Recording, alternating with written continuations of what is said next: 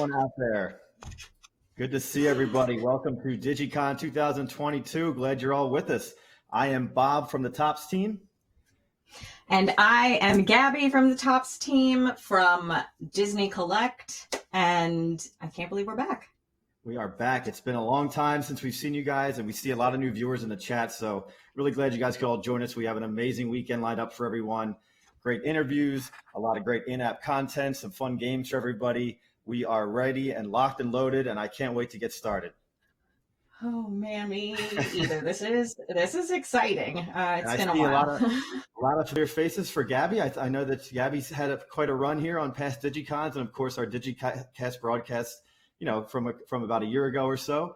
Glad to see that you guys all miss Gabbie. That's great. I'm taking a look in chat. Hi everybody. Oh man, so many familiar names. So good to see you all back here and lots of new people. I saw a couple people saying they just started collecting this past year. We love that, and we're so glad that you're joining us for this today. And Bob, you've participated in past DigiCons. You hopped in with us, but I'm so grateful that you've kind of taken this over and stepped in, because there is no way I would do this alone. Absolutely. Some people that might remember from the past, I worked on the WWE Slam app. Rest in peace, WWE Slam. But you might have seen me on past DigiCons when we interviewed Charlotte Flair and Bianca Belair. You've probably seen me in our watch parties in the app, but glad to be a part of this fully now. I've moved on to another part of the team for Tops. Obviously, we have Fanatics on board as well these days, so that's great for us. But yeah, happy to be here. I guess we should just get right into this crazy day we got lined up. We're going to be featuring Star Wars and Tops Kick today. We got some great guests. We have some really great content we're going to go out with you guys, but let's go through the schedule real quick. So obviously we have our kickoff show going on right now. And then we're kicking off the day with one of my favorites, one of Gabbie's favorites, a legendary voice actor, Dee Bradley Baker, joining us. That's going to be fantastic. He's obviously has a great track record between the Clone Wars, just all kinds of stuff. The Bad Batch, of course. I know Gabbie, you're a big fan. He's pretty awesome. Geeking out. Fan of a lot of his work. We absolutely, we focus on Star Wars because he's, such an amazing part of the Star Wars universe. But God, he's got a filmography. Is that what you call a voice actor's? It's still a filmography, right? Voiceography, maybe? I don't know. Voiceography. But anyway, super geeking out over that. I can't wait. Yeah.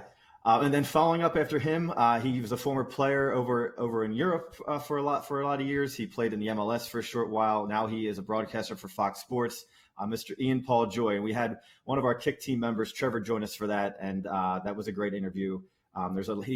Ian Paul Joy has a fantastic story. I can't wait for you guys to hear it. The guy's been here, there, everywhere, and around again. It's really an incredible story. So looking forward to you guys hearing about Ian Paul Joy.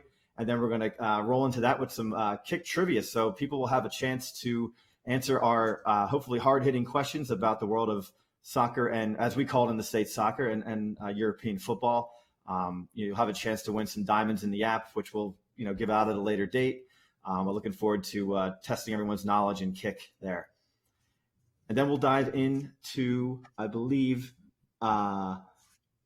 Mr. Derek Laufman from the Star Wars card trade app. I know he's a world-renowned artist for Star Wars as well as other products, but he's going to be joining us for a live interview, and then he's going to actually do a live drawing for us of one of his future cards. So we're looking forward to that. I know you guys have done that at past DigiCons with folks like Kevin John, and this is my first time being part of a live drawing. I've never really seen, someone of that caliber do this in real time as we're talking to them. So I can't draw for crap. So looking forward to that. I mean, and we've had such a great relationship with Derek Laufman. We've been so lucky that we've partnered him now with for a while. I lose track of the time, but all the work he's done for us in multiple apps has been amazing. The stuff he's done for us in Disney Collect, I collect it all.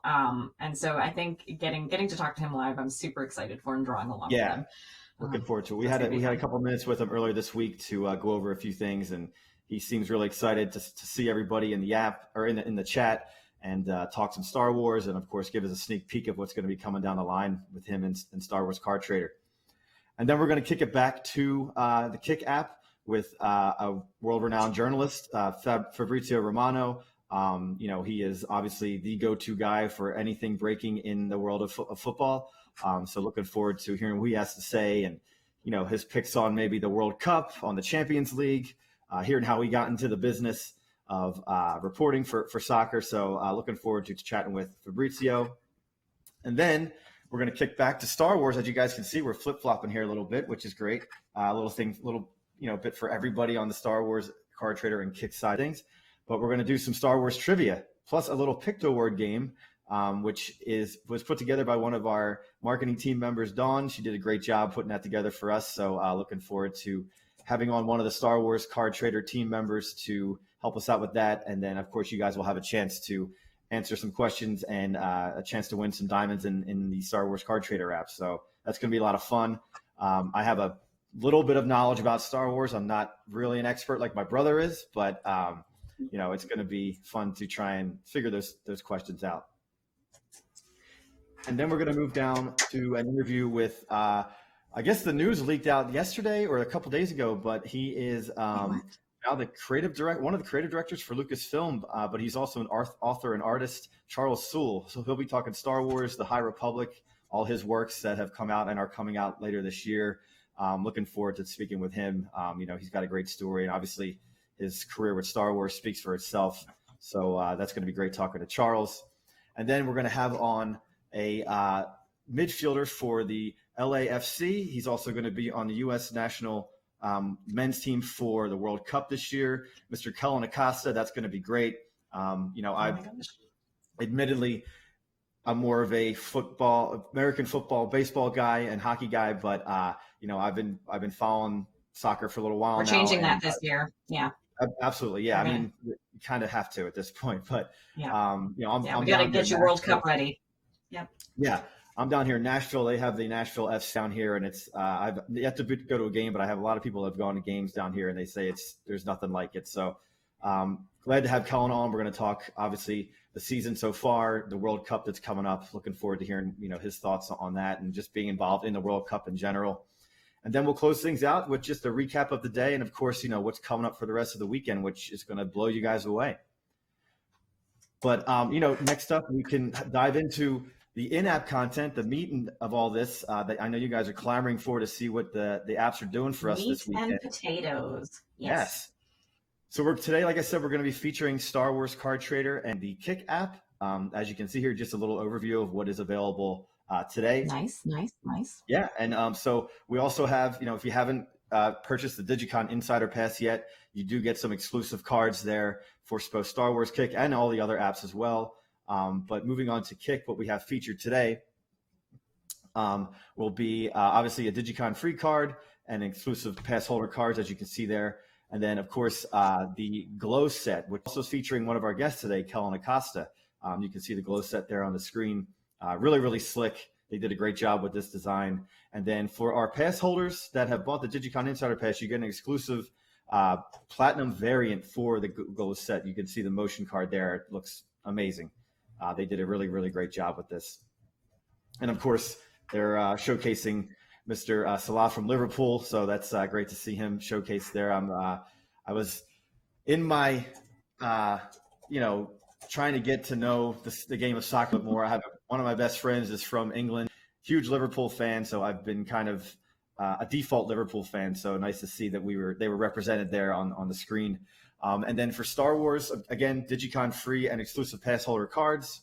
As you can see there on the left, we have obviously Obi-Wan Kenobi for the free card, and then that dastardly Anakin Skywalker killing younglings, looks like in that scene they're about to.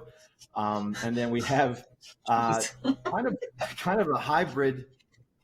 Kind of a dark way to start the morning. I know. Well, Obi-Wan Kenobi, he got caught killing younglings, But we have kind of a hybrid set for today for Star Wars that's being released. It combines, characters of Dee Bradley Baker along with Derek Laufman original art. So we have Derek Laufman original art that's going to be in a gilded form, and then cards from Clones and Company.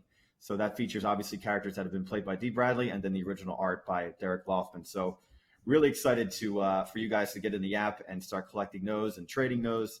The team put a lot of hard work into putting these packs together for you guys. So is there one of these that you're more excited about, Gabbie? I mean, I know you, like you said, Dee Bradley Baker, you're a big fan. So yeah, I mean, it's hard to choose. I love how we kind of balance the days out, right? We've got something from our world of sports and something from our world of entertainment.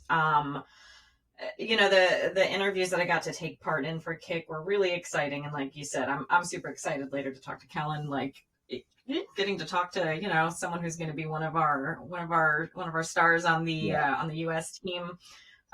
Pretty excited about that. But Star Wars, I'm a nerd. I'm in Star Wars right now, opening packs, and I'm curious to know if anyone out there is also opening packs with us. And I haven't got my DigiCon Insider Pass yet, so I'm about to do that. Oh, that's all right. Yeah, we'll take a mulligan. It's day one, and it's Friday. Yeah, there's a little more. It's casual Friday. Is it?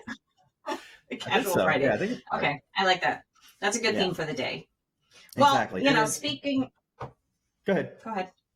No, go ahead. It's all you. Yeah. You got the floor. I was just going to say, speaking of Star Wars, speaking of droids, I remembered something this morning that I wanted to ask the audience for help with. I have my own droid friend that I've recently come into possession of. Jeez. But it doesn't have a name yet. So I'm wondering if maybe our fans out in the community, our Star Wars fans, or, any fans, could maybe help me. You got to name the robot. Help me name my droid. It's a little B unit, a little BB. I don't know though. Color. It's got a sassy personality. So, think about that. Think about that throughout the day, and then let's see if you can help me find a name. Someone just said Topsy. I like that one. Maybe Topsy Turvy. You can call it Topsy Turvy. But I know we covered Star Wars and Kick, but we also have a lot T0PPS. Say it again? Oh, you're good. The T0PP5. Oh, there we go. Oh, of course you picked the name. Of course you did. Yep, I know who that is. You're right. Right. We do have a lot of other stuff happening in our other apps that aren't featured today. They'll be featured, of course, throughout the rest of the weekend. But just going down the line in Bunt, the DigiCon free cards that are available today are Matt Olson and Max Scherzer base cards. Obviously, for those that follow baseball, Matt Olson recently went from the A's to the Braves. He's the new slugger on the Braves. My hometown Philadelphia Phillies, their big rival, the Braves. We also have Max Scherzer, a base card there. And then for the pass holders, you got a Rafael Devers and the rookie sensation from the Tampa Bay Rays, Wander Franco. They're going to be signature cards for the DigiCon pass holders. And then the box that they'll be releasing today is a Mystic box, and it's going to include a special DigiCon variant. So Bunt always kills it with the boxes. I'm looking forward to seeing what the DigiCon variant is in there. And if you guys are in the Bunt app, or if you haven't yet, please download it and start collecting. That's probably going to be a fantastic set. And then, of course, for Bunt as well, they have a lot of diamond deals for all users, and then some special diamond deals for those who have bought the DigiCon Insider Pass. So definitely go check those out in the Bunt app today. And then, Gabbie, I know you're a Disney connoisseur and work on the Disney team. So if you want to tell us what's going on in Disney today, I know you were already collecting some stuff in there. Yes. So something that I've been excited about for a very long time. I was already cracking open some packs of some Tsum Tsums, but we've got, of course, our DigiCon free pass holder exclusive, the Mecha Mickey cards. If you haven't grabbed those yet, don't forget to. We've got our Tsum Tsum posters and the plush die cuts, which are super cute. Limited edition 2021 Tier 9 commemorative edition base cards. Limited edition. So that means you need to get them before they run out. Diamond, really then we've got a ton of diamond deals that are available for all users, but also if you've got the DigiCon Insider Pass, you're one of our pass holders, there are some exclusive deals for you too, so don't miss those.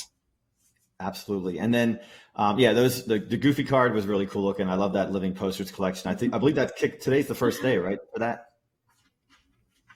I think it kicks off today. And the Tsum Tsum, I'd never even heard of Tsum Tsum until I saw you guys doing this. So that's really cool. Those are really cool looking cards. Yeah, I'm all sports and wrestling. I got to get more involved in my Disney and Star Wars. There we go. Oh, they're great. I I'm ready. I've got my Tsum Tsums at the ready always. Actually, most of them are in another room up on a shelf. I'll go dismantle that later maybe and bring a few out. But you just gave me a great idea. My niece is turning 3 very, very soon, and that looks like it's a perfect. There we go. Uncle Bob. He's gonna win again. He's gonna win the birthday sweepstakes again. Yeah. I don't think she really liked the Hulkamania shirt I got her before, but this is the take-up time. Yeah. And then, moving down to skate, obviously, again, DigiCon free and exclusive pass holder cards with skate today. And then they're going to be releasing their 5-star box, which has signature cards, signature relics, and much, much more. And, of course, they're going to have some great stuff coming out the rest of the weekend. And then Marvel, sticking with the Derek Laufman vibe here we got going on today. They have some exclusive Enter the Phoenix original art cards coming out that were created by him. So I've seen those. They're really, really cool looking. So get into the Marvel app and start collecting those. And then they have some Valkyrie vintage panels that are coming out today as well, which are really awesome. Valkyrie, I think, is a pretty underrated superhero. That was a pretty cool looking set. So looking forward to seeing what people collect there and trade and do their thing. So we want to see what's going on out there in the world. I'm seeing some more names for Gabbie's bot. We got TOPP5. I see someone call me Nemo. Yes, I did used to look after Slam. Had a great time. I'm glad that you guys remember it fondly. Had a great time working with Slam. So, good times. Let's see. Seeing a lot of new names. That's great. I'm trying to look up all our special. Let's see. Got some Snapchat stuff going on. Got some tweets going on. Yeah. If anybody's following us, make sure you hit us up on Twitter. Let us know what you're collecting today. Let us know if you're trading. Send us your name. So since we have him coming up in a little bit, you were talking about Dee Bradley. I know obviously his Star Wars characters are iconic. Who is it from his other works that you admire? Because I just recently realized he was in the Suicide Squad, or he voiced a character in the Suicide Squad. I thought that was pretty cool. He was the I think he was. I don't think he had much screen time. I think that he got eliminated in the beginning of the movie, but I know he's one of the more memorable characters from the trailer. But who are some other folks that he's voiced that you like? There's a few, common ones, popular ones that I think a lot of people will know. There's a few deep cuts in here.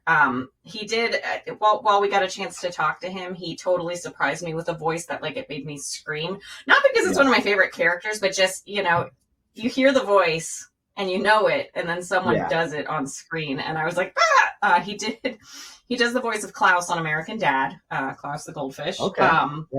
And while we were setting up, I think you missed it, Bob, but he did the voice for a second, and I was like, I almost jumped out of my chair, just because American Dad is one of those. It's one of my nighttime comfort shows that I watch and fall asleep watching. So that voice just is so recognizable in my head. My nighttime comfort shows are the comfort shows of a 60-year-old grandmother. I don't know why, but I fall asleep to Frasier. Everybody Loves Raymond. Obviously, The Office, who doesn't watch The Office? I'm on my 25th go around of The Office at the point, to the point where you're mouthing the words before they even say what they're going to say. Yeah, I have the weirdest fall asleep. Golden Girls, I love the Golden Girls. They're great. That's Blanche a great one. Yeah, the whole crew. But He let's see, he's Phineas and Ferb, of course. Oh wow, okay. Yeah, that's our Perry the Platypus. Steven Universe. He does a lot of voices, but he is the voice of Lion on Steven Universe. Another one of my favorites. He's on Gravity Falls. Gravity Falls. He is the voice of Waddles. Probably one of my favorites, though, and this is a little bit of a deep cut. I don't know if anyone out there in the audience has had the pleasure of watching this. A show called Centaur World. It's a pretty recent show on Netflix. It's a bit of you see on Tim and Eric or the Eric Andre show or something like that. Yeah. He is a fantastic character on that, by the name of Philip J. Bone Crunch. I will Not not really, yeah. elaborate, or Stabby. And let's see who else. He's on Adventure Time. I want to say he's Cinnamon Roll on Adventure Time. Wow. Again, like I could go on, love him in the Star Wars universe. It's incredible what he does and how many voices he is, but he's everywhere. He's like so deeply embedded in my psyche. A bunch of SpongeBob characters. Yeah, I noticed that too. He was on SpongeBob. I feel like voice acting is the way to go. I mean, I know that in another life, maybe right? if I could do it all again. We've talked about this many times, but I don't know if I could do it because I have such a thick Northeast Philadelphia. If there's anyone from Philly and they know the Delaware County, the Delco accent, it is awful. We say water instead of water. Maybe you could just, you'd kind of be, maybe you would just have like a certain type. Maybe, because there's some voice actors who just like, they do the one voice and we know them and love them for it. Yeah. And then just be Delco guy. Yeah. It's so funny too when I'm out of town or even down here in Nashville and I'm out, like they know right away. They're like, you're not from here. You're not, or anywhere else besides that little pocket of the country. But it's funny too, because in the Ian Paul Joy interview for the folks that are watching right now, he's born in San Diego, but was raised overseas, I believe in Scotland, or in that area. And he's got such a thick Scottish accent, and he gets made fun of when he comes back to the States for his accent there. And then when he goes back, they go, "Oh, you're a Yank." I sound like fat bastard when I try to do a Scottish accent, but that's basically what I model mine after. But yeah, it's funny to hear him go into that and kind of tell the story of how he, went back and forth and wound up in Germany. You guys are going to love that story and how he got into broadcasting, and, he had to retire kind of early because of some injuries, but yeah, it's pretty nuts how he got to where he is today. Love that. And then, just going down the line, Fab started when he was 18 years old. His, getting into journalism, like that's just crazy to me to have the mindset. I love that. I didn't even know what I wanted to do when I was like done college at that point. So to know what you want to do.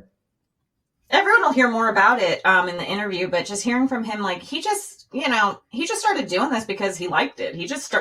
I'm going to start writing about the stuff that I'm just personally super interested in and hyper focused on. Yeah. And then people started reaching out to him and saying like, "Hey, you've got insights on this. Let's talk more," and it developed out of there. So, just goes to show whatever you're passionate about or interested in, even if you think it's like way too like niche or like, there's no room for it. Like there's room for everyone everywhere. Just do what you're passionate about. My brother likes to bring up a lot when I was in kindergarten. You know how they ask you when you're a kid, like, what do you want to be when you grow up? You have to write it, write it in crayon or whatever whatever they give you when you're in kindergarten. I wrote I wanted to be a Hulk Hogan, and that clearly didn't pan out. But I got the next best thing for a while there, so I'll take it. Yeah, exactly. You got to work a lot. You got to work pretty close with WWE. I want to see what he wrote down. He probably wrote like Chewbacca or something. Like I want to see. I'm going to make fun of him. But he's the older brother, so I always get picked on. But yeah, it's just cool. Do you remember what you wanted to be? Did you want to be a princess, a Disney princess when you grew up? Probably not. I was way more like kind of weird as a kid. I can't remember. I probably wanted to be like an animal or like an astronaut or Indiana Jones. I'm those people, and still to this day, I want to be everything. It's just everything. Mm-hmm. I can't make up my mind. I can't put your hair on it. And now Indiana I do this, Jones. Which is. Yeah, I mean, we get to talk all of our favorite, licenses all day long. So there are worse things in the world. I mean, I've been a lifelong Disney fan, so I can't complain too much about getting to work so closely with Disney properties and, getting to go to things like Destination D23 and getting to, visit the Disney Creative Campus. Like, hey, so you never know. So it's funny because, obviously we're featuring Star Wars today, and we have obviously a lot of Star Wars fans. I'm somewhat versed in the Star Wars universe, but I used to live out in San Francisco, and Lucasfilm is right there in the Presidio, and they have the Yoda statue, and it's pretty cool to walk by that, and you're like, wow, that's where all the magic happens. It's pretty nuts to know it's just like right there in the middle of the city there, right by the bridge and everything. It's pretty cool. But just to be involved in, we have Star Wars Celebration coming up at the end of next month, Memorial Day weekend. If you guys are going there, let us know in the chat. I'll be there myself, along with members of the Star Wars Card Trader team. I'm sure we'll talk about that some more later on, but we'll have some fun stuff happening at the Star Wars Celebration next month. So hopefully you guys can, those of you that are going, can come by the booth in sunny Anaheim, California. Super jealous. I think you guys are gonna have a great time. It's exciting. Back in that, it's exciting to be getting to go back to events and stuff after a long time of not being able to. But it's exciting to kind of be getting all back together. Speaking of which, it's been quite a while since we've done a DigiCon. I believe it was WinterCon was our last one, which was what? Last year, February of last year. It was like February, March of last year. So we went a while without one. Stuff got a little busy at Tops in the past year. Yeah, a lot of stuff has happened. A lot of changes. Some things happened. Some people have moved on to better opportunities. Different. Have moved on to different opportunities for themselves. Some people have joined us, and we have a lot of new people who have actually joined the Tops digital team in the past year, which is really exciting. So I think a lot of you are maybe getting to see this weirdness for the first time. So to my colleagues out there, hi. This is thanks for the support and help, everyone. And hopefully we can get to do more of these now that we're settling in to some big changes that have been going on around here. Positive, exciting changes. Yeah, and it's fun for me to finally, not be just a contributor, but to also be able to, help co-host this thing with you. And it's an honor to be able to bring this out to everybody here, and we really appreciate everybody's support. And just to keep the train rolling. And obviously, we've had the Fanatics partnership that's happened in the last few months, and that's been fantastic. And there's going to be nothing but exciting things coming our way. I think we're only going to get bigger and better from here on out. And just everybody that's in the chat and tweeting at us, we'll definitely take care of you and just enjoy the ride, enjoy the ride as we all are on our side as well. And, like you said, we've grown so much in the last year. So to the new team members that have joined us in the last year, welcome aboard. And we really appreciate everybody's hard work. And of course, hard work in putting all this together. No, it wasn't easy. And, just know that we all put our best foot forward to give you guys the best product possible this weekend. And dare I say, this is the biggest DigiCon we've ever done. I know we've only done a few, but it only gets better from here. It's going to be a great day. And I believe in just a minute or so, we're going to go talk to Mr. Dee Bradley Baker and talk some Star Wars. Go ahead. I see a question in chat that I want to address. SPPR fan 27, Supper fan 27 asks, can any guest top Sean Astin? Oh, I don't. That is, I feel like you can't compare, because every time I talk to someone and I think like, this is it, that's it, I'm done. This is the peak of my life experiences. I talked to Sean Astin and he called me his BFF. I don't know if I can, top that. But then, at WinterCon, I got to talk to a lot of amazing people. I got to talk to Katie Sackhoff, which was like a deeply personal, for me. And I was like, I don't know if it can get better. And then this time around, and I talked to Dee Bradley Baker, and I was like, oh my God, that is so exciting. And then I talked to, who. I guess we got about 5 seconds, but I guess before we hop in, all I can say is stay tuned for Sunday. We have a doozy there for you. Folks, we're going to hop into talking with Dee Bradley Baker. So take it away, and we'll see you guys in a little bit. Thank you so much.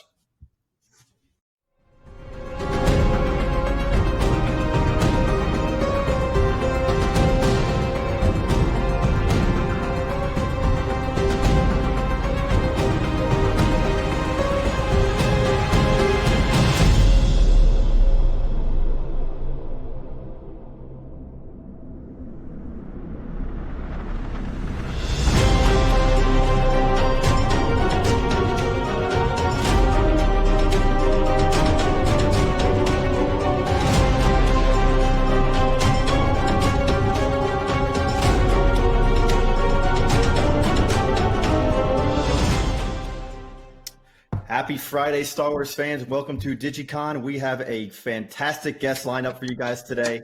He is a legendary voice artist. He's lent his talents to a number of amazing Star Wars projects over the years. I'm talking things like Star Wars Rebels, Star Wars The Clone Wars, Star Wars The Bad Batch. Please welcome Dee Bradley Baker to Topps DigiCon 2022. Thank you so much, Dee, for coming on. May the force be with you all. It's exciting to be here. Absolutely, love it. Very exciting. I am such a huge fan of so much of your work. You just did a fun one a second ago. But today we're going to specifically talk about Star Wars. And so I've got to start by asking you, have you always been a Star Wars fan? Yeah, right out of the gate, no one was more excited than I was when Star Wars first came out.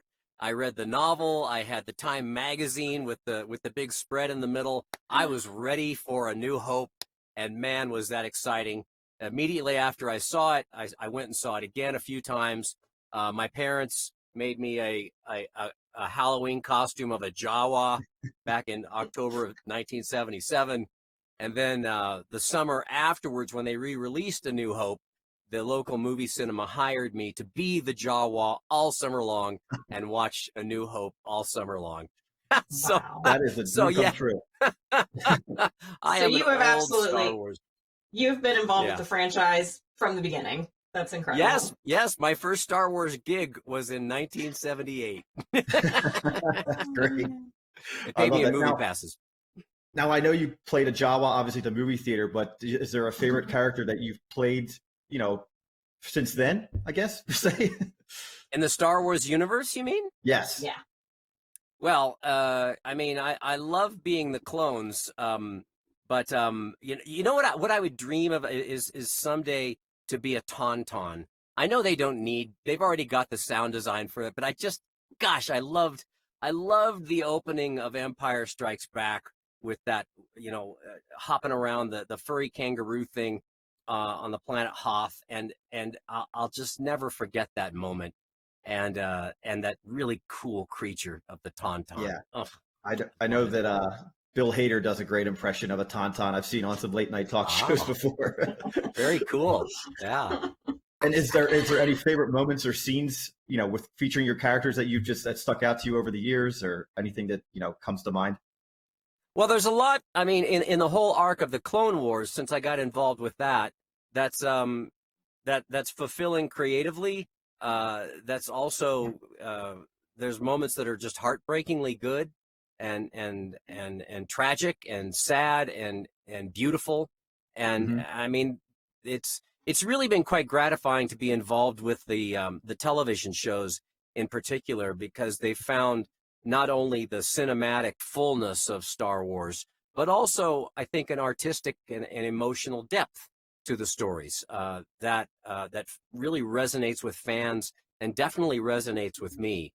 I mean, I'm not sure what I can, the death of Fives is particularly heartbreaking. What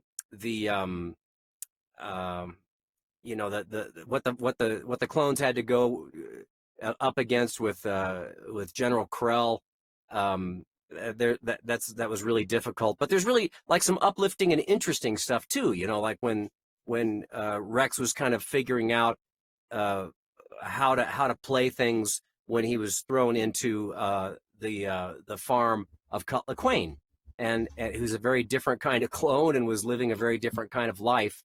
And I think was kind of a moment of transition for Rex from being a little more by the book to being a little less by the book, a little more improvisational maybe after that.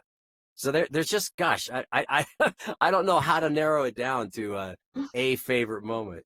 Do they give you some creative freedom to be improvisational on a lot of this type of stuff, or is it more by the book? Generally, the writing is so very good for all of these shows that there's not a lot of need for a lot of improvisation, but they're open to it. They've all the series that I've been involved with, they've always been open to it, and they allow the actors to just kind of vary it up a little bit to make it a little more relaxed or say it a little bit better.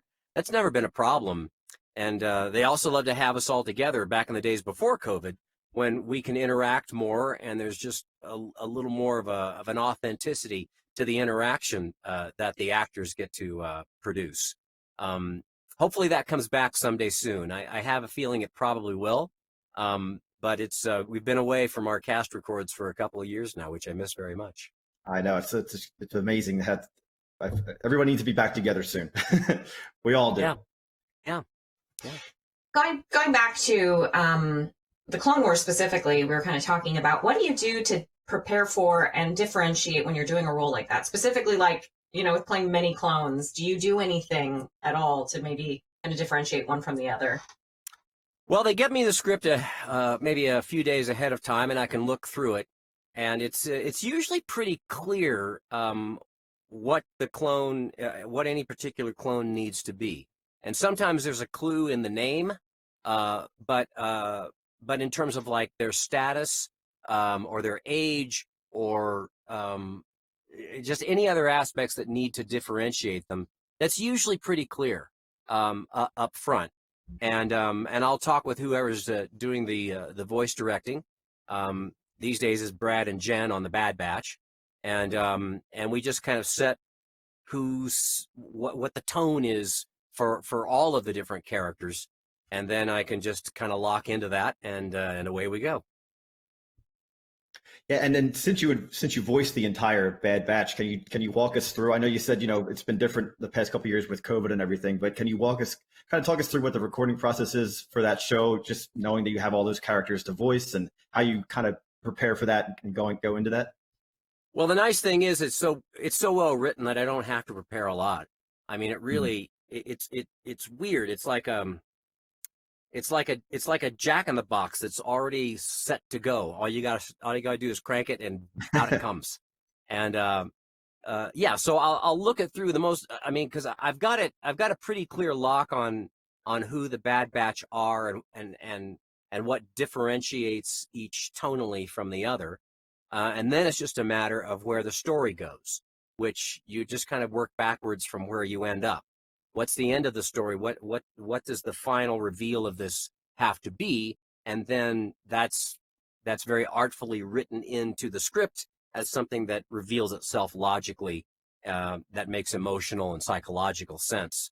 So I feel like most of the work is already done with the writing, with the brilliant writing on the shows, and then if I've got a lock on the characters, then it can kind of just happen as we do it.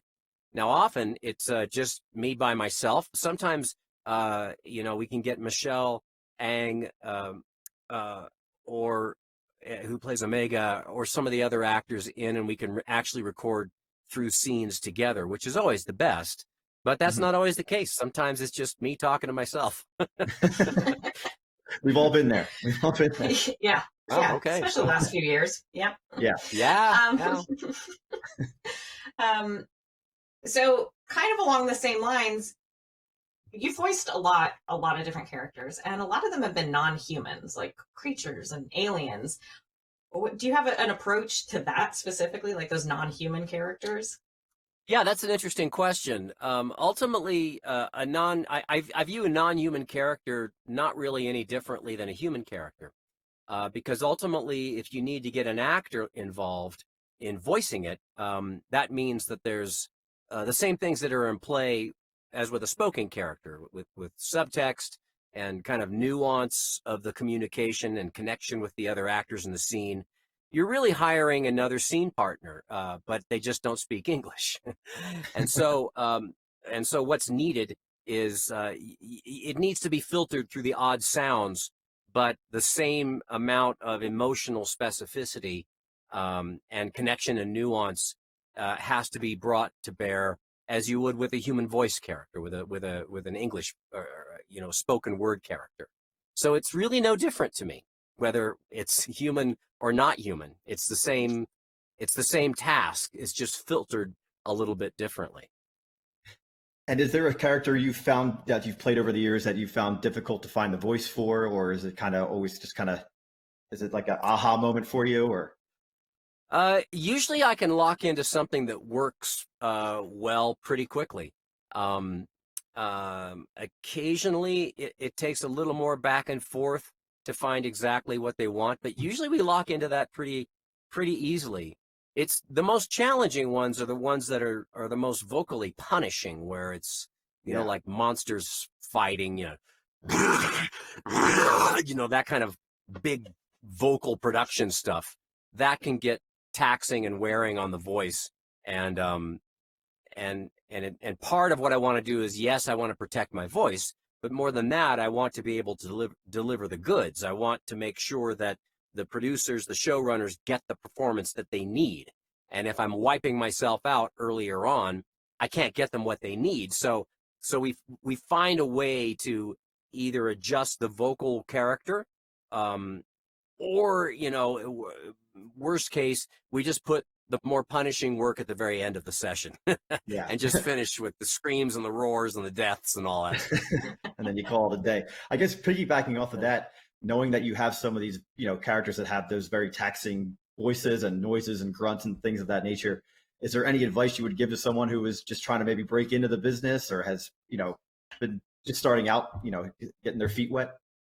Yeah, I mean, if you're interested in getting getting into voiceovers, I've got a free website that I've made, iwanttobeavoiceactor.com, and that's got everything that I've learned about becoming an actor and about voice acting, and I've even got a page on there about creature voice acting. But it all comes down to, in terms of the realm that I'm familiar with, which is animation and feature films and video games, is that you need to be a good actor, and you need to be good at improvisation as well. So you have to have facility with language and a sense of theatrical storytelling, and you also have to be come with a large bucket full of ideas that are ready to spring out of you, because things change up very quickly, and oftentimes they want multiple takes, but they want it a little bit different each time. And nothing is delivered in a vacuum. It's all within the context of the story being told, and the tone and the pace that needs to fit to make this all connect together, to feel right, to feel seamlessly real. And for that, you need acting and you need improv. You need to have those two things. So, I mean, a lot of people ask me, they'll say, well, how do I audition? It's like,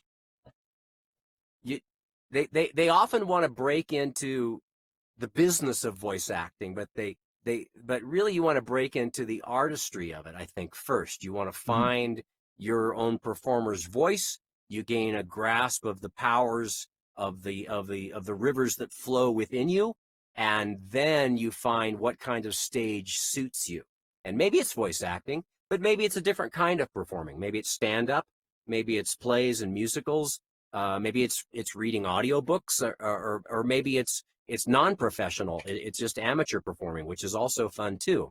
It always starts with amateur, right? Certainly did. Yeah. Certainly did for me. And so, so in terms of what do you do?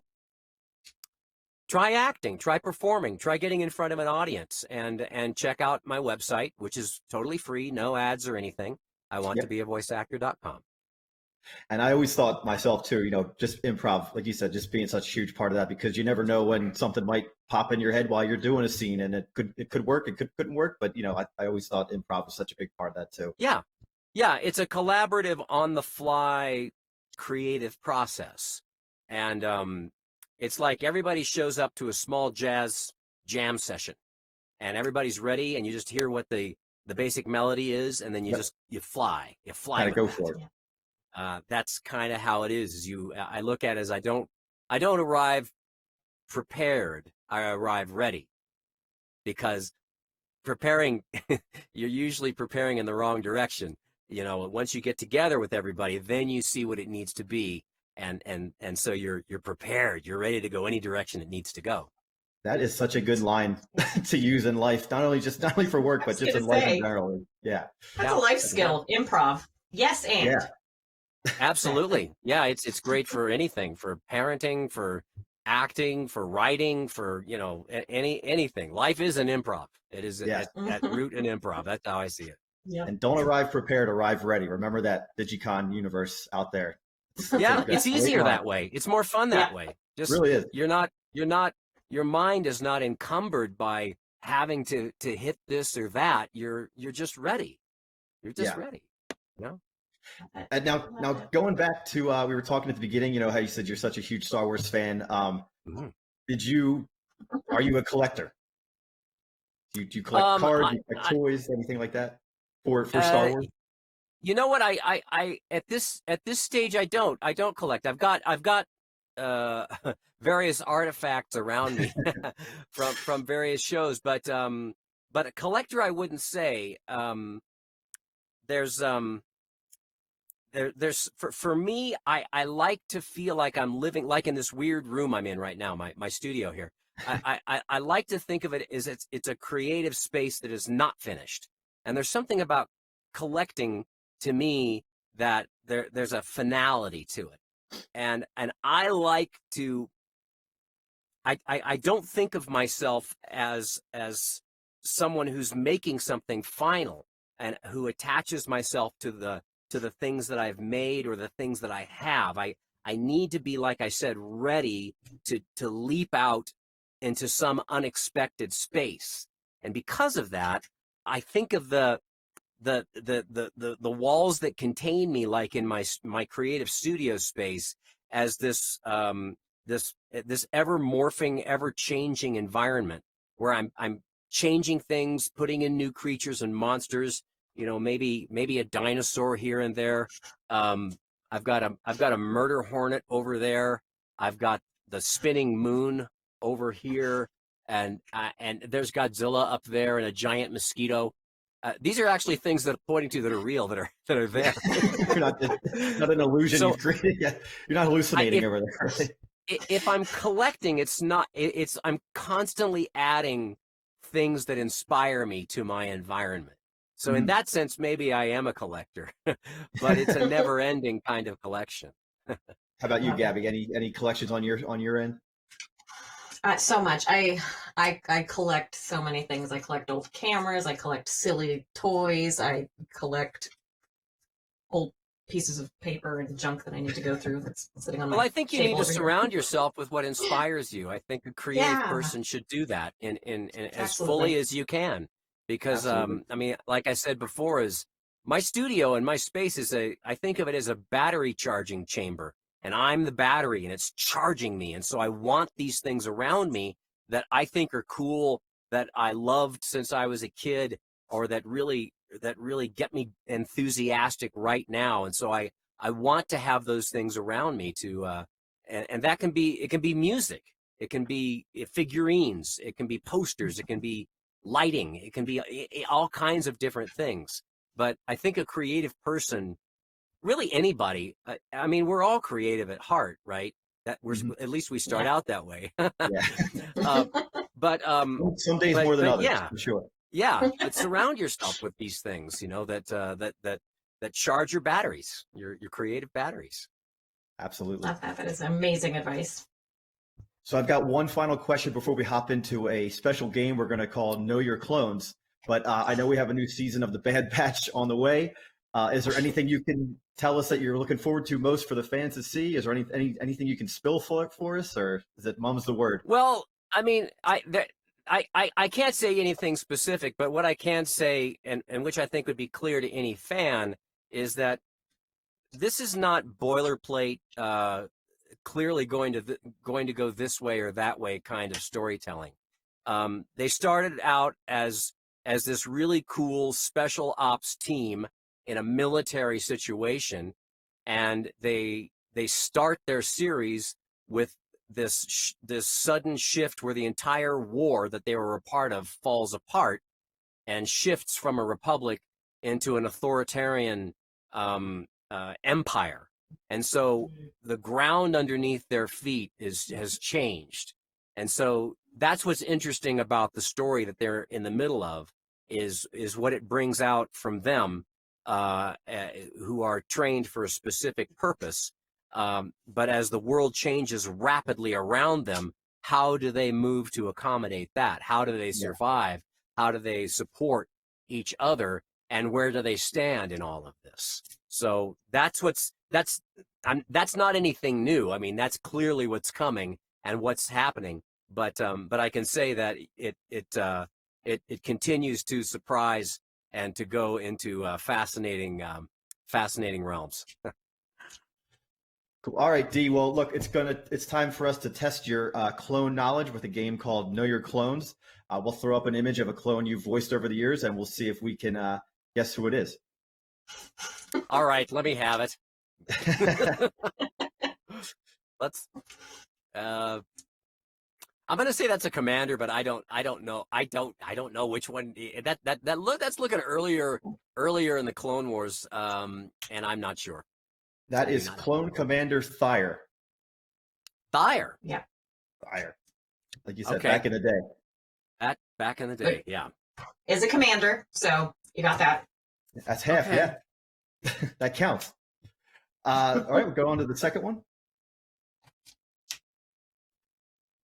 This guy with the cool do, I have no idea. No idea. That is Clone Commander Gree. Oh, that's Gree. Okay. Gree. All right. I'll go on to the next one. 0 for 2. That's okay.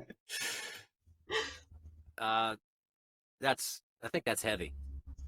You are 100% correct. Clone Trooper Heavy. Look at that. There we go. Yeah, he's one of my favorite clones too. Just right there during that Ice Station Zebra type episode. Yeah, that's great. And his, I love it. I love his final line. He's a memorable one for me. The heroic sacrifice. You know, when the droid says, "I think, do we take prisoners?" And his final words on Alive are, "I don't." And he blows them all up. It's so awesome. What an ending, right? Epic. Heavy's awesome. All right, we'll go on to number 4.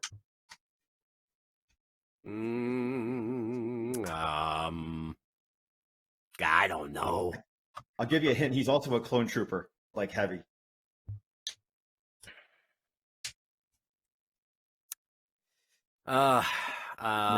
His name is something you do with eggs.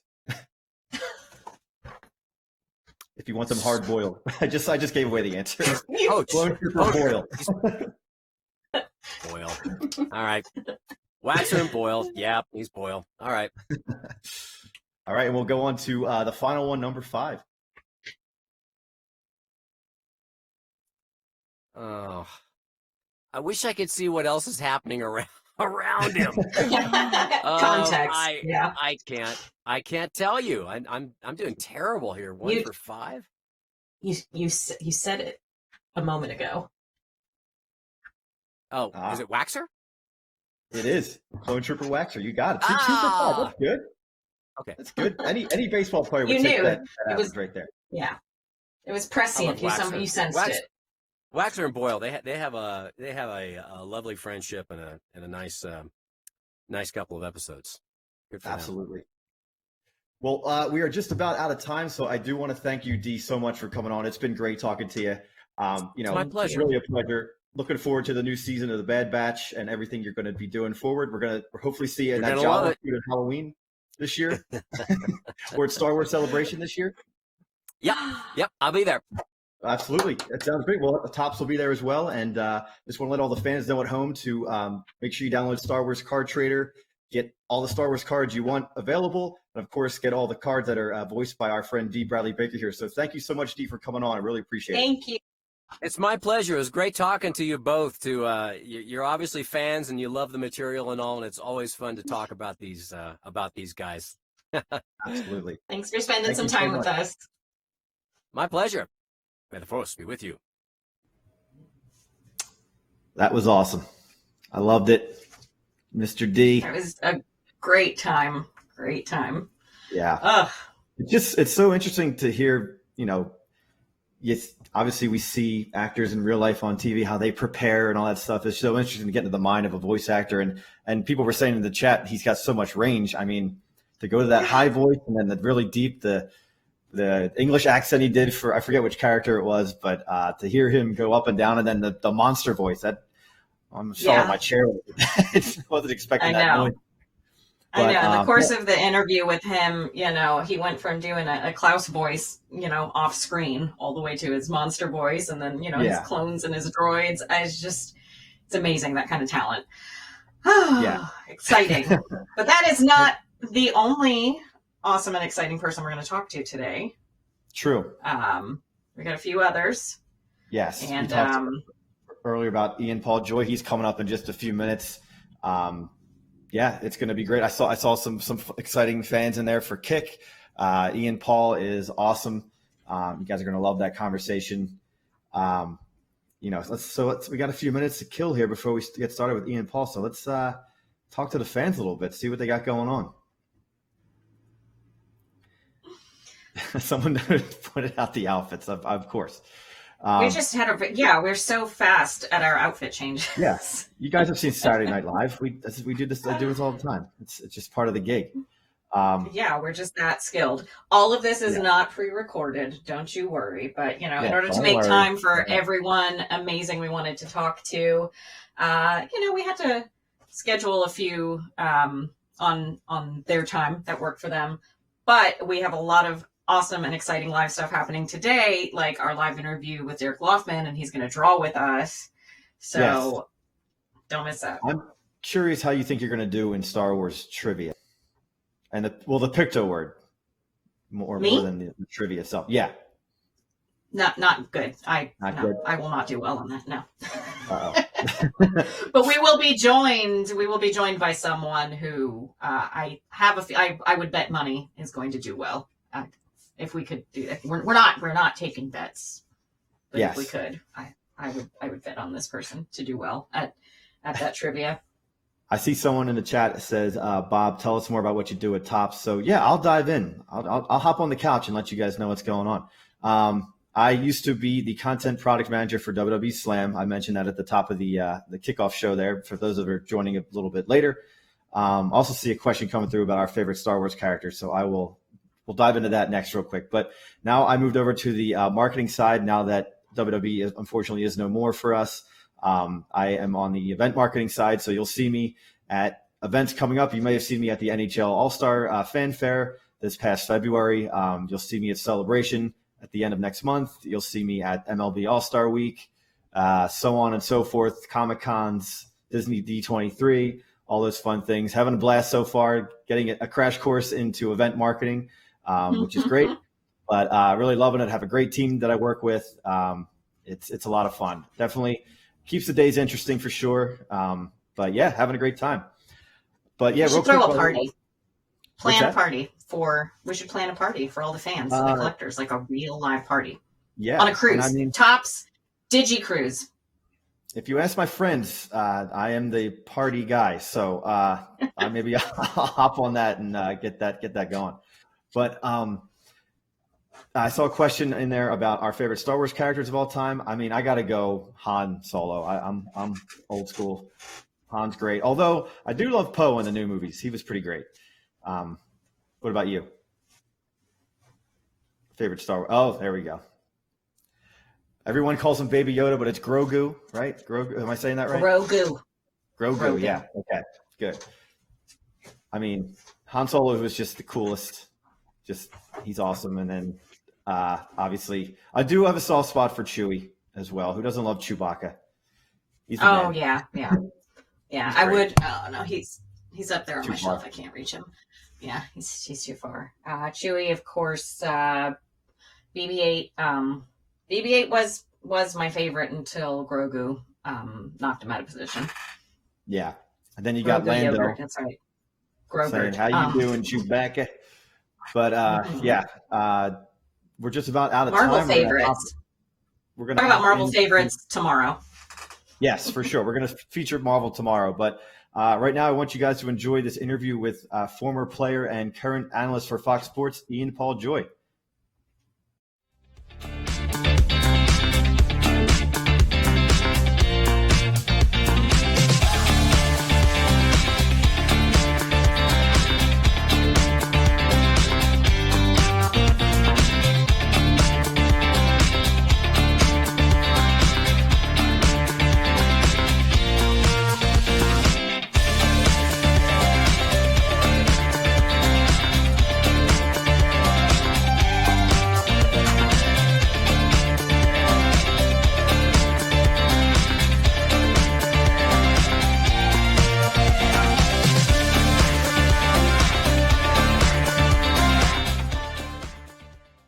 Hey, everybody. Happy Friday out there in DigiCon land. We are here talking all things kick today. I have two very special guests with me. Joining me first is Tops Trevor from our internal kick team here at Tops Digital. Welcome, Trevor. Appreciate you coming on. Thank you. Thank you for having me.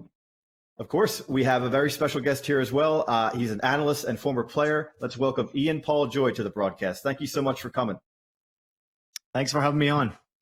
Absolutely, man. Anytime. So I'm going to hand the reins over to Trevor here. So Trevor, why don't you take it away?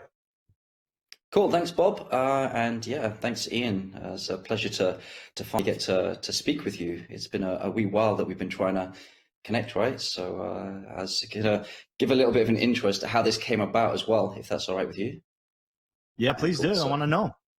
Yeah, you want to know? You should be privy to the story, but here we go. So I started at Tops in November, and I was speaking to in my introductory calls with some of my new colleagues. I was telling them about my interests and what I got up to in my spare time and stuff. He goes, "You must know Ian Paul Joy." Like, what makes you say that? The name resonates. It rings a bell. Like somehow in the back of my mind, your name was there for some reason. And he goes, "Yeah. Well, he's a commentator, former player. He's British. You must know him." I was like, "No, I don't." So I went on LinkedIn, messaged you, and I think was it within a day or two, we were chatting. So it was very kind. So thank you. It's a pleasure to meet someone of a football and media ilk. So yeah, thank you for your time. Oh, please. And it's always great when you have these little connections coming through LinkedIn or whatever profile, social media. I mean, it's amazing how you get connected, but there is always these links. And it's nice when people bring up your name or there is a connection in between. And eventually we make something pretty special happen like we're doing now. So I'm glad you made contact, and I'm very intrigued to speak to you. No, very cool. Well, there's a number of reasons which we'll touch upon today that I wanted to reach out, and why I thought this would be a very good point for us to connect with on this environment. But I'm also sensing the Scottish twang to your accent. Obviously, working in America, the Scottish connection. Like I don't know, you want to give us a bit of a background there, where your roots and such? Yeah, it's an interesting story, actually. I was actually born in San Diego, California. My father was playing soccer at the time for San Diego Sockers back in the NASL days. He was playing some indoor soccer, some outdoor soccer. And I was born in San Diego in 81 and lived there for 3 years. So didn't get too much of the American accent going before I eventually moved to Scotland, where my mother is from. She's from Dunfermline, Scotland. And we moved to a small town called Bo'ness just outside Edinburgh and sort of in between Edinburgh and Glasgow.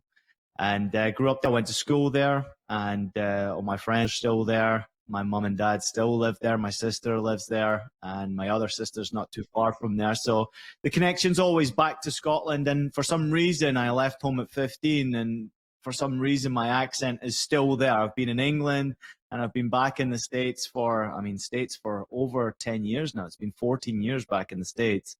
And that accent is continuously strong. So it bodes well for me, especially when you're working with a microphone and a camera. Exactly, it's distinctive, right? And it's a nice Scottish twang. It's very nice. I think I studied in Aberdeen, and I go to Scotland quite often. Lots of friends there and such too, and always such lovely people. Good food. I'm sure you're a connoisseur in the haggis world, and a whiskey lover. Must be, right? I don't mind. I dabble in a little bit here and there, but I'm very international. Of course. It's funny you talked about the accent though. My friends, when I'm back home, they will say to me, "What's wrong with you? Your accent, you're a wee yank you are." And then when I'm over here, they'll say, "Oh, Scottish laddie," they'll just point out you're way too Scottish, so I can't win. It's you're not alone in that. One of my best friends, I was at his wedding last weekend, and he's half English, half Scottish, and his English friends always ribbing him like, "Oh, you sound too Scottish," and vice versa. So yeah, it's you just can't please everybody, right? But no, it's very cool. Much better than my Philadelphia accent. We'll put it that way. I get called out all the time for my Philly accent. It is very thick, especially when I go, like you said, when you go home, it comes right back like that. You know what I mean? Oh, yeah. Your friends are the first one to point out right away. That's it, right? It's right away. it's a nice service that they give, right? To point out your flaws and such. But like I'm originally from Bergen, so Liverpool, so I can talk the Scouse accents, and that's obviously one of the other reasons I wanted to reach out to you as well, right? Yep. Because you said you left home at 15, and like where did you end up going? So I left home at 15. I was 2 weeks short of my 16th birthday, and I moved to Tranmere Rovers and started my apprenticeship with Rovers under John Aldridge. And I had originally signed my contract with John King, the legend John King, and It's got a was statue and everything. really, yeah, I mean, just iconic person. And I could have gone to any of maybe 25 different teams in England and Scotland, and I chose to go to Tranmere Rovers partially because of John King, but also, there was a Scottish connection with Steve Mongol was there coaching the youth team at the time. They had a great youth system set up with Warwick Rimmer, who's a legend down there. And I started my apprenticeship with John Aldridge, who took over just before I went to the club. And I kind of regret the fact that I signed there, because had Aldridge been there, I wouldn't have gone there. I actually went for John King and Warwick Rimmer, and it was a shame how it ended up, but I loved my time in Birkenhead. Great people around the Liverpool area. It was brilliant. I loved it. It's because I support Tranmere Rovers, so that's why one of the reasons why I was so keen to speak and reach out to you. And anytime I say to people I'm from Liverpool, because if I say Birkenhead, it doesn't make sense. It's like, oh, are you red or blue? It's like, no, I support the whites. So, no, it's really cool. We don't get as much credit as we should, right? So, but no, it's cool. And you must have been playing with some good players like John Aldridge, obviously a legend. I guess he was a manager at the time, like you said. But there's still some really good players playing at the time. Were there any that stood out for you? Do you remember your days? Any players? I know you said it was a good experience in the youth system, and we've had some really good players come through, like Jason Kumas, and currently playing for West Ham United, Aaron Cresswell and such. But we've had some good players. Ryan Taylor, who played for Wigan, I think in the Premier League for a while as well. Newcastle United. Yep. Yeah, I mean, there was an amazing youth system at Tranmere Rovers. And of course, John Aldridge was a part of helping that grow, developing young players. But if he didn't like you, it was a problem for a lot of young players. And Tranmere should have produced so many more quality players, but for some reason, politics got in the way. But I was in amongst a group of Jason Kumas. I was the year below Jason, and there were some terrific players at the time. I mean, Clint Hill went on to have a terrific career. We had Ian Sharps in that group. Neil Gibson. I mean, there was talented players from Ireland in particular. My group was Peter Rodgers and Dominic Kelly, Joe Murphy, who went on to have a great career internationally as well. He's back now as well, so he's back playing. And what a great laugh we had. And I'll tell you now, this was the connection we had. We have been away from Tranmere Rovers now. I mean, I started 25 years ago at Tranmere. I have a WhatsApp group with the Tranmere Rovers youth lads, and there's 25 of us still on that WhatsApp group, and we chat every single day. So it's a three to 4 year gap between the eldest and the youngest players. But we had a terrific youth team, went all the way to the Lancashire Youth Cup, and we almost made it to the FA Youth Cup final. And like you mentioned, Jason Kumas, one of the best players I ever seen in my life. What a footballer he was. And he should have been a top-class international player. He was that good. Yeah, it's really cool that you have that connection with them still, because obviously when you're younger and you're going through this, like you've left home, you've moved to a completely different place, and you still have that connection to know that, to hear, that you're still engaged with them 25 years later. That's really cool. It's nice to hear, because I guess you've met lots of people on your travels, like as we'll talk on a little bit later. You've traveled probably the world, like to Europe, into the US and such, and lots of people, and played with some greats as well. I'll tell you this, Trev, that it was great, but when you're a young player back in that generation, as I mentioned, how long ago it was, 25 years, it was a different time. And the way they treated some of the young players at that time was not great, and there was a bit of bullying going on, and some of the young lads didn't make the grade. Some very good players, and a local lad from Birkenhead, Perry Taylor, I don't know if you remember his name. This kid could have gone to any team in England. What a footballer he should have been. and John Aldridge ruined his career. John Aldridge and his staff bullied him, and it was something that I witnessed with my own eyes and saw this confidence of this young, talented footballer just go down and down. So it wasn't always great. Some of the stories coming out from the younger times should be told about the bullying that went on and some of the mismanagement of the way they treated their players. But I enjoyed my time, and I know that it didn't work out the way I wanted it to because of probably John Aldridge as well. He didn't like me for certain reasons, and I wasn't frightened of standing up to people like him, and he didn't like that either. So it halted my career at Tranmere where it should have progressed. And there was half of the talented players that were at that group came through and did well, and the other half never made the grade or left Tranmere and went on to make the grade elsewhere. And that was a big shame because Rovers lost out on a lot of money from some of these talented youngsters. Sorry to hear that. I mean, you don't really hear about the downside of or the bullying aspect of stuff in the trainee side. So whenever you hear someone's a trainee at clubs, like, oh, I must be living the dream, and you're on a scholarship. It's not many people that get the chance to be a part of that setup as a young man. Like, it's my ambition as a young kid, so I'm a few years younger. You were born in '85, and my dream was always to play for Tranmere and such. That wasn't good enough, or I'm not going to say that. Maybe it's never too wrong late. Place, wrong place, wrong time. Yeah, exactly. So to hear that it's not all that it's glammed up to be. It's like when you meet your hero, and they're not necessarily God status. So I don't want to hear any more about that. But I'm sorry to hear. Sorry to hear. But I'm glad that you still have some fun. There were some good connections there as well, and it didn't hold you back in your exploits, and it took you to the beautiful city of Hamburg, which is obviously where I'm based now. So.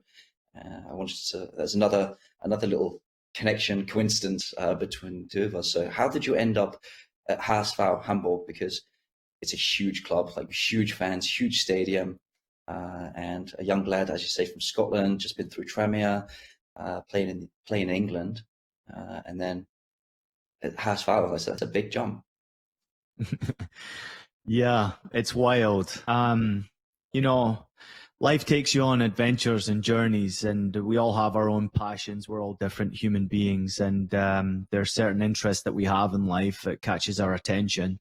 And German football caught my attention really early. I was a youngster before I went to Tranmere. I was following German football because of Paul Lambert. Paul Lambert played and won the Champions League at Borussia Dortmund, and before that, Alan McInally played for Bayern Munich. Murdo McLeod played for Borussia Dortmund as well. So Scottish connections to German clubs.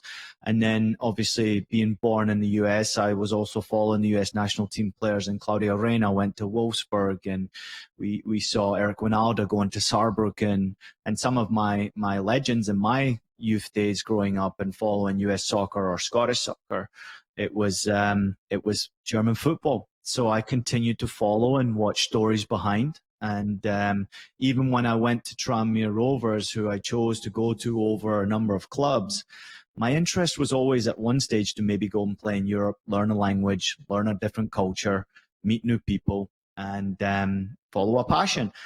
So I had a bad injury when I was at Tranmere, my first ever professional game, and I knew my career just wasn't going to reach the level it probably could have done without that injury. I damaged my PCL ligament, my posterior cruciate ligament, and it knocked me off balance, and I proceeded to have tons of injuries after that because of the imbalance of my body. So I pulled my hamstring like 40 times through my career, and my thigh and groin.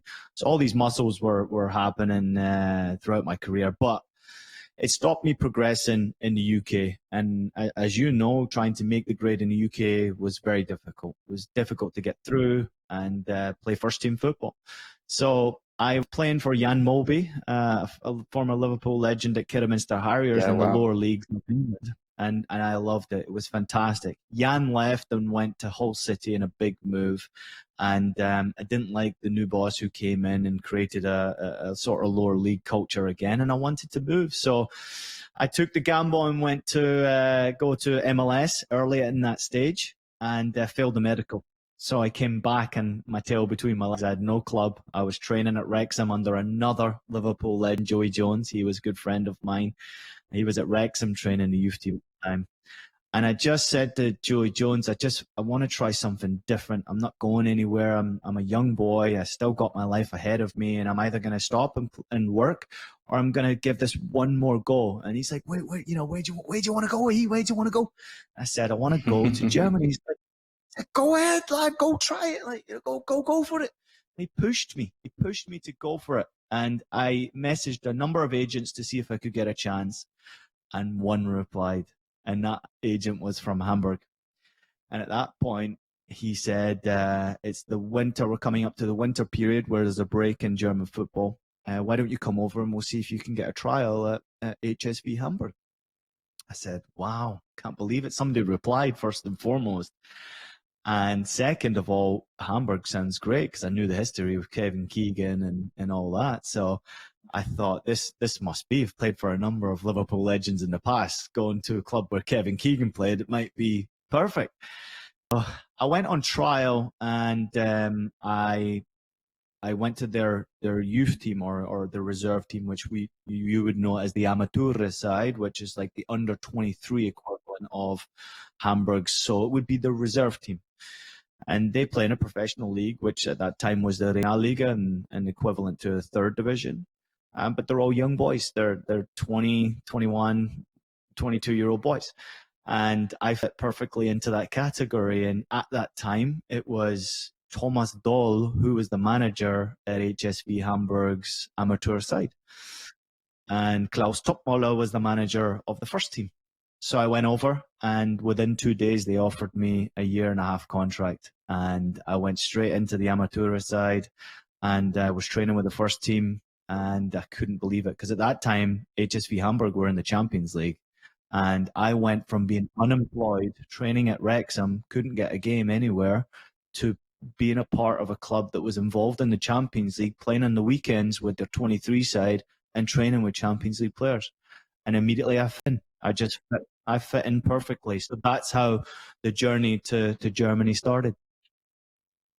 That's really, really cool. And especially like your ambition, like you seem like you had a very sensible head on your shoulders, or the right people around you or something to know, hey, this is what I want to do. Right. So that's credit to you for starters, because a lot of people may have just been like, I'm out of here, or what do I do, and panic or something, right? And you hear about that quite a bit too, with players that just don't make it.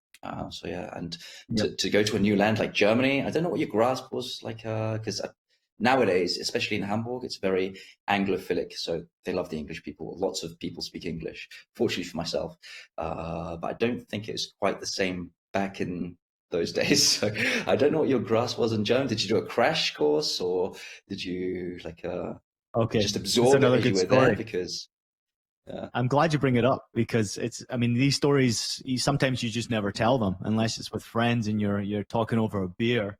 You never really get to share these stories. We should do that soon as well, but yeah, for now. I went to the Amateur side. They were bottom of the league, and so this is a Regionalliga, bottom of the third league, and about to go out of what we would call an equivalent of a professional league. And I went and helped them, and we got success immediately. And Thomas Doll got this praise for getting the amateur side to, third and second place in the third division. And it was great. It was brilliant. But then the second season came, and we were safe in that league, but we started to lose a few games. And of course, everything was fine. Me speaking English, all these young lads were speaking English. 19, 20-year-olds watching MTV. Everyone spoke perfect English. Training was great. Even though Thomas Doll did not speak a word of English at that time, we were communicating, and it was fine until we started losing games. And once we started losing games, he started screaming at me in German. It was difficult because you couldn't communicate. He wanted to teach me and coach me and improve me, but he couldn't because I wasn't speaking German. He pulled me out of practice for 4 weeks, and he sent me to, as you said, a crash course. And I did 4 weeks, 4 hours every single day. And after the 4 weeks, I was pretty much fluent in German. Nice, very cool.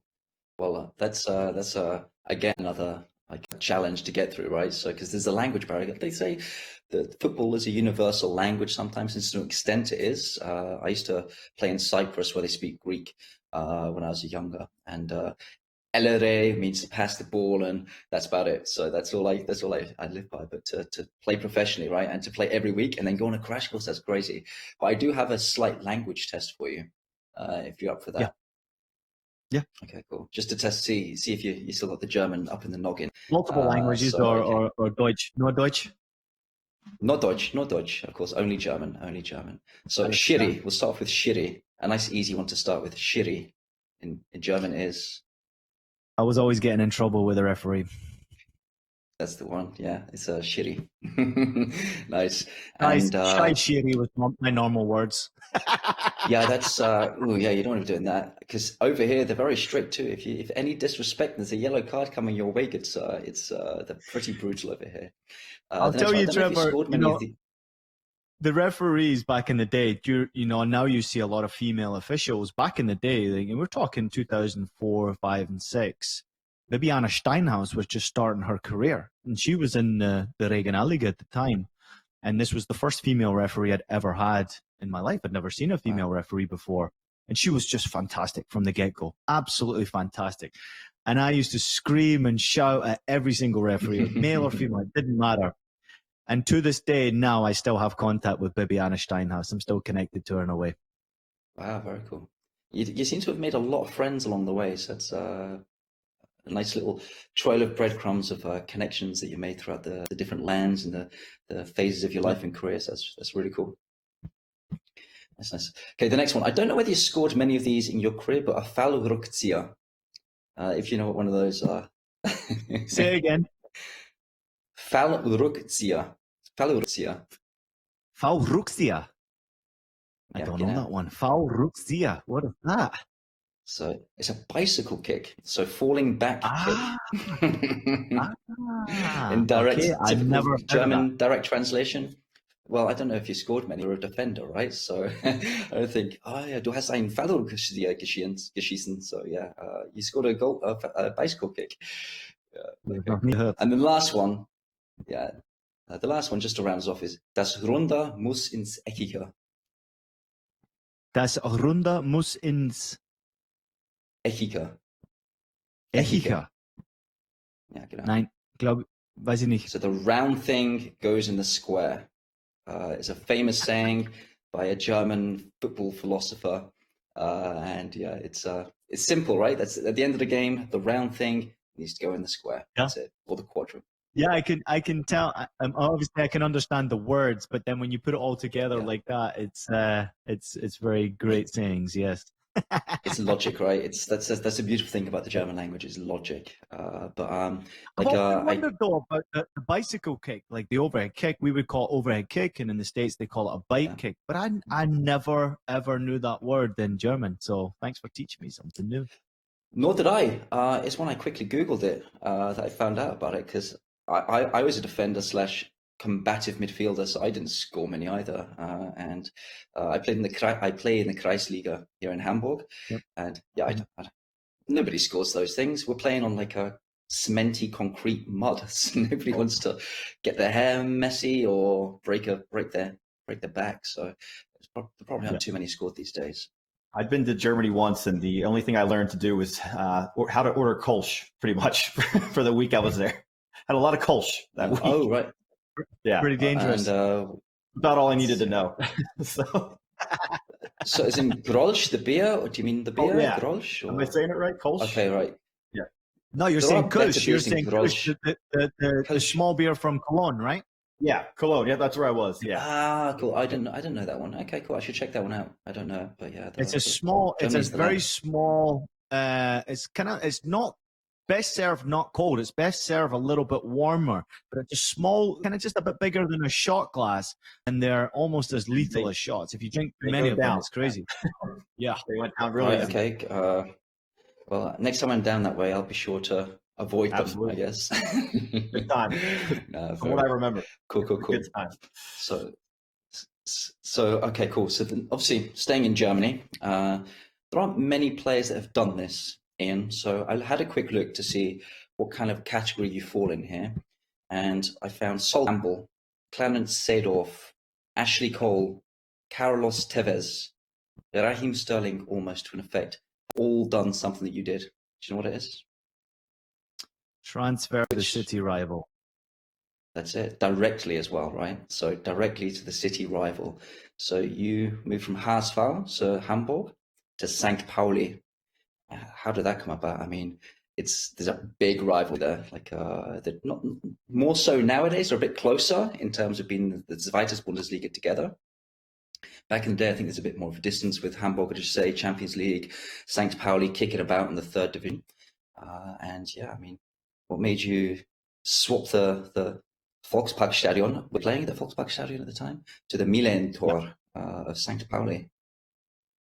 So when I first went over to Hamburg, I almost signed my contract quickly. Obviously, I was offered a contract quickly, but I was speaking also to St. Pauli, and I had gone to St. Pauli just to train with the team and obviously watch a game. As you mentioned, they were in the third division at the time, but they were getting 20,000 fans at their stadium in the third division, and I fell in love with St. Pauli before I fell in love with any other club. And it was because of the atmosphere, because of the fans, because of the cultural beliefs around St. Pauli. I fell in love with it so quickly. So while I was playing for HSV Amateur on a Sunday, on a Friday night, I'd go watch St. Pauli play. Nobody knew. And I was going to every game. So I would go and watch every single game. I took my father to a game, and I would have my hat on and keep my hood up and be out the way, because if anyone recognized you, it would be a problem. As you say, it was a city rival.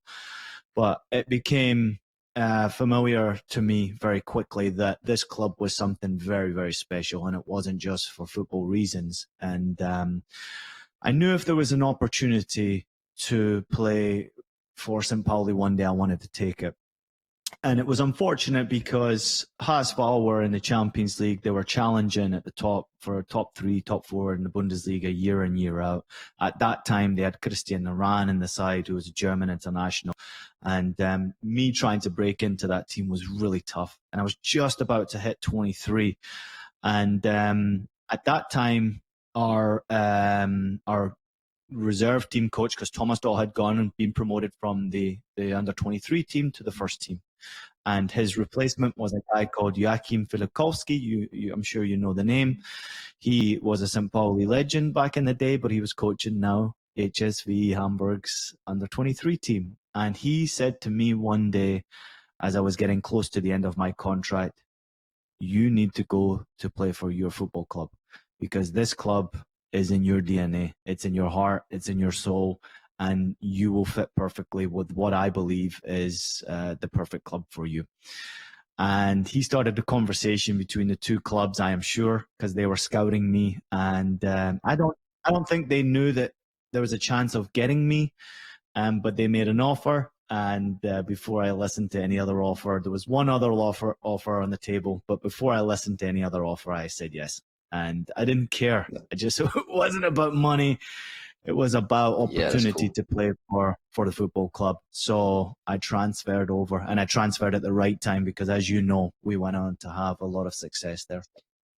Yeah, as you know, like one of my side, another connection that we have in the universe is the media aspect of things, so the commentary. So I do the English commentary for St. Pauli TV in my spare time. I'm doing the games, like through the last games of the season, and I contacted the media team, say, hey, I'm meeting with Ian Joy, having a chat with him.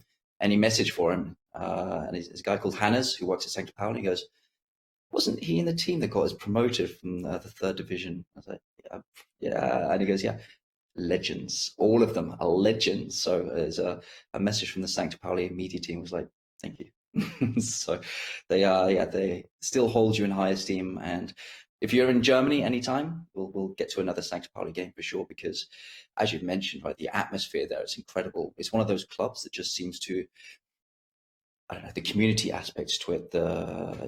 I went to a game Sandhausen against Sandhausen in November. So I think it was one of the first games after lockdown and that we're allowed full capacity again. Yeah. And the blind five-a-side team came on at half time, and there's like, hey, the blind team have just won the local tournament or something. Give them a round of applause. They went to, I think they stopped 10 or 12 times around the stadium. Every single section is like, rah! It's absolutely crazy, like the reception that these guys got, because it's that community aspect, and it's that so I can completely understand, like, you wanted to go there and play there and having that connection and then being part of that family, because it's they seem to have something special. Like I don't know what it is that the fans, maybe from the inside you can give a bit more insight, but from semi outside, like I'm not integrated into the club as you were, they just seem to have something special. They've captured some sort of emotional, some sort of feels that resonates around every member of the club. Yeah, and internationally too. Like it's a big brand, like globally as well. So it's as you said, like they may have been in the third league, but they get 30 odd thousand fans to the games. They're the third biggest supported team in Germany. So there's a New York fan club, for example, for St. Pauli. There's one in London, York, all over the world. It's an international vibe. Yeah, it's very special. And I didn't realize how big it was, obviously, playing there. And as you mentioned, the time that I played there, I was very lucky. I played in a great group with great coaches. And we had a lot of success pretty quickly. We got out of the third division, as you mentioned, which, the team almost went bankrupt. And all of a sudden, they started to sign players that were not necessarily expensive, and they invested in passion and they invested in culture. So they got the locker room sorted, and they brought in everyone who, in my age group, were good footballers, but as a team, great. And we created an environment there that was very special. The first thing we did as a group was being taken around a tour of St. Pauli. We were taken down the Reeperbahn. We were taken to the harbour. We were taken and taught very much about the culture and what is expected to be a Kiezkicker, a player for St. Pauli, and the expectancy that was there from us. And I just couldn't tell you how excited I was to play at the Millantor for 20,000 fans and know that this was meant to be for me. It was everything I was looking for in life. And there are things that happen to you in life that you don't know why or how, but timing is everything. And I found myself in a group of guys that all bought into the project. We all took less money, knowing that if we achieved something, we would all get more money. And if we achieved something, we would all get experience and opportunity. And that's exactly what happened. We went on to win the third division. We got promoted to the Zweite Bundesliga. We then went on this amazing cup run and took us to the semi-final to be beaten by Bayern Munich. And it wasn't necessarily just about the experience for the football club. It was about money and saving the club, giving the club an opportunity to survive and progress. And with the run that we had, and as you mentioned, your friend in the media group, they're considered legends, and I consider them also legends because they saved the football club and they gave people joy in a time when they needed it most, because St. Pauli did not have a lot of success at that time after getting relegated in successive years from the first to the second to the third, and almost bankruptcy. So very blessed to be a part of that group, but it was timing. Timing was everything. And this day now, I go back as often as I possibly can. And to this day now, I have the St. Pauli Totenkopf, the skull and crossbone tattooed on my back, because it means something to me, the culture. And I won't go too deep into what it is, but please, if anyone out there is interested, go research the history, the culture, and if you get the opportunity, go watch a game, because you won't regret it. Yeah, and the website's all in English and such too, so it's easily accessible. They have a huge international following, and they embrace that too. So yeah, go check it out. And if you have any questions, fire them over. They'll be happy to address them. They're very, very welcoming. That's awesome. So I think we have time for just one more question. Trevor, if you have anything else you want to cover. Yeah, sure. I mean, so obviously, I wanted to touch upon the broadcasting element too. So you moved to MLS, and that was all good too. But one thing that is also worth mentioning, so post career, like football, live the dream to an extent, live the dream, and then post football, how did you land in broadcasting? How did you become a commentator? When I got hurt at Tranmere Rovers, I knew my career wouldn't be able to continue to the highest of high levels where I was progressing as a youngster. I was in the US national team at a very young age. I was playing all the way up to the Olympics team, and that injury just tore me down. And I was struggling to pass medicals, so I knew that I was going to struggle to be transferred for a lot of money. There just wasn't going to be a lot of money passing hands for me because of this injury, which sort of slowed me down and it sort of stopped me from progressing as a footballer. So at a young age, and it goes back to what you were mentioning earlier, I just had my brain was just tuned in. I started to take an interest in broadcasting when I was a teenager because of Sky Sports. They were progressing in the UK, and the product was outstanding. And at that time, I'd watch Monday Night Football, watch Andy Gray and Richard Keys and all their guests break down football like I'd never seen it broken down before. And I was just obsessed with it. So once I figured out that I'm going to have to do something when I stop playing soccer, I'm going to have to progress with a career outside of this. At 20 years old, I was still at Kidderminster Harriers, and I just got hurt or suspended, one of the two. And we were playing a game, and I asked if I could go into the radio booth and do the game commentary with the team who were just starting to build a website and put game commentary out for their fans. And they allowed me to go in the booth. And I did my first game when I was 20 years old. And I just loved it. It was just an adrenaline rush of being around the stadium, watching fans from a different angle, also entertaining people. And I loved it so much that I continued to do it throughout my whole career. Now, I'm fortunate I played for 14 years, but I had a ton of injuries. But it gave me a chance to go in the booth or go and do interviews or do whatever I possibly could. So if it was in the lower leagues in England or if it was in Germany, I'd go into any German studio and do a one-on-one or speak with anyone in any interview or in a group setting, or as you know, in Germany, they love the audience setting. I put myself into that environment. I put myself into uncomfortable positions to learn and develop.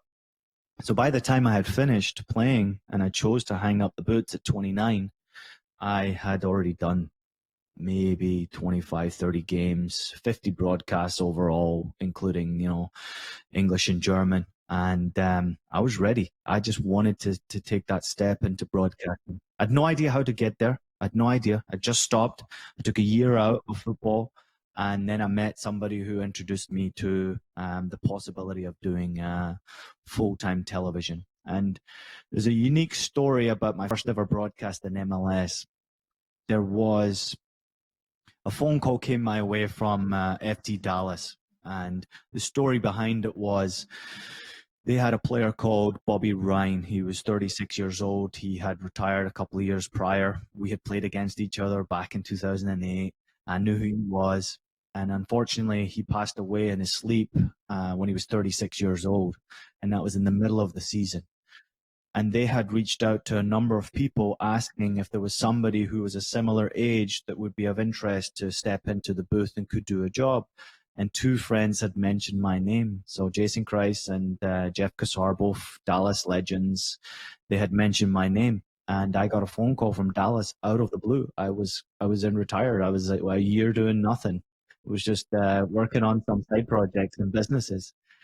And I went down to Dallas and started calling games. And I absolutely loved it. And it continued my progression. And within 6 months, I had signed a 3-year contract with beIN Sports and did 3 years at beIN Sports. And then I got brought over to Fox Sports to do the Bundesliga, which was always going to be my dream. I did 5 years at Fox Sports covering the Bundesliga before I moved on to CBS. And I've been working for CBS now for almost 2 years. And I've been working for the New York Yankees, covering, a little bit of baseball, but also doing my own show. And NYCFC in New York, I've been covering them since 2015. So very, very lucky. Timing is everything, as you mentioned, but also Yeah, right. preparation. I kind of prepared for it in advance. Yeah, it's a combination of the two, right? Because at the age of 20, as we said before, like sensible head on your shoulders, right? But to take that initiative and to go into the box and be like, hey, do you mind if I just do some recording with you? That's really cool. And Can I tell you, it Trev, seems like before it you has. move on? Let me tell you Sure. something quickly. I actually found the broadcast from that game when I was 20 years old. Oh, really? I found the broadcast. Yeah. And there's a clip of a goal going in, and you hear this broad Scottish accent from a young 20-year-old. I'll send it to you both so you can enjoy it, but it's on my Please. socials Yeah. around there somewhere. That's amazing. I could pick your brain all day, man. That is quite the you've had your entire life. That is incredible. But I unfortunately, we're out of time. I hate to cut everything off, but I want to thank you both for coming on.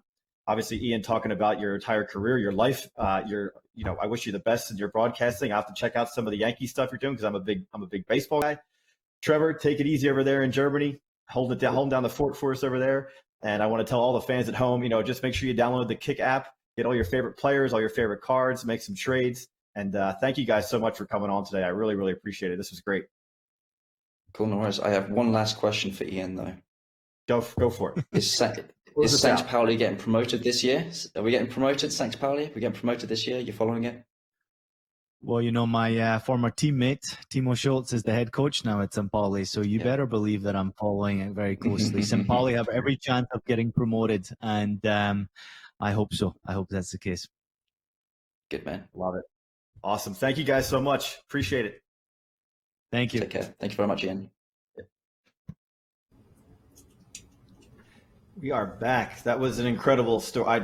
His story is fascinating. He's been all over the place, and to be able to find a home in both football and baseball now is pretty incredible to me. But now that we're back, before we take a little break, I know Gabbie has some fun news to share about what we have going on in our Snapchat today. Yeah, so I kind of mentioned this earlier. We've got a very cool, very special Snapchat filter that is available for Topps DigiCon 2022. If you don't know how to find it, it's really easy. You hop into Snapchat and there's a search. There's a little magnifying glass search where you can look up filters. Just type in Topps DigiCon. I found it just by typing in Topps. It's a really cool filter. It's actually animated, and I went ahead and shared mine. I cropped mine at the exact moment that I saw Kermit, because got to represent Kermit. But go ahead and get into Snapchat, do your own, share with us, tag your post, hashtag DigiCon22, share with us on Instagram or Twitter, and we will be on the lookout for those. And maybe there's some other surprises. So, absolutely. And we're going to take a quick minute and 30 break or so, and we're going to come back and we're going to get right into Kick Trivia. You guys are going to have a chance to win some diamonds in the app. Get out your books right now, start studying. You have a minute and a half, and then pencils down, and it's time to rock and roll with some Kick Trivia. We'll be right back. Baseball card season is back with 2022 Topps Series 1 Baseball. This all-new collection features modern-day stars, new rookies, 2021 league leaders, and more. New insert sets showcase the game's best, from Diamond Greats, featuring the all-time best players, to Generation Now, celebrating fresh young talent from each MLB team. We're even showing off the flashiest feet, showcasing unique spikes and the players who rock them. This year, the iconic 1987 Topps wood grain design returns to honor its 35th anniversary. You gotta love that look. Home Run Challenge is back as collectors rip, flip, and predict when their favorite sluggers will go long. Plus, don't forget to look for autographs and game-used memorabilia cards from rookies, veterans, and more. All in 2022 Topps Series 1 Baseball. Available now at your local hobby shop, retailer, and Topps.com.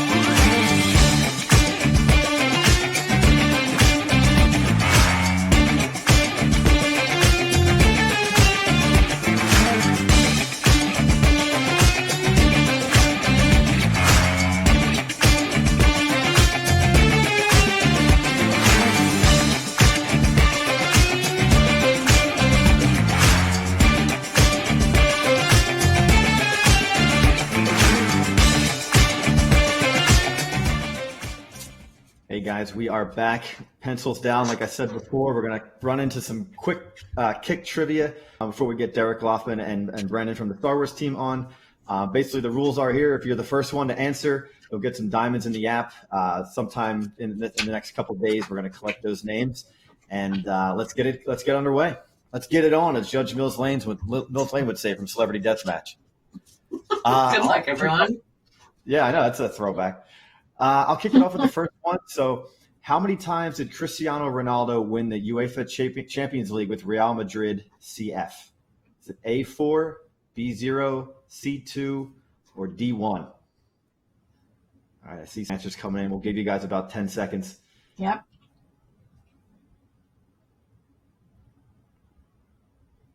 All right. So whoever was the first one to get the right answer. Yeah, let's reveal our answer here. It was A. We'll take note of whoever answered A first, and next couple of days, you'll probably get some diamonds in your inbox in the app. So keep checking, and we'll move on to the next one here.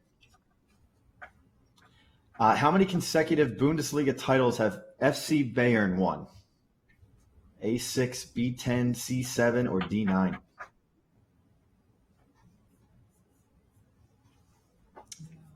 Everybody a minute.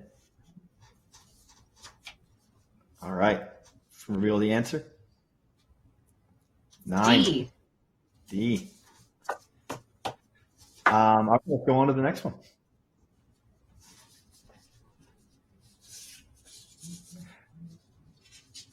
All right. So, which MLS player scored the most regular season goals in MLS history? Yeah, make sure you put your username in as well for when you answer going forward, just so we can make note of that, and we can reach out to you and get those diamonds in your app. Landon Donovan, Zlatan Ibrahimovic, I think I got that right, Carlos Vela, or Chris Wondolowski? Hey, I know him. There you go, yeah. Everybody's second they have to type their please just type your username and the answer, so we'll give everybody a second here to do that.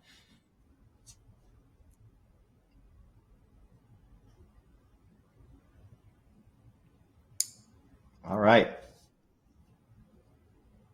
go ahead and reveal the answer. Carlos Vela. Okay. All right, Gabby, do you want to take the next one? Sure. All right. Let's see. I do have users pointing out that the stream might be a little bit delayed, so chat might not be fully caught up with our questions. So let's make sure we give a chance. Yeah, and I guess okay. Yeah. Oh, sorry. And then I guess for the username, if you want to just put like your username says the answer, and then you put the answer next to it, whatever makes it easier for our moderators to flesh out the names and get those diamonds to you guys. Sorry, go ahead. As you were. Alrighty. Who was the UEFA Champions League top scorer during the 2018-2019 season? Was it A, Cristiano Ronaldo, B, Lionel Messi, C, Robert Lewandowski, D, Neymar Jr.? Give everybody a minute. I don't think I've gotten one of these yet, so I will not be submitting my username. Yes, well, it's a good thing we're not eligible anyway.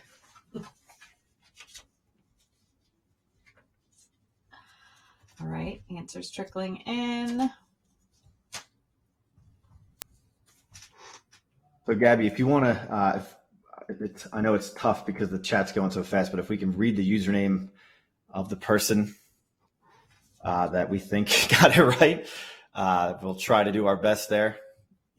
Let's see. And then I guess we'll reveal the answer. Who do I think got it right? Oh, geez. Oh, no. I lost chat.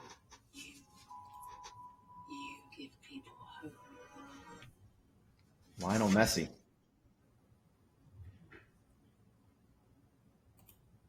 All right.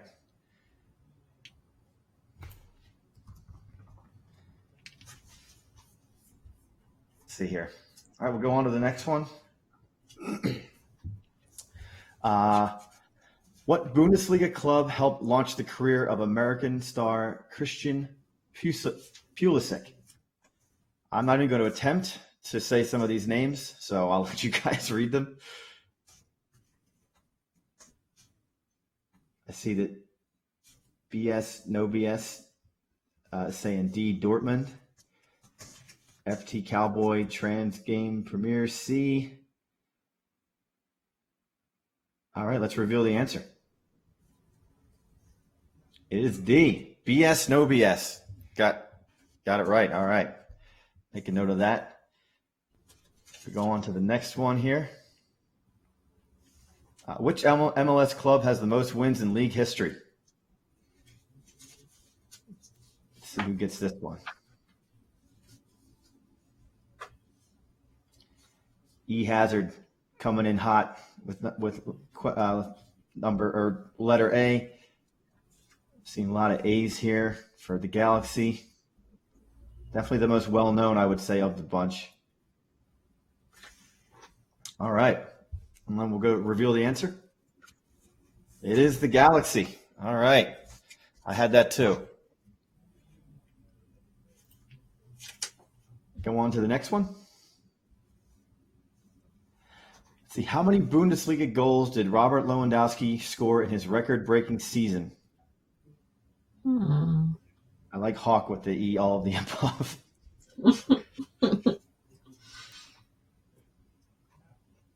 All right, we've got answers coming in. Mad Maury. No Guy Test says 41.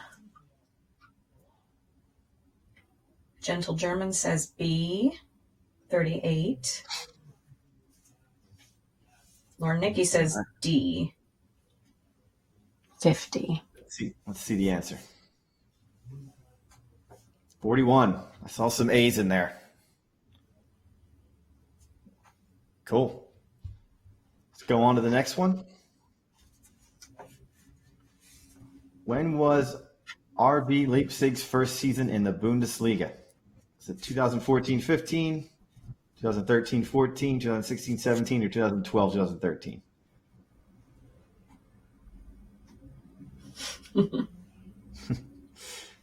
All right. Seeing some answers here. L. Belcher. Super fast. Yeah, I know. Yes, we will go back and watch this again and get all the correct people. Don't you guys worry. Trans Game Prime C, 16-17. All right, Jaffinator saying C. Let's go ahead and reveal the answer. C it is. My favorite answer in most of the tests I've taken in my academic career were C. All right, go on to the next one. I got a few more we can get through before we hop on with Derek and Brandon. Who scored the first goal in 2019 UEFA Champions League final? Harry Kane, Salah, Firmino, Jordan Henderson. I think I remember watching this game with my buddy, so I think I might know this answer. Okay, let's see how quick people answer. Yeah. Oh my gosh, chat is moving too fast for me to follow. A lot of people started saying A, Kane. Yeah, I'm seeing Harry Kane. I'm seeing Salah. I think I'm saying his name right. All right, let's see the answer. Salah. All right, I do remember this game. I remember being in California, and it was like 7:30 in the morning when this game came on. My buddy was primed and ready to rock to find the nearest Liverpool bar to watch it. All right, let's go on to the next one. You probably squeeze in two more or so. All right, who is the reigning MLS MVP? A, B, C, or D? Let's see. Ari Air saying D. Israel V. Lobo is saying C. All right. Seeing a lot of C and some B. All right, let's reveal the answer. Carl's Gill B. All right. Whoever had B is the lucky winner there. and we'll go back and find you. All right, let's try to do one more. Which Bundesliga goalkeeper scored a goal in 2015? Is it Marwin Hiltz, Jan Sommer, Manuel? No, I can't even pronounce that last name. And Alexander Schwolal. I'm gonna get phone calls. We need to call Trevor in to read these out for us. Yeah, next time we'll get Trevor back on here. All right, Flouchis saying D. Nicky saying A. All right, let's go ahead and reveal the answer. All right, A.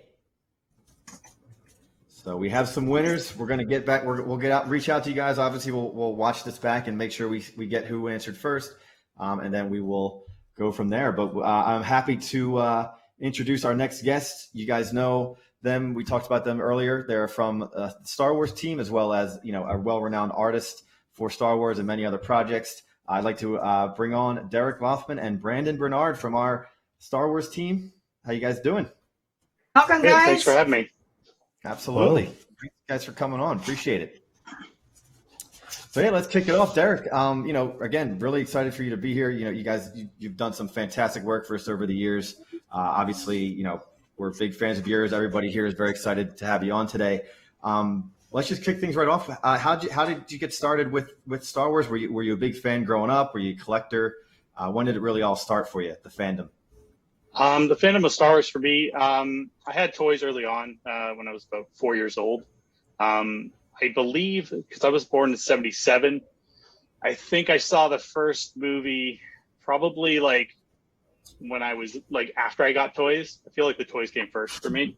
And then it's been my whole life pretty much. I've been a fan. Every time the movies would come out, re-releases, I went to the theater to see the original trilogy re-release. I saw Phantom Menace and Attack of the Clones and Revenge of the Sith in theaters, and so I pretty much got to experience a lot of them. I don't remember seeing the original trilogy in theaters, but it was a long time ago. So and I didn't get out to many movies back then, but so it's been ever since I was about 4. And my brother's 77 as well, and I think it was Empire when he first started to realize what Star Wars was, and he hasn't looked back since. He's a super fan. So you guys you're in good company there. So, obviously, and I guess you've said this before, this is pretty much creating fan art for you. It's work, but it's fan art. What is it exactly about this that you find so exciting about the artwork for the Star Wars universe? It's just the designs. Just as an artist myself, I've collected the art of books since I was in college. And it's the design really for me, and creating this world. I love world building myself, and Star Wars is the epitome of world building. They just have so many interesting different planets, different races of aliens, and different tech, and everything, and then down to the mythology, just everything. Yeah, and we're looking at some of your art that comes on screen here. I mean, that Anakin with the Darth Vader helmet coming on is amazing. But you've worked on a ton of series for us so far for Topps. What's the favorite piece or series that you've worked on for us so far? Well, actually, one of them is that Vader, because when Brendan and I talked about doing Vader, with his Mask Off for the Mask Off series, that shot had never been in the movie, so it was a fun thing to just try to create that, and Lucasfilm allowing us to do it, which was really cool. It was just kind of fun to be able to turn the camera in that scene and sort of show what that point of view could look like. And so I think that's one of my favorites. Yeah, that is awesome looking. I love that. And the detail in it is incredible. Thanks. So awesome. So, just moving on, you talked about Phantom Menace. You talked about how you were born in 1977. You're probably 4 years old when you first started following Star Wars, is there a favorite Star Wars IP of yours to watch? I mean, there's so many to choose from. We talked to Dee Bradley Baker earlier. You have the Clone Wars, the Bad Batch. You've got, Return of the Jedi, which is a personal favorite of mine. You've got Rise of the Skywalker, which some people didn't really like, but I thought it was an amazing capper to everything. I don't know. It just hit me right in the feels, the latest one. Careful, Bob. Careful. Watch out. I know. I don't want to start a war here in the comments, but I will readily be biased in my opinion of my love of Rise of the Skywalker. But do you have any of your favorites that you like to watch to this day, or anything that you like to revisit from the past that never gets old? Well, I'd say like recent stuff, the Mando series really is something that speaks to me. But prior to that, like I'm a big fan of Jedi. I think that's my favorite. I kind of bounce back between that and Empire. No, I really like Jedi. The opening scene with, or I'd say the scene with like Luke when he's first like revealed as a Jedi, I think that for me like got me super excited because I got to see the transition. I remember as a kid, like when I got to see that, him make that, it's sort of like, you imagine what he could be as a Jedi, watching the early movies, and then when you get to see the actual, him as almost like a formed Jedi at that moment, it was really exciting. So that still gives me chills to this day when I see that. Him in the all black outfit too. Yeah. Also a big fan of the animated Clone Wars series. I think that stuff is excellent. I love the way they expanded on the lore, and Dave Filoni. I think a lot of it's funny because like he does the Mando series too. So I think pretty much anything Filoni's been touching, I tend to like. Yeah. So, yeah. And how about you, Gabby and Brandon? Any of your favorites that you'd like to touch on? I have a predictable answer. What's your predictable answer, Gabby? They're all good answers. I mean, the Mandalorian. It's just that everything about the Mandalorian has just like done things to me. It's a very Jedi crowd in here too. I mean, I'm a big fan of Return of the Jedi. I think that's maybe the first movie that I actually saw as a kid before I really figured out what the order of them is. Sometimes I still struggle with what the order is, but that was sort of my gateway into Star Wars. So that has a very fond spot in my heart. I'm seeing some in the comments. Empire, Rogue One. Rogue One is great. Rogue One's great. Yeah. Oh yeah. This also might be, an unpopular opinion, but I also like the Solo movie. I thought it was pretty good. I don't know, but it's not as bad as I think people make it out to be. Yeah, I know. Do your worst in the comments. I don't mind it. I got thick skin. Come after me. Let's see. Well, I was gonna ask. We talked about a bunch of scenes that we love, and the movies that or the different pieces of media that we love. Is there a specific scene or moment or a character that you would like to create that you haven't had a chance to yet? That's a good question. Actually, I'm going to say Mando again because I got to do him without the mask for the Mask Off series, but I haven't gotten to draw him in the army yet. So, Brandon, at some point, I'd love to tackle Mando, and I've gotten to draw Baby Yoda, which is great, or Grogu, I should say. Grogu, he said it like I did. I was corrected earlier. Is it Grogu? Grogu. I believe it's Grogu. I could be wrong though. I think that's good. Yeah, I'm going to stick to my guns. I'm going with you, Derek. I'm going Grogu here. Team Grogu. All right. Yes. Obviously you're super talented, and I know Gabby, she likes to draw. There's probably a lot of folks in the comments here that like to draw that are watching. Do you have any beginner tips for new artists that want to create art in like a similar style, or even just get into comic book art? I would say nowadays, like back when I was learning art, going to art school was pretty much the only option. But nowadays there's a lot of access to tutorials on YouTube and like online classes that aren't too expensive. So if your like budget's an issue and you can't go to an art school, that's definitely a good place to start. But also I would suggest even if you can't go to art school, if you can find in your community, like a life drawing class. Those are so important. Like just life drawing. I wish I had time to do it more. I haven't done it in probably 10 years now, but that was something that was a big fundamental thing for me, is like drawing from life. And once you get past the nude model stuff, you get used to it, and it's not a big deal. So yeah, get out there and do some life drawing. And if it's an instructed life drawing class, even better. But even if it's just an open life drawing class, it's just good to see a model and try to recreate their poses, and it helps with gesture and anatomy and all that stuff. So yeah, super important. Now, I saw a question here that came in the comments. Obviously your Star Wars art is iconic, but are there any franchises and genres that you like to draw or get inspiration from? You kind of dabbled in Marvel. You've done.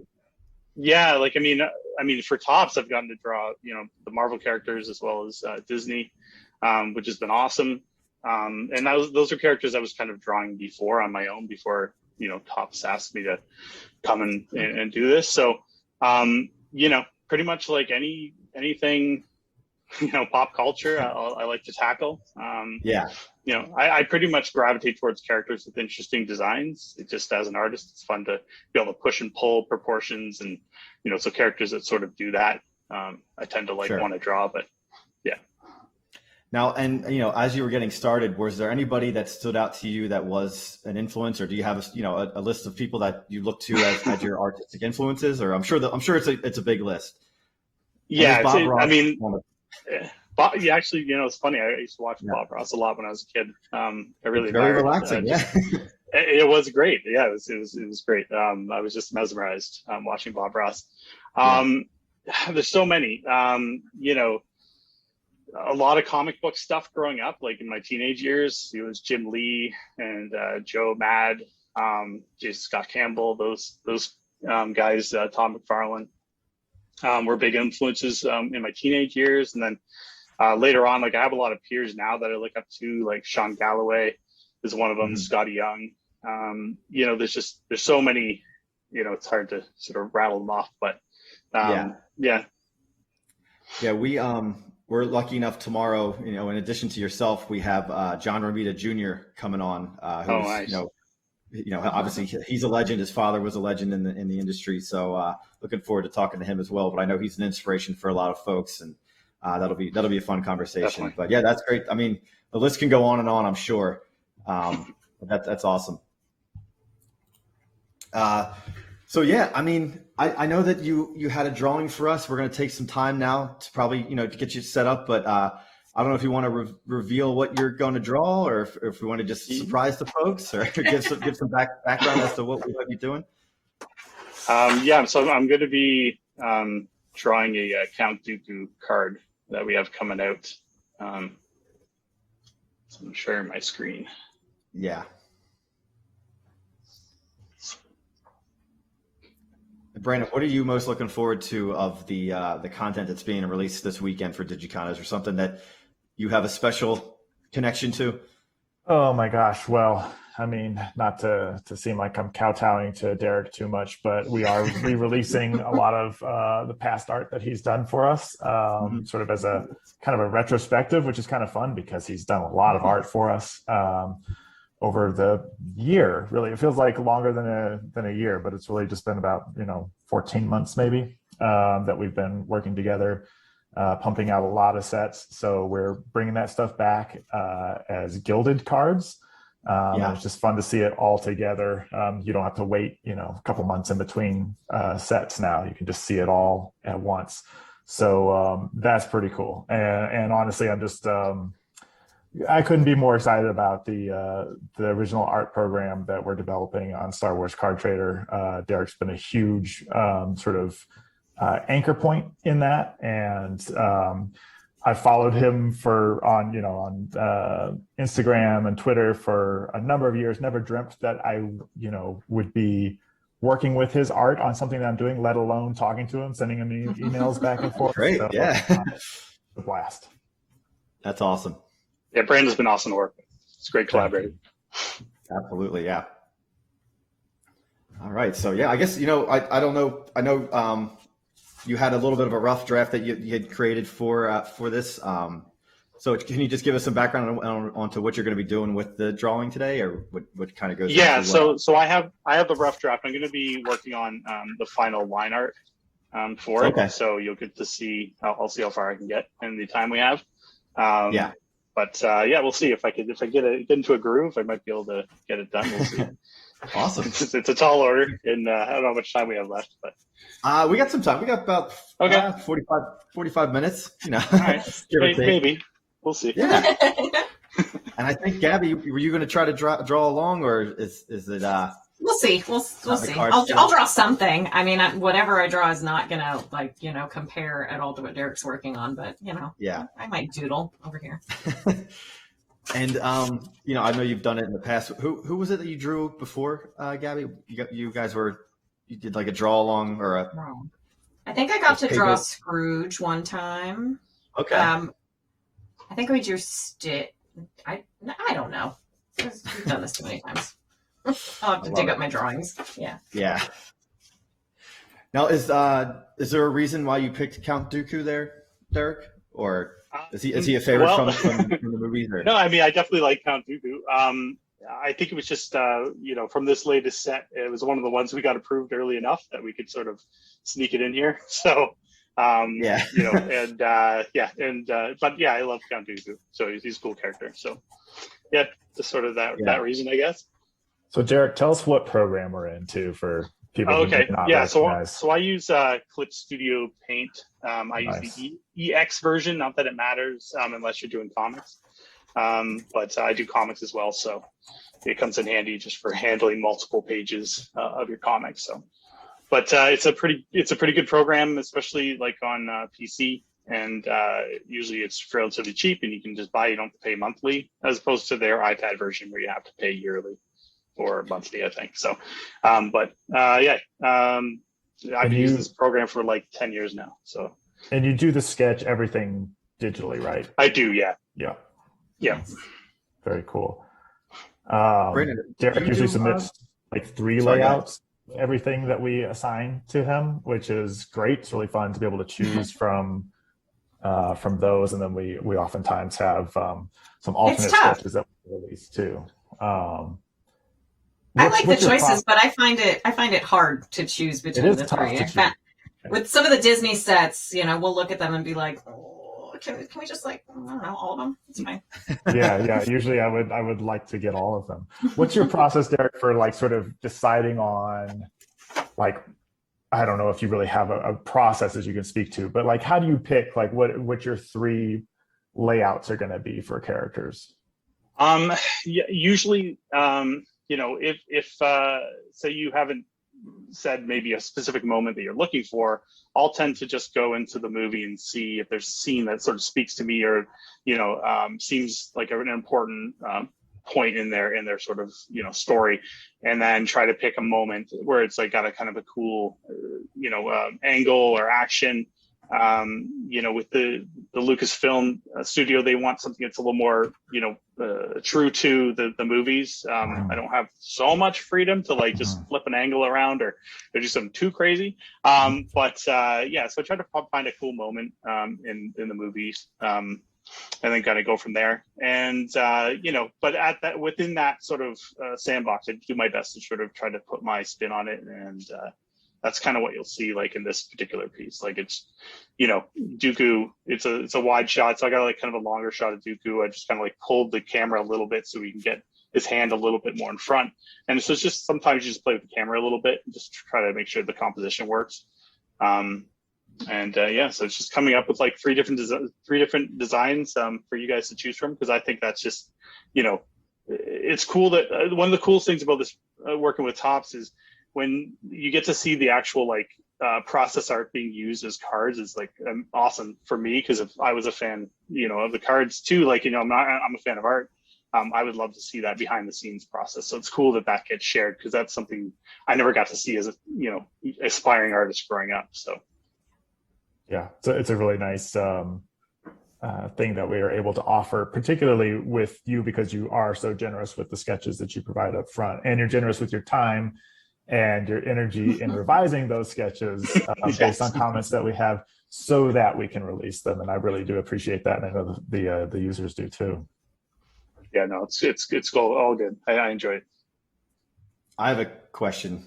Just Sure. Have you ever drawn the scene where I forget which one it is, but when it's the unlimited power, it's when the Emperor is doing the is it Mace Windu he gets first, and then he goes right. after. Yeah. You ever drawn that? I just love his we haven't acting in that scene. we haven't done an Emperor card yet.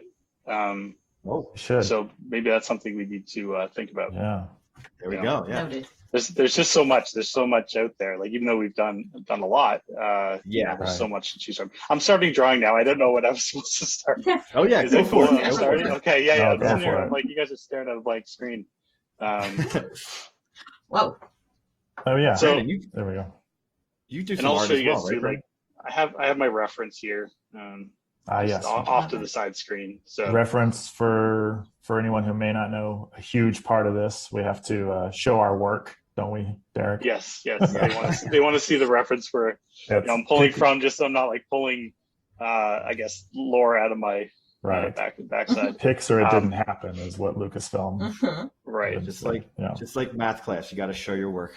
Exactly. Well, I also think that for anyone who is like a newer artist or like a younger artist, I know that like when I was a kid, I think a lot of people underestimate the importance of reference art, or a lot of new artists get this very weird idea in their head that like using reference art is like not okay or like, right. Yeah. And it's like, no, you need reference art. We're our human brains, we don't remember things exactly the way they look, and using reference is so important. Something I did not grasp when I was a kid drawing, and I've gotten over it as I've gotten older.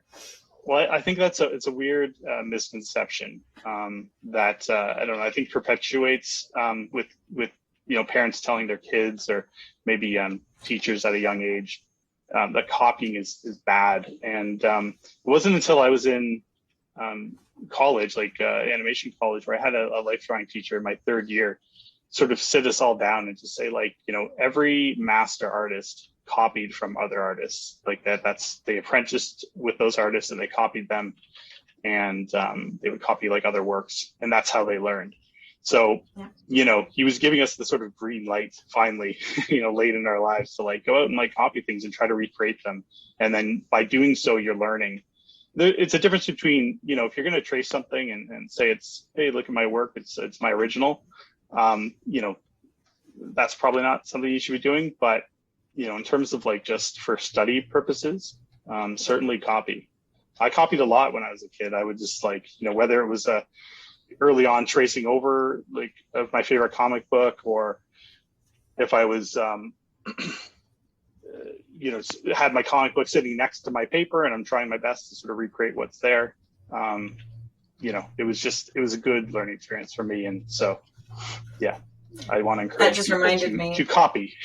Yeah. Something I did as a kid, which I don't think my parents ever noticed me doing it. Thankfully, sorry, Mom and Dad, I at some point as a kid discovered that the TV was just like a natural light box. And so I would pause my Disney movies or my cartoons on a scene, and I would tape a piece of paper to the TV and then trace on it, which, now as an adult, I'm like, oh, no, that's not a great idea. But, it worked. I think that's genius. I think that's a genius idea.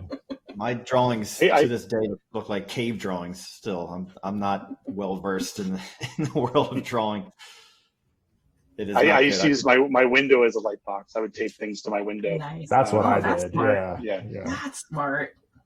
I might do Although that my shoulder would get sore, drawing up like, Yeah, I think my parents saw my drawings, in the early years, and I'm like, yeah, this ain't gonna happen. let's get this kid on something else. let's get him into sports. It's never too late. Yeah, it's never too late. Like I tell people that, like it's really you can learn to draw as an adult. Don't feel like if it's something you want to, still passionate about and you want to try. Yeah. Don't give up. Don't give up just because you're older, and it can still be an enjoyable hobby, even if you're not going to be a professional.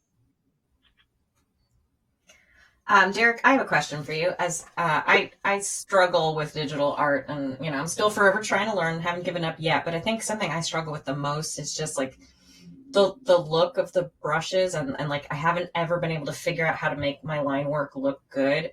Do you use custom brushes that you've made for yourself? Because you really do have such a specific style in your work. I have sort of brushes that I've manipulated a little bit here and there, but a lot of them are the base brushes. Clip Studio has a lot of really great base brushes that just sort of work. I found just for me, it's been the easiest transition. I've tried like, on iPad, like Procreate and stuff like that. I know a lot of artists use Procreate.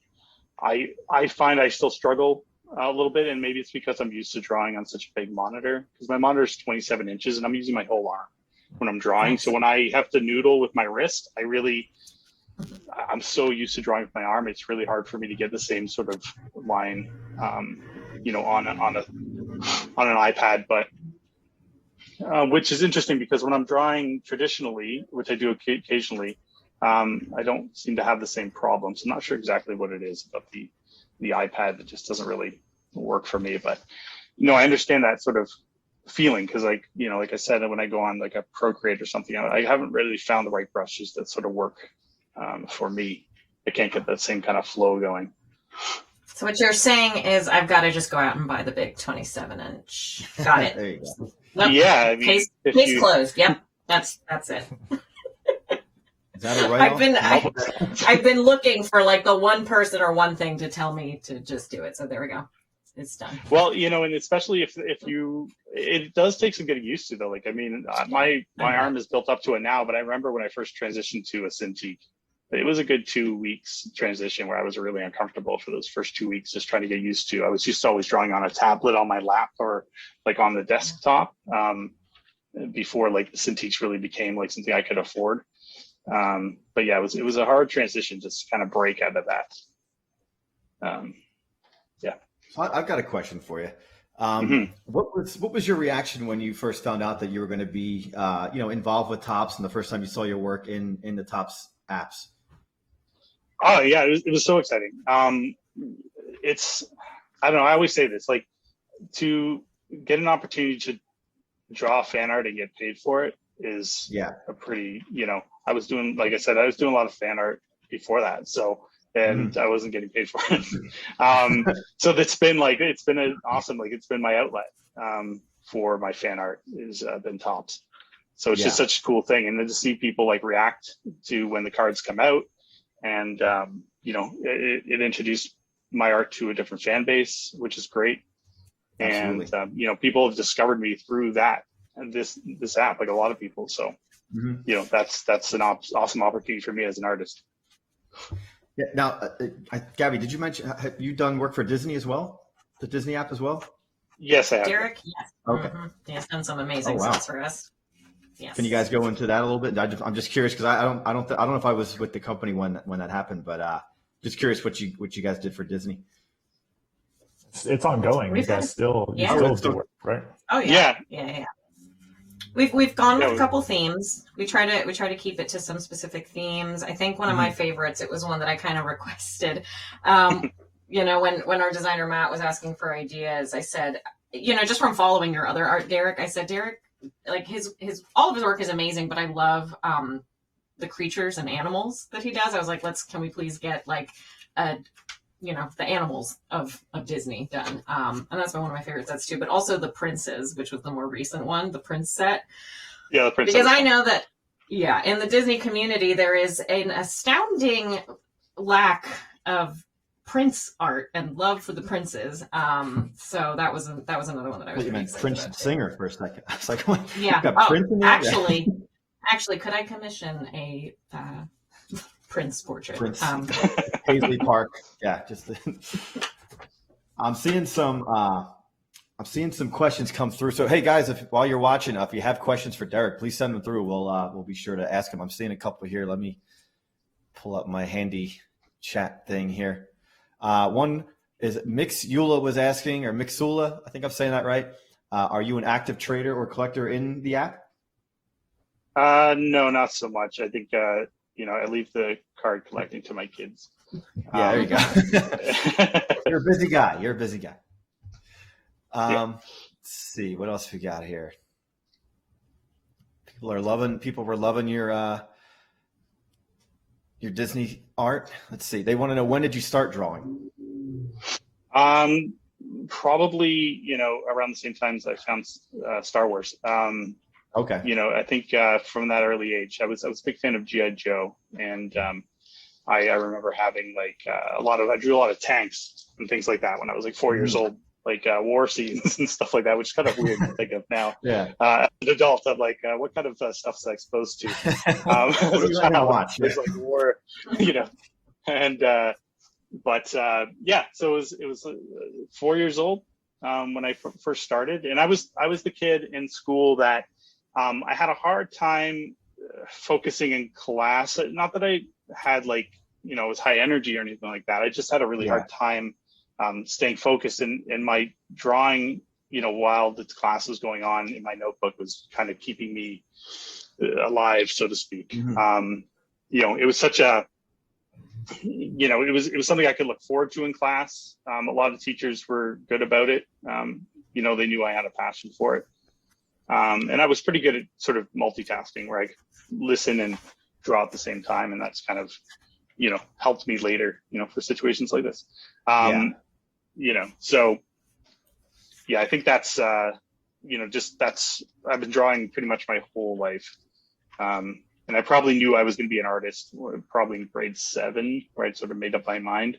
I wasn't the greatest academically either, so I knew that I had one skill that I sort of excelled at. And my parents were nice enough to encourage me to be an artist. So I know a lot of people deal with the opposite of that, right?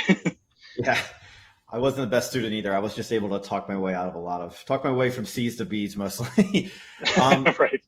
Some more, actually, you know what? Going back to G.I. Joe, I did see, I guess it was the other day or yesterday, they're bringing back Sergeant Slaughter into the toy line. I thought that was pretty awesome. Oh, really? Wow. He was back in the day, yeah. I got another question came through. They want to know what your favorite art medium is. Art medium. You know what? I really do like doing traditional inking. All my commission work that I do when people buy a commission from me, that's done using traditional. I draw it, I sketch it digitally, and then I print it out with a light blue, a really, really light blue printing ink, and then I ink traditionally over that, and then do an ink wash. So I do really enjoy that. It's just there's a certain therapeutic thing about working in solid media, but it's more time consuming and it's more messy, and doing digital is just quicker. A lot of great questions coming through. Here's another one. World Sculptor wants to know, how do you determine what will be line work and what will be value work? Great question. So a lot of what I do is the line art stays. I don't usually erase too much of it, but this electricity, for instance, I draw that just for my own. The electricity itself will be done when I go to color it.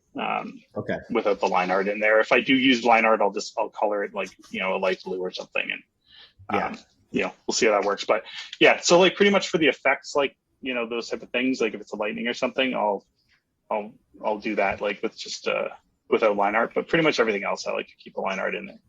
Mm-hmm. Another one here, Sajak551. I hope that's Pat Sajak watching us on DigiCon. I'll buy a vowel. Who was your favorite Star Wars character to draw? Favorite one to draw? Is he referring to the top series? Or just in general? We can do both, I guess, in general, and who's been your favorite to draw to feature in tops? So I'd say for myself, I tend to draw Vader a lot. Just the mask is always fun. It's a fun challenge to get the mask in there. And out of the ones that the Darth Maul I really enjoyed as well. I know we mentioned the Vader with his mask off, but I did really enjoy drawing that Darth Maul. That was that was one of those situations where we kind of got to play with the moment a little bit more. Yeah. And kind of create like a new kind of epic little moment within that scene that didn't really exist, but we, I can imagine him.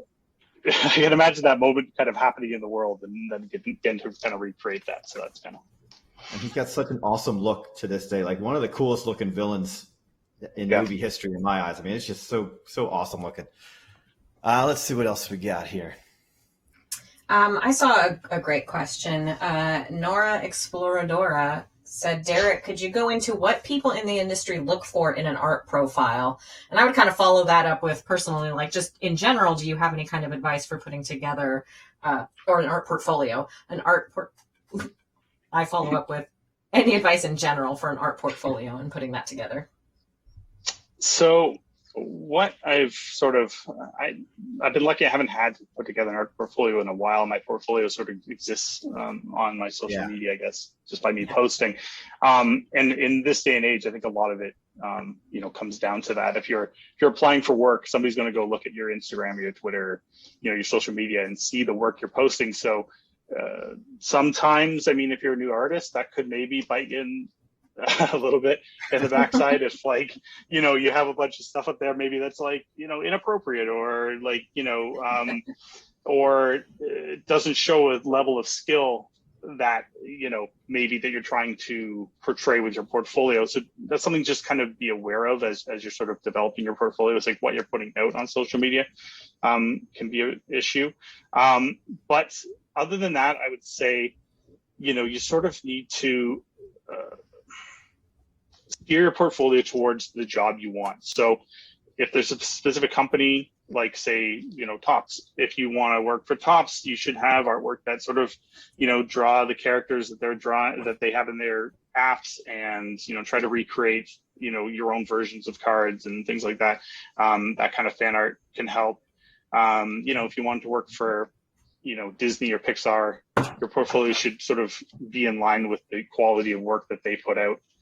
Which is a tall order sometimes, but that's really what it comes down to, is that you need to sort of like draw for the job you want. Not for the job you have. Not the job you have, the job you want. Yeah.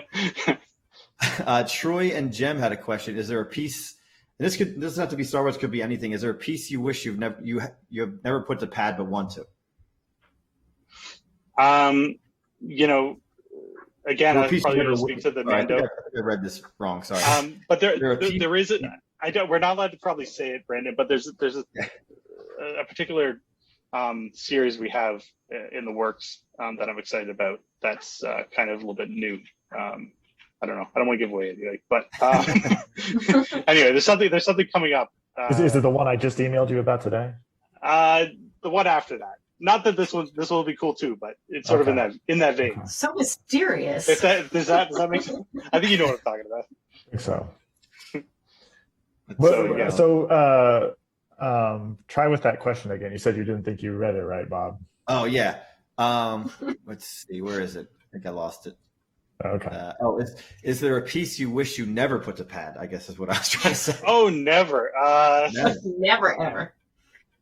Be careful. I don't think there's anything. No, I don't think there's any piece that I regret. There's always going to be, as an artist, you might look at something and go, I wish I did that better. I wish I had more time on that piece. Or, you're always critical. I tend to not hate what I draw, but I'm always critical of what I draw, and I tend to say to myself, like, next time I want it to be better. Mm-hmm. That's just something that I sort of just, fight with in my head. I think a lot of artists do that. Yeah. And to be, it made me think, Derek, I wanted to ask you, are there subjects that give you pause when you think about drawing? Like, horses? Horses? Okay. Fair enough. Good thing I don't think there's too many Star Wars horses. Yeah. It's just that one. And just the space horses. And, the space horses. Right, Let's not do any space horse cards. All right. Promise me. That I got your record right now. Cartoon, Space Horse. Yeah. Space Horse, yeah. Space Horse, yeah. Beta Ray Bill. I mean. There we go, yeah. I think Yeah, for some reason, horses. I don't know what it is. If somebody says like, let's do a cowboy, comic or something, I would have nightmares. Right. Yeah. It's funny because you came to me wanting to do a vehicle set, which Yes. I'm trying to put together for you. Right. Okay. So that's the thing I was talking about. Yeah, that's what I just didn't know what I could say and what I couldn't say. Well, yeah, we'll leave it at that. Maybe we'll Okay. leave the mystery there. But that surprised me because I hate drawing vehicles and sort of hard objects. I do somewhat. Because they're certainly a challenge. Like, vehicles can be a real challenge. I think the one thing that gives me I wouldn't say so much pause, but apprehension about a vehicle set is just trying to get the right amount of reference together to make sure I can get the accuracy. And then sometimes, how much of the detail can I fluff and get away with? Put a lot of things into shadow where I can. Use a lot of speed blur. Yeah, speed blurs and shadows and all that stuff. So, but I look forward to hopefully we can get that going. Yeah, that should be fun. Now, Brandon, I don't know if we might have covered this already, but is there a favorite piece of yours that he's done for Star Wars? Whether it's in the app or just in general that you've seen over the years. It better be a good one. No, I know. Well, I mean, how could it not be? I could just say anything. I love them all, honestly. It's hard to, that Vader one was a win in so many ways. That's definitely a favorite. Awesome. I think, Derek, was the first full-blown set that you did for us, was it that Shades of Green that we did for St. Patrick's Day? No, before that was the, I want to say it was a Force Awakens set. Okay, all we right. had done. That was the first thing I had done, but I would say, the green set was the second one. Okay, the green set I like overall just because we took color as a theme. It allowed us to sort of get a real interesting mix of characters in there that we wouldn't maybe otherwise do. So I don't know. I can't really call out a single piece from there as a favorite, but actually, I want to say, calling back to that, one of the coolest things about working with you and Tops on the Star Wars side is how many sort of fringe characters I've gotten to draw, like characters I probably would never drawn on my own. Right. And I think that's just because those characters are also interesting. Even if they're just background characters. Bloated Bib Fortuna is a favorite of mine because that was just you just see him for a second in at the end of Mandalorian, and that was fun. We were just able to, we don't have a whole lot of assets of him photographic on hand, so it was really exciting to be like, oh, I bet Derek could draw, bloated Bib Fortuna. So and he did, and it was great. And that's the power of having the original art in the app too, is that we're able to get new imagery of things that maybe there's really limited photography of from the films, especially from the originals, where maybe not everything was real well photographed. Top to bottom. Yeah, and I think that's some of my favorite sort of stuff as an artist, is just having that sort of challenge to bring something a little more to life that maybe wasn't there. Bib Fortuna, such a great name. World Sculptor commented, the Luke Skywalker with his blade out was amazing from the Shades of Green set. Yeah, I think that was my favorite from that set. Yeah, that one's hard to beat. I think the one thing about him is the challenge with me and these cards sometimes is I have a more cartoony style, so trying to get likenesses is always a fun balance, and I feel like that Luke card I was able to hit that balance of likeness and cartoonish and put my sort of spin on it, and so that when I get that kind of win, that makes me excited. Yeah. Your Zam Wissel card, or Zam the Assassin, I'm not sure how to say the last name, but that was a pretty cool card. It's just visually very stunning with all the neon lights of Coruscant behind her. That was one of my favorite ones to color, just because I knew that how it was sort of there, and I could really just go nuts with it. Yeah. Another Desiree said, Grogu chasing space frogs is their favorite. Okay, Also that's from new. the Shades of That's- Green set. Yeah, I the green believe. set. Yeah. Yeah. Oh, that's also from the same set. Okay. Yeah. That had a lot of good ones. I think we need to try to figure out something else like that has a theme that allows us to get a good mix of characters in there. It was fun. Yeah, definitely. Shades of Blue. There we go. Done. Sidekicks, adorable Sidekicks would be sidekicks. good. Yeah. Characters whose names start with the letter D. Are you writing these down? This is filling out the calendar. I just want a Salacious Crumb card, please, for personal Oh, yeah, that's a good reasons. one. Salacious Yeah, Crown that'd be card. fun. Yeah. He doesn't get enough love. No, he doesn't. Do you want the one of him in like the cage or on the spit, or do you want the one who's alive? I like to believe that's not actually Oh, Salacious. no, I mean, you know, Yeah. not him exactly. Let's see what else we got here. Looks like people Realize are you're going probably after not the the most building. exciting piece to watch here. Oh, no, you're good. Just doing lines. People are. No, I think it's the Gilded sets out. yeah. People are going nuts for Gilded right now, and Yeah. I have not had any luck. Yeah, there's your art coming back again, Derek. Let's see.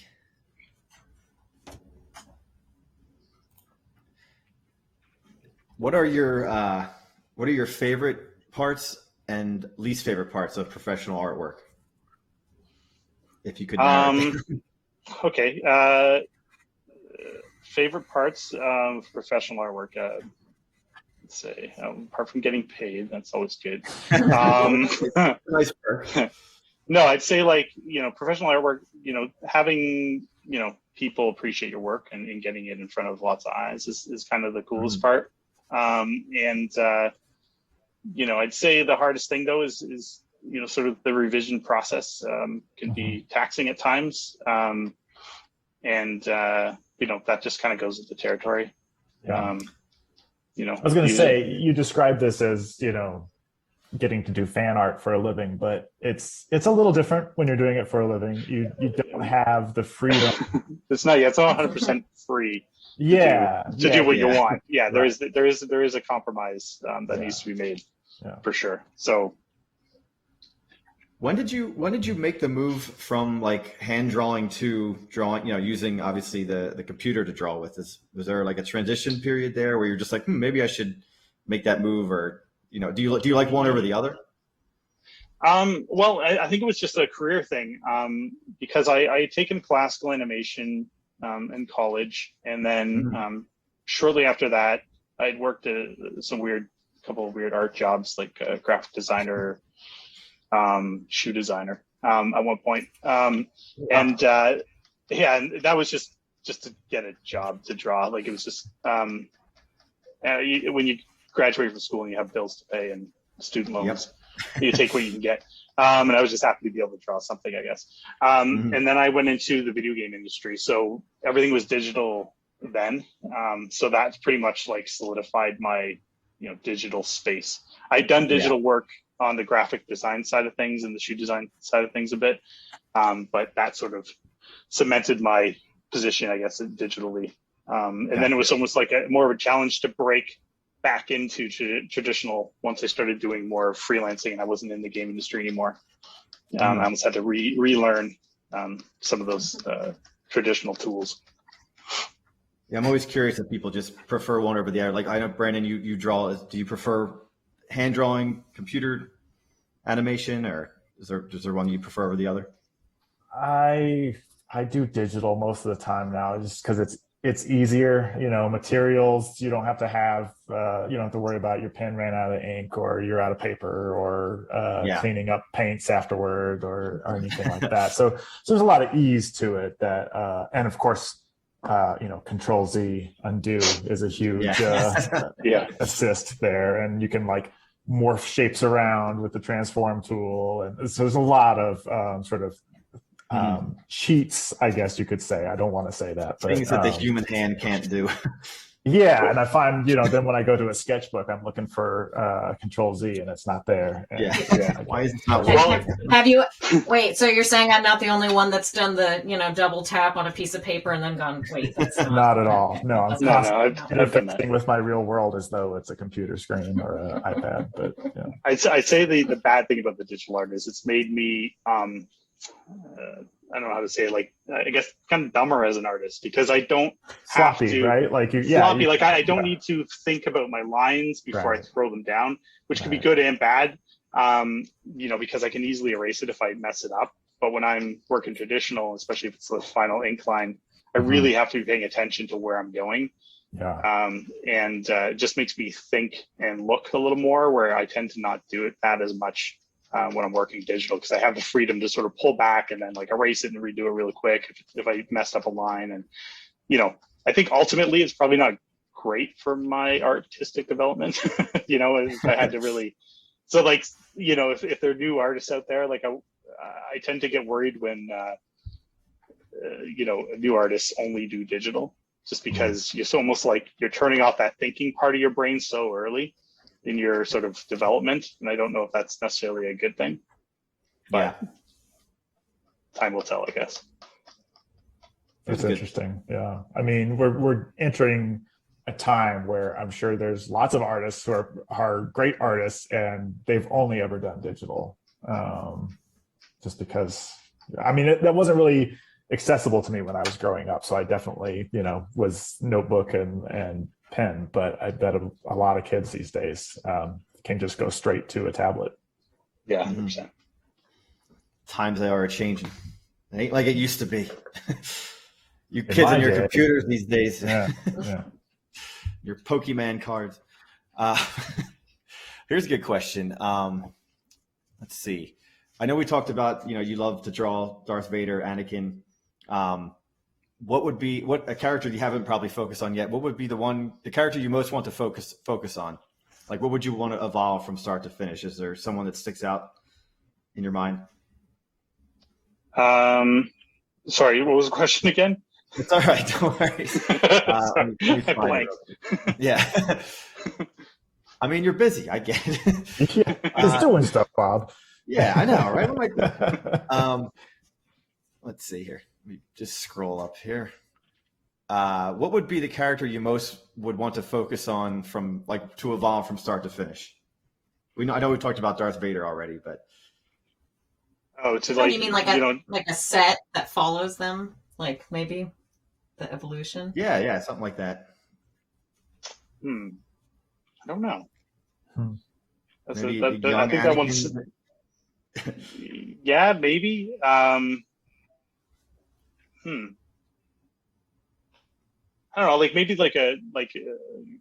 doing like a Luke from early, early Luke to Jedi Luke.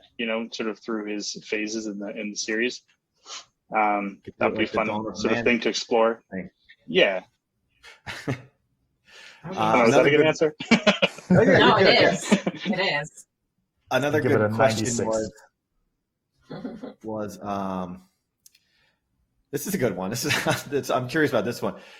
Troy and Jem asks, do you ever draw friends or family as Star Wars characters or Disney characters as like a gift? Oh, no. Not so much. Yeah. No. If they're watching, I hope I just didn't plant an idea in anybody's head. Let's see. Got a lot of good stuff coming through. A lot of people are going nuts about Gilded. That's awesome. I'm going to demonstrate a little cheat here for people. Let's see if I can do this. Okay. Let's see. So this thing is a pain in my butt right now. Trying to get this to look good. It's a little simple thing. So what I'm doing is I'm going to stretch it out, try to make it look flat. And then I'm going to use a tool. It's a symmetrical ruler. It's going to make my life easier. Hold on a second. And that's taken from the image itself? Yeah, I took it from the reference image. And I'm gonna sort of try. This is where the tracing comes in handy. Okay.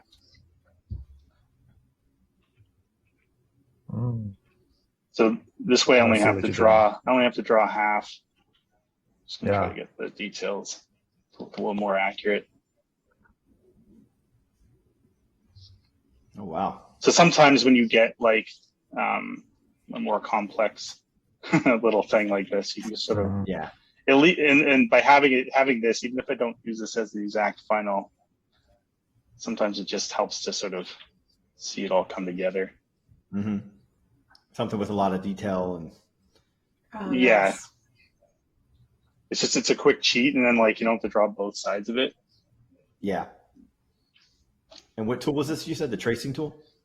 No. So this is just, it's on another layer, but I'm using what's called a symmetrical ruler. So it's Okay. got this, I don't know if you can see this. So you're faint like purple line. mirroring.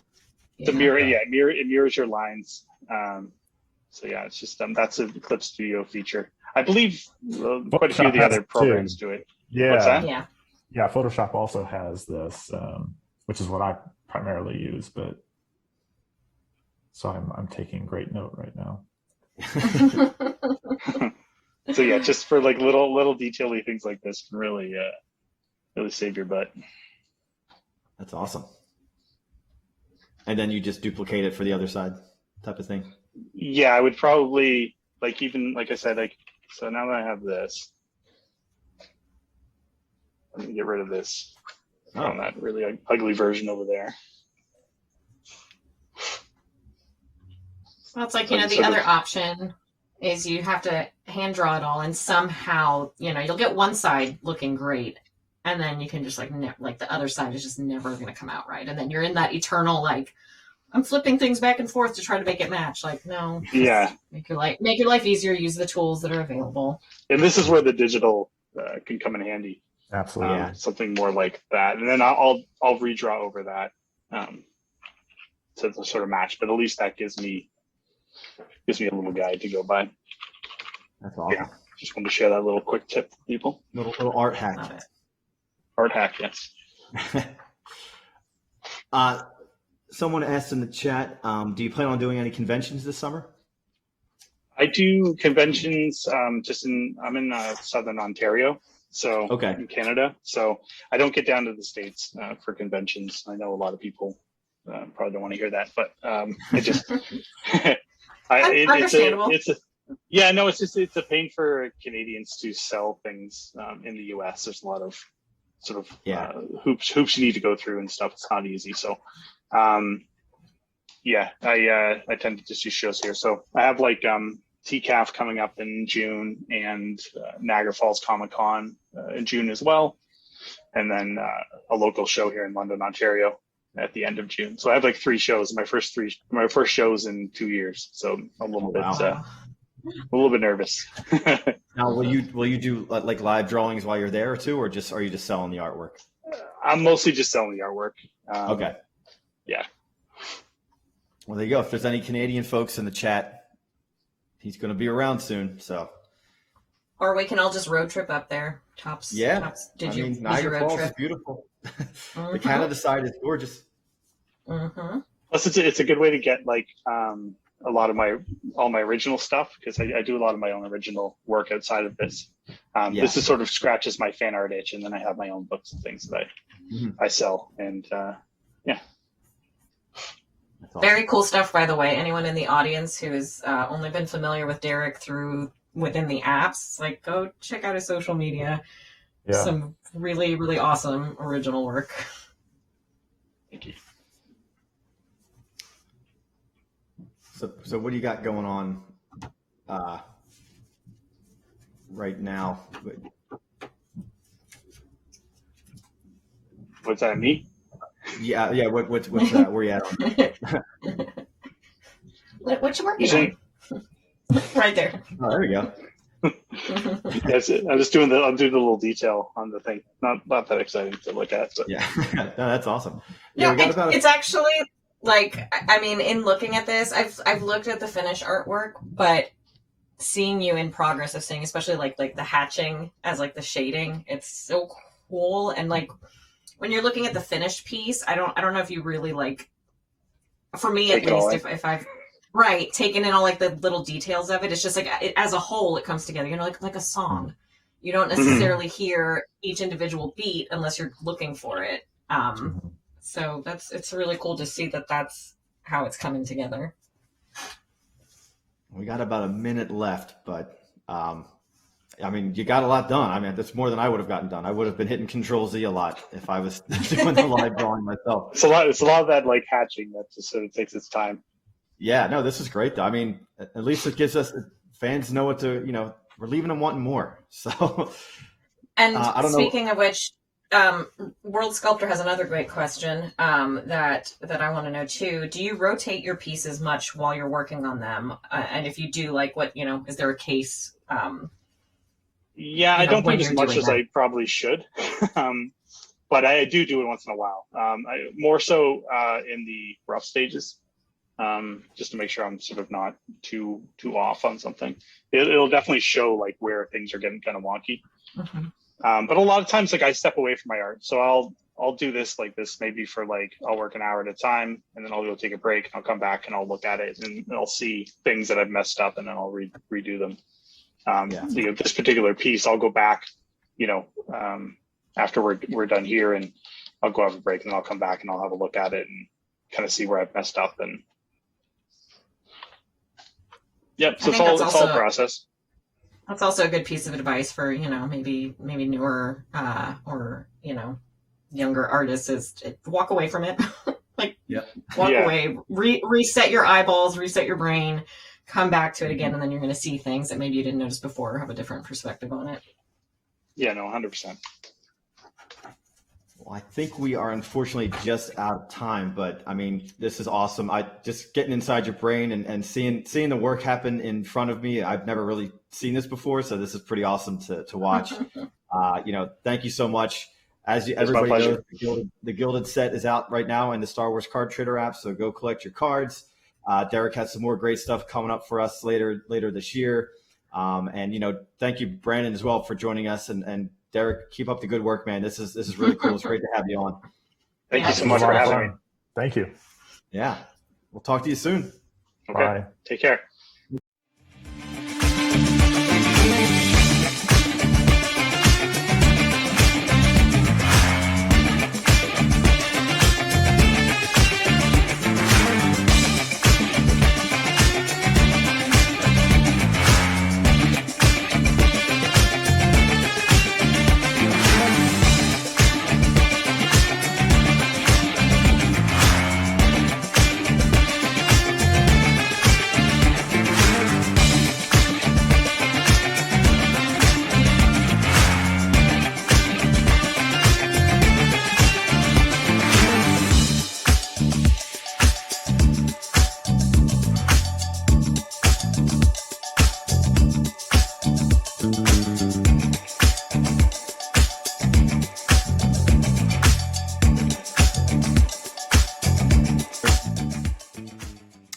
Hey everyone, happy DigiCon Friday. We are talking all things Kick, and we have two very special guests with us today. The first being Tops Chari from our Kick app at Tops. Chari, welcome to the broadcast here today. Glad to have you here. Good to be here. I'm excited to hear about all the big moves this summer. Absolutely. And our next big guest is a world-renowned journalist who is here to discuss today's football world, what the future holds. As Chari said, some big moves that are happening in the world of football. Please welcome journalist Fabrizio Romano to the DigiCon broadcast. Welcome, Fabrizio. Nice to have you. Thank you. It's my pleasure. Thank you for inviting me, and really happy to discuss transfers, football, and many things. Absolutely. So, Chari, I'll leave it to you to kick it off with the first question here. Sure. Obviously, everybody knows you from your information about transfers, where the players are going, when they're going. But I'm very curious, how do you even get started with this? And can you tell us the origins of that? Yes, it's a long story. It's a long trip, because I started when I was 17 to work in journalism, I can say, of course, in a small website here in Italy. I'm based in Italy, so I decided to start from a website to make some experience, to start to have some contacts. But then my life changed when I was 18. And before I decided to move from Naples, where my family lives, to Milano, I had the possibility to get in touch with an agent, a really small agent. I'm not speaking of a big one, but a really small one, Italian, living in Barcelona. He was working closely with some young, talented player in the second team of Barcelona. And one day he called me because he saw my name on this small website in Italy, and he asked me to do an article on two talented players that were in Barcelona B. Imagine the world of football was completely different. It was 11 years ago, 12 years ago, so it was completely different. The transfer market world was easier to get in touch with players for agents. And so he asked me to do an article and then to get in touch with Mauro Icardi and Gerard Deulofeu, the two talented players from Barcelona B. And so I said yes immediately, because for me it was a good opportunity, and for him was a good chance to spread the names of these two players. And that's how I started, because that was my first contact. Then when Mauro Icardi moved to Italy from Barcelona, first to Sampdoria and then to Inter, I was the first one to have the news because of this relationship. And for me it was huge, because I was like 18, and to break the story of Mauro Icardi joining Inter was a really big one here in Italy. And that's how I started. Then I moved to Milano. I started to go around the city every single summer and every single January transfer window to meet with people, to meet with agents, director, presidents, people of football transfer market. And that's how I did it. I started to build my relationships. I started to do it every single day by calling people, texting people, being in touch really every single day, not just during the window, but even when the window is closed. And that's been my secret, to be consistent, to call people and text people every day, and to build this big relationship connection, because it helped me and is helping me even today. And I guess that would be how you said you would build your network of transfer sources, and that's why they would come to trust you, basically, right? Yes, I think the secret has been to go around the city every single summer for like 7 or 8 years. Because now it could seem easy to be on social media, to have millions of people following you, and so to text people on Instagram, maybe it's easier. But for 7, 8 years to be around the city every single day was not so easy, especially because I'm lucky, because here in Milano, there are many people of football world going around. The hotels, the restaurants, they meet there. And so for me, it was pretty easy to get in touch with people. But it's important to be consistent. It means to speak with people even when you don't need something. It means that maybe in September, in October, in November, in December, for example, on Christmas Day, I spent day 23 of December every single year texting and calling people just to speak, just to have a nice relationship, because I know that then when I will need something from them, they will be ready to discuss, to give me the news. And so it's a relationship. It's not just about football. It's not just about transfers. So I build it on the street every single day, speaking with people in person. And now, of course, social media are helping, because the next step was on social media. Thanks to Twitter, Instagram especially, it's easier to get in touch with people. It's easier to get in touch with players sometimes, thanks to Instagram especially.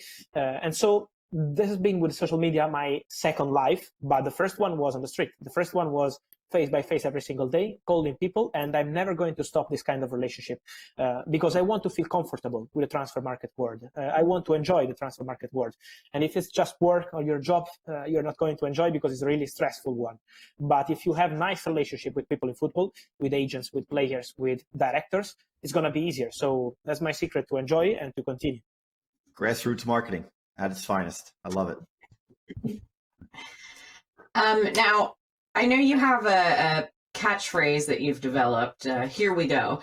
Is there a backstory to that? Is there an origin of how you developed that catchphrase? Yes, it's a pretty crazy one, because it was absolutely not decided or planned, was not part of a strategy or something like that. Sometimes people are asking me, like, you had a strategy with some agent or people to do your here we go catchphrase. No, it was not like that.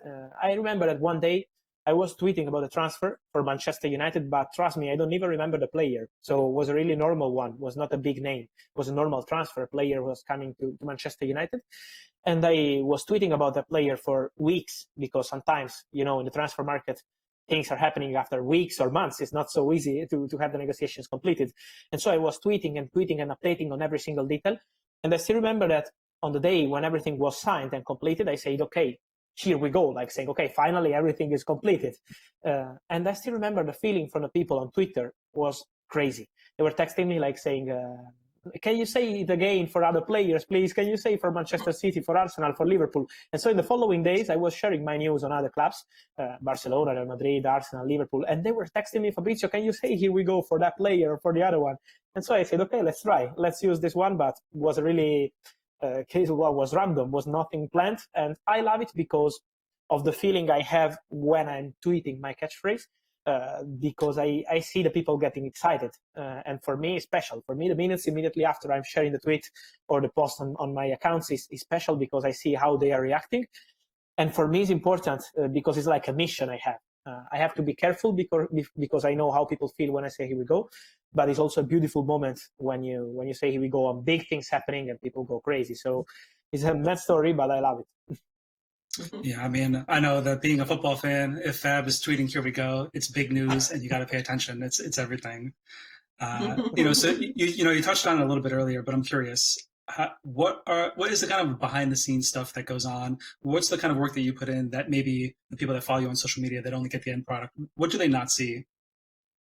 Many things because sometimes it's easy to be on social media, to share your news on many platforms. But first of all, I have everything on my social media accounts under control. So no one is posting with my name. No one is tweeting with my name. No one is even posting Instagram stories or Facebook posts with my name. I want to control everything that is Fabrizio because I know the value of the words in the transfer market journalism and in journalism in general is important. Every single word. If you say agreement or verbal agreement is something completely different. And so I can't trust anyone else to do this kind of work. So everything is under my control. And it means that every single day I wake up in the morning and I start to have my contacts, so to text people, to call people, so to build the relationship, then to build the news, because of course my mission is to have the news and to have accurate news. And so it means to check everything every single day. So I have like some notes on my iPhone where I'm saving the names and refreshing every single day with the updates I have before sharing the news. And then, but even when the transfer window is closed, because for me it's important to build the news, to prepare everything, to prepare the relationships, and then to share the news in the correct way, in the correct moment, to be respectful with people. It means that maybe sometimes it happens that I have some news and I can't share to respect my sources, or I can't say anything yet because they want me to wait maybe 1 day, 2 days, or the best moment not to create any problem to the club. So there are many things behind the tweet or behind the Instagram post or behind the Facebook post. There are many things happening. It's about the relationship always, because I always trust respect in life in general and in my work. I know how important it is, because sometimes you can be a bit disappointed. Maybe you have a news and to wait 1 day or 2 days because your sources asked you, okay, maybe the news is elsewhere. And so it's not an easy moment. But then at the end, respect is always the key word. If you're not respecting people in the football world, it takes 2 weeks and everybody will tell you, I heard that you are not so respectful with that agent or that director. So it's always important to have nice relationships. And for me, it's always important to be accurate. And to be accurate, this is the point. Behind the scenes, there is a huge work, because it means to call many people when some news is arriving. Of course, I have some sources I trust 100%, and so maybe I don't need to check many times. But in many, many cases, I want to check before sharing. And so it's a huge work. It's a huge work even when you can think, okay, maybe today he's relaxing. I'm never relaxing because my phone is always on, and I love it. So there are many, many things happening behind the scenes. Great. Now, going back to talking specifically about transfers, we want to know, what are some of the best transfer deals that you've seen in the last 2 to 3 seasons? Of course, I have to mention the big ones last summer, because what happened in August last summer has been incredible. I wasn't expecting, honestly, to have in 2 or 3 weeks Cristiano Ronaldo, Leo Messi, Romelu Lukaku, Jack Grealish, how many big names moving. And what Paris Saint-Germain did last summer was simply incredible. So I wasn't planning for that kind of August, honestly, even because July was a bit quiet on the market, only with Man United signing Sancho and Varane. But the 2 big names, Cristiano Ronaldo and Messi, in the same month has been something crazy, incredible. So I want to say Cristiano Ronaldo because I still remember the feeling when I received the news that Manchester United were jumping into the negotiation between Manchester City and Cristiano Ronaldo, were going to hijack that deal thanks to Sir Alex Ferguson. And that moment, I still remember when I was tweeting about Cristiano and Manchester United, I was feeling this is an historical moment, but not just because of the numbers of the tweets, but even because of me. I said, okay, I'm covering Cristiano Ronaldo moving to Manchester United, and it's something huge for me as a person and not just as a journalist. Leo Messi, what happened with Leo Messi has been mad. Everything changed in few hours. He was going to sign the contract. Everything was planned with Barcelona to announce the new deal. And then I still remember that mad afternoon when Barcelona communicated to Leo Messi that they were not able to sign a new deal. That was absolutely crazy. And with Paris Saint-Germain, everything happened in 2-3 days. So the timing of Messi and Ronaldo deals have been incredible. Not just the names, not just the top clubs, but the timing of the deals have been mad. And then maybe I want to mention another one that is not about the player, but is about the manager. That maybe it's been the best moment of my life as a journalist, has been to break the story of Zinedine Zidane leaving Real Madrid. Because I was on holiday. I can't say holiday, but I was just with my friends in a sea place. It's better to say like that. And we were playing some football. It was 11 p.m., so it was late. We were playing some football. I was pretty relaxed because it was the day of the Europa League final. But I still remember I was checking my phone at one point after 20 minutes, 25 minutes, and I received a message. Fabrizio, Zinedine Zidane just told to the players that he's going to leave Real Madrid. And I said, okay, I need time. So I spent like 1 hour checking with all my sources. But then sharing the news of Zinedine Zidane leaving Real Madrid, for me, was special because it's Zinedine Zidane, one of the legendary players, one of the legendary managers, and then it's Real Madrid, one of the biggest clubs in the world. So I still remember I was thinking after sharing the news, okay, I'm now sharing the news on Zidane, Real Madrid is something really huge. And then in the morning, when that was official, for me, it was a special moment. So I would say Cristiano Ronaldo, Leo Messi, Zidane, and Bruno Fernandes to Manchester United because changed my life. To break that story, changed my life because of the impact it had on the transfer market and on the relationship I had with many agents. And because I break the story with the pick of Bruno Fernandes on the plane with his agent going to Manchester and sign the contract. And so that was crazy. So I would mention these 4 transfers. Yeah, I mean, you break news like that, you become the guy, I would imagine. Everybody comes to you. They want the news from Fabrizio. Moving on from that, just the question I think that a lot of people want to know too is what players do you expect to transfer this summer, and where do you expect them to land? I think this summer we have the new era because, as I mentioned, last summer we had, Ronaldo, Messi, the historical legends, but this summer it's time for the new era, for the new generation. And so Erling Haaland, he's going to decide in a few days, in a few weeks, his next destination, but he's going to leave Borussia Dortmund. And the feeling around Erling Haaland is that Manchester City are now leading the race. They're getting closer to sign him. He's not signed yet. And when it's about this kind of players, you have to be careful till the end before saying it's done, because in the transfer market, everything can happen, as we saw last summer with Kylian Mbappé. But I see Erling Haaland leaving Borussia Dortmund and with Manchester City leading the race to sign him, and with Real Madrid still interested. They always been interested in Erling Haaland. And then Kylian Mbappé, because we about the new generation, this player is going to be an icon for many and many years. And with Real Madrid, he has a contract in his hands from Real Madrid since months. So everything is ready on Real Madrid's side. And that's why they've always been confident and optimistic for Kylian Mbappé deal. But at the same point, Paris Saint-Germain are still fighting with a crazy contract proposal to have him as a Paris Saint-Germain player for 2 more years. And so it's a really open situation. I'm curious to see what happens in the coming few weeks, because Kylian Mbappé has signed no contract at the moment. And so between PSG and Real Madrid is a really crazy fight for Kylian Mbappé. And then Paul Pogba, because I expect Paul Pogba to leave Manchester United on a free, honestly. For Manchester United, it's time for a big revolution. And for Paul Pogba, maybe it's time for something fresh. It's been really complicated between Pogba and United for many, many years. And so I think he wants something new, and Manchester United know that for him it's now time to try a new experience. I will keep an eye on Paris Saint-Germain because they're interested in Pogba, but it's still an open situation. His agent is Mino Raiola, and so we know that he's very good in changing the plans in few days. And so I would keep the situation open. But I would say that Mbappé, Haaland, Pogba, let's see what happens with Ousmane Dembélé. It's going to be a crazy summer, and I'm sure that it's going to be really exciting for strikers, because apart of Haaland and Mbappé, there is this boy from Benfica, Darwin Núñez, who is really talented boy, and many clubs are interested in signing him, from PSG to Manchester United. And then Robert Lewandowski, with Bayern still fighting to extend his contract, but Barcelona interested in him. So trust me, it's going to be a crazy summer. A busy one. We like busy. Yes. I mean, I'm looking forward to it. I mean, everybody loves the goal scorers, and all the big goal scorers could be on the move. It's interesting. You kind of mentioned teams hijacking deals, other teams giving contracts to players potentially. So you've been around for almost a decade doing transfer news. If there's something you could change about what's going on in the world about transfers, what would it be? I think it would be, I say something that maybe is not so positive for me, but would be positive for the industry. Because I still remember when I started my job as a journalist, as a transfer journalist, it was easier to complete a transfer because it was 2 clubs, maybe 1 agent or 2 agents, and stop. That was the deal. So it was easier, even on timing, to complete the deal. Now, after 11, 12 years, is completely different. You can't imagine how many people are involved sometimes in negotiation for top players. It means agents, lawyers, intermediaries, people into the board of the clubs, of course, family of the player. So maybe in one single deal, you have like 10, 11, 12 people involved in the same negotiation.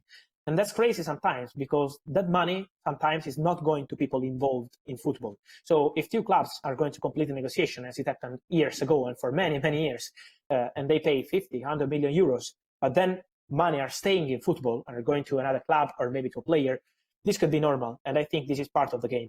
But when money are going to people that are not in football industry, like intermediaries, sometimes it happens in South American football to see money, crazy money going to people that are not investing then in football, and money are not staying in football. I think this could be a problem for the industry on the long term. So this is one point. The other one is about the salaries, because sometimes I think we see crazy salaries. And after COVID, now the top clubs are understanding that they need to keep a balance. For example, look at Liverpool. I think what they're doing is really smart. They are never going crazy with salaries. They want to keep a balance into the club, into the salary situation. And this is really important for Liverpool. And this is their secret, I think. They have no crazy salaries. And this is how you do football today. Or you can have problems, as it happened with Barcelona. Barcelona were really in big trouble last summer. And that's what happened because of Leo Messi. But we know how important it is in today's football to change the salary structure situation. Sometimes we have top players having top salaries, and I think this is normal. But the problem is when normal players have crazy salaries just because they are on a free and they are going to leave the club on a free. This is something that we have to change if we want top clubs back, even from other countries, not just from England, where you have the best players, and maybe from Spain. But if we want top clubs from the countries, for example, I'm from Italy, but in Italy we have a huge problem with salaries. So I think these are two things that we need to change in the industry if we want transfer market to be back at top level as we had for many, many years. Oh, that's great. That's good to know. I'm very curious to see if that does change. I agree. There's so much complexity and money in the game, and not always, with the players too. So, you mentioned a few of the clubs, Man City, Real Madrid, Liverpool. I'm just curious, those are 3 of the 4 teams left in the Champions League. So if you had to pick one of the remaining 4 to win, who's your pick? My pick this season is Liverpool, honestly. I've been at Anfield to watch them, and even in San Siro when they played with Milan in the group and then with Inter. And I think they have a fantastic squad, but they have an incredible atmosphere into the dressing room. The relationship they have with Jurgen Klopp is something special. So, of course, Manchester City have a fantastic team too. But I think when it's up to the finals, Liverpool have something special. They already did it in the past. They have a fantastic relationship into the dressing room, and this is really their secret, I think, this season. I'm in love with Liverpool's strategy, as I mentioned before. Look at 2 players they signed in the last 2 transfer windows. They only signed 2 players. Ibrahima Konate, 35 million euros, and Luis Diaz, 45 plus add-ons. Perfect signings. Top players, not crazy money. This is how you do business in football, in my opinion. Going with the smart transfers and not with some crazy business just to sign players and make people happy. Because I still remember the Liverpool fans were not happy in the summer. I still remember they were texting me like, why we are not signing any player? But the strategy is the point, and not just to sign players because you need to. So I think they are really great in the strategy. They have a fantastic manager. They have a fantastic team and a great atmosphere into the dressing room. So I want to go with Liverpool as favorites. And then I'm sure that Man City will fight in the final because I see Man City on the final with Liverpool. So it's going to be a crazy one, but I go with Liverpool. So I have a follow-up to that because I have a very good friend from across the pond, and he's a huge Liverpool fan. So he wanted me to ask you, let me just get it up here real quick. He said, ask Fabrizio if Liverpool will win the quadruple, including Champions League. So you answered one of them. There's questions. He wants to know if you got the quadruple. I go with Manchester City in the Premier League, honestly. I see Manchester City winning the Premier League and Liverpool winning the Champions League. But let's say the Liverpool season has been incredible. So maybe they will win the quadruple, and that would be historical, of course. I had my first experience. He lives in the States now, but I had my first experience. I went to a Liverpool game with him. We both lived on the West Coast at the time. So the game started at like 7 a.m., I think it was. And that was pretty exciting. Went to like a Liverpool soccer bar there in California. And that was quite the experience. I think they won the championship. I think it was a few years ago. Oh, that's right. And the place went bananas. I mean, I've obviously seen some football celebrations, on the American side of things, but those guys. Liverpool fans are incredible. We have to say, yeah. Liverpool fans are or something else. Yeah, that was an experience for sure. Fabrizio, a question. How do you handle all of this information and tips that you're receiving all of the time? Do you have like multiple phones? Do you have like a command center with lots of computers where you're keeping all of this info? No. It's easier than you could seem. It's just my phone, my phone, and my laptop. Stop. Everything gets easy. My phone is fighting with me because it's really sometimes it's going crazy because it's not easy in some moments, especially like in the final week of the transfer window. It's really mad. For example, last January, deadline day, I was in Amsterdam, but I told my friends, many of my friends asked me, how was Amsterdam? And I told them, I didn't even say where I was. I really can't understand what's happening around me. I'm just focusing on transfers. So everything is simple. It's me, my phone, and my laptop. But there is a huge work every single day because I don't like to have too many phones. It's too confusing. I prefer to have everything on my phone, and it's never stopping. Trust me, never. Nice, keeping it simple. Yeah. So we've spoke a little bit about this current season. We've spoke about the summer and the transfers potentially going on. Now I want to go just a little bit further and talk just quickly about the World Cup in November. Obviously, your home country, Italy, they didn't qualify. We don't have to go into that too much, but I'm just curious. Who's your pick now? I'm sure you pick Italy if they were in it, but without them, who do you think will win? No, I was not going to pick Italy, honestly. Even I've been Italy fan, of course, but I think we've been in a magic moment during the Euros. That's been something magic into the group. But then I think we don't have top players. That's the problem. We have a fantastic group, fantastic human beings, but not fantastic players. That's the point. And that's why Italy were struggling into the final games. My pick for the World Cup is Spain. I think Spain have a very good team, have a very good manager. I'm a big fan of Luis Enrique. What he did in his career is amazing. And so I'm sure that Spain will do something great at the World Cup. I like their way of playing. They have a very clear ideas. They were pretty good at the Euros too.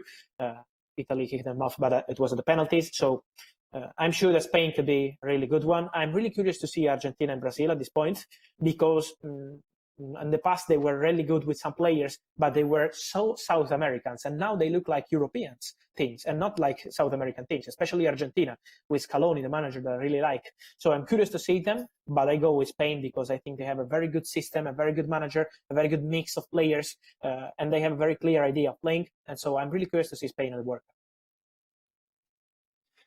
How about you, Char? Who's your pick? I think Fab touched on it. I'm going to be boring and pick Brazil. They're a giant of the sport, but they haven't won since 2002, and they hosted in 2014, and they didn't make the final. And I think this is going to be the last tournament for a lot of their top players like Neymar. And I feel like they're hungry, right? In the World Cup, you want hungry teams that really desire the trophy. So I got to go with the Samba Stars. I got to go with Brazil. There you go. I wouldn't even know who to pick, to be honest. I wouldn't even know where to start. So Fabrizio, we have a few minutes left, but I want to ask you a couple more questions. So I was curious, what clubs did you follow growing up? What players did you follow closely growing up? Do you follow the MLS closely? I know it's a three-parter, but we can start with the clubs you followed growing up. You mean in general or just in MLS? In general. Okay. No, first of all, I follow MLS, and I think they're doing a really great job, honestly. I was speaking a few days ago about Lorenzo Insigne moving to MLS, moving to Toronto, and it's something that now looks like normal. It's not something huge, and I think this is a very good message from the MLS. They are building not just on players who want to retire for 1 or 2 years, but now they are building on some talents. I'm hearing from directors and agents here in Italy, here in Europe in general, that when American players are coming from the MLS, now the feeling is completely different. They're really strong and ready, professional, even on the tactic point of view, they're improving. So I think MLS are really, really improving, and I'm really happy about it because I'm sure that it's going to be the future. Players I followed growing up, I was completely in love with Ronaldo, the real one, il fenomeno, as we say here, because he was playing here in Italy, and I was in love with him. The Brazilian one was something special. I appreciate Cristiano, of course, but the talent of Ronaldo, the Brazilian one, was something that I never saw in my life at that level. So he was a player that I really loved. Same with Zinedine Zidane, another player that I really, really loved. and then some Italian players, because of course I'm Italian, and to have the opportunity to see some Italian center backs. I'm playing as a center back when I play with my friends at football, and so I love sometimes to see the center backs' energy. And I still remember that Fabio Cannavaro, Alessandro Nesta, Marco Materazzi, we had incredible center backs. And so the energy that I saw from Cannavaro, I still remember when we won the World Cup, was something else. He won the Ballon d'Or, and he's a center back, and that's never happening. So imagine today a center back to win the Ballon d'Or. We always have a fight for Lewandowski, Benzema, Messi, Ronaldo, but to speak about the center back, it seems impossible. And so that's why I want to say that for me, Cannavaro was like a model that you can do it. You can do it even if you're not a number 10, a number 9, a goal scorer. Now, is there? I'm just thinking about myself growing up with like baseball and football. Those are my big sports growing up. Is there a play growing up that just stuck out in your mind? Where like, okay, I am hooked. This is what I want to do for the rest of my life. I want to be involved in this somehow. Is there one play that sticks out in your mind? For me, it was really helpful to see what happened with a player in particular, and that's Gennaro Gattuso, the AC Milan former midfielder and Italy former midfielder. Because really, I think that his skills are from a normal player, not from a top player. He was a normal player with skills, but in his mind, he was incredible. He was really, really incredible. And so there was a model for me, because he always said that maybe I was not ready to play with incredible AC Milan team or with Italy, but because of his mindset, he changed his life. And so for me, it was like a model. And then a player that was always bringing me joy. And I still remember the feeling the first time I saw him at the stadium was in Barcelona. It was Ronaldinho. I still remember that the impact from Ronaldinho. When I was in Barcelona, I was like a kid, but the first game I saw from Ronaldinho and the training session, because Barcelona had a training session in public before a Champions League game outside Camp Nou, in a small camp they have there. And for me, it was like an experience that I will never forget. The moment when Ronaldinho was coming out and playing with his teammates, it was more than special. So that was pure talent. So for me, it's a balance. The talent of a player like Ronaldinho and the mindset of a fighter like Gennaro Gattuso that won everything. He won the Champions League, he won the Serie A, he won the World Cup, he won everything thanks to his mindset and not only to his skills. I think can't get any better than that. I think that's a good place for us to end it there. Can't get better.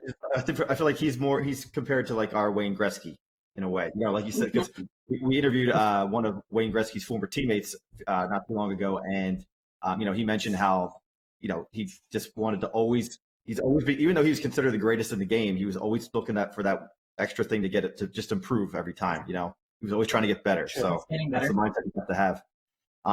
But yeah, we're just about out of time. I really, really appreciate you, Fabrizio, coming on today, talking some picks, some soccer, some football with us, giving us some insight as to what you do day by day, and of course your picks. I'll let my friend down easy about not winning the quadruple for Liverpool, but just you and Chari, just really appreciate you guys coming on today, and this has been a pleasure. Thank you. Thank you very much. Good luck with everything. Thank you. Yep. Thank you. Thanks, everyone. Thank you, guys.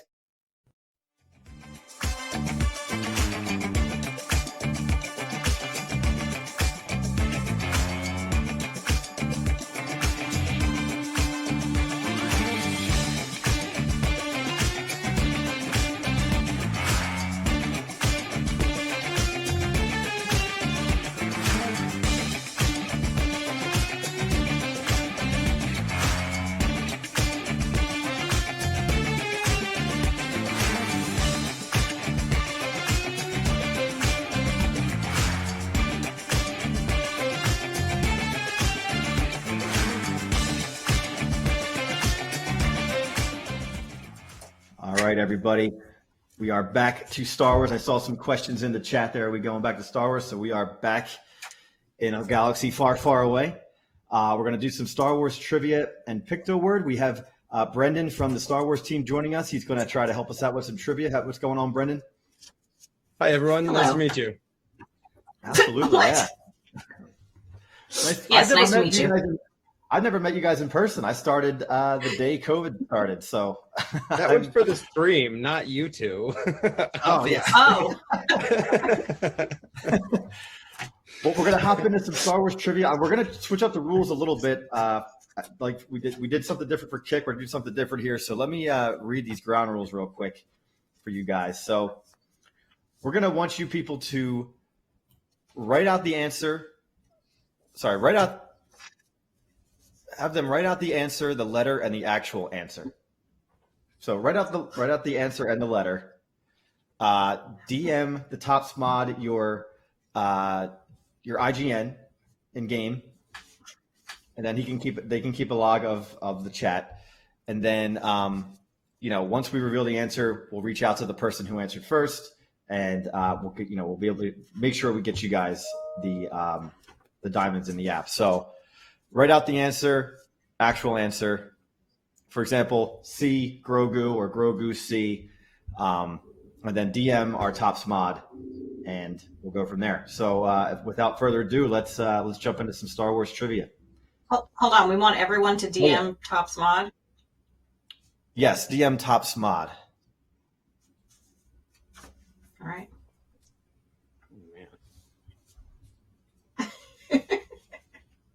All right. Where did Luke Skywalker The winner, crash? sorry. Whoever wins the round will DM Gotcha. Tops mod, sorry. All right. Where did Luke Skywalker crash on? Is it Dagobah? Am I saying that right? Dagobah. Dagobah. There you go. All right. Give people a second. I'm gonna Brendan, write it down any, so people know I'm not cheating. There you go. Oh, that's good. That's right. You haven't seen me. Someone else put these together. Yeah, we are quizzing Brendan at the same time that we are quizzing the audience. I And pride we're gonna myself see on how my well- Star Wars knowledge, so I hope this goes well. Like I said, I would bet on you if we were taking bets, but we'll see. Yeah. All right. Let's go and give the answer out. Wait. Oh, okay. Dragon, I wrote the snake, wrong hog. one. I put B. Okay. All right. There we go. Yeah, you guys, got it you got enough of it. 1 point for Brendan. There we go. All right, let's move on to the next one. All right, which actor was inside R2-D2 in Star Wars A New Hope?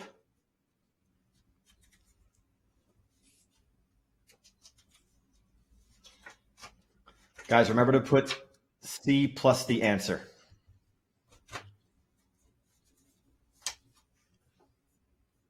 All right, I see DC Metro, I can't pronounce that, Coralina Jedi.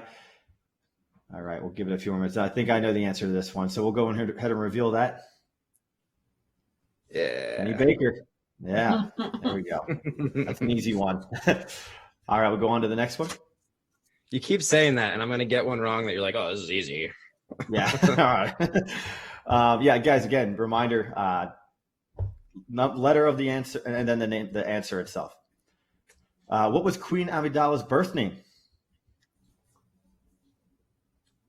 All right. BS, no BS, coming in hot. Yeah. Let's see. All right, answers trickling in here. Okay, let's go ahead and we'll give it one more second, then we'll reveal. Go ahead. I'm not 100% on this one. Oh. All right, we can go ahead and reveal the answer. Yes. C. I heard Bob say earlier, you just pick C if you don't know. So that's Exactly, yeah. The way to go, man. That's how I got through high school, basically. The SATs. We'll go ahead and throw up the next question. What stranded Jedi trained Asajj Ventress when she was a child? I'm not even going to try. Assad, yeah. See, next time we'll get one of you guys on for this.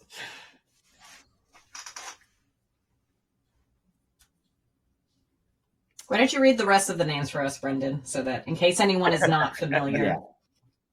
Like myself. Oh, man. All right.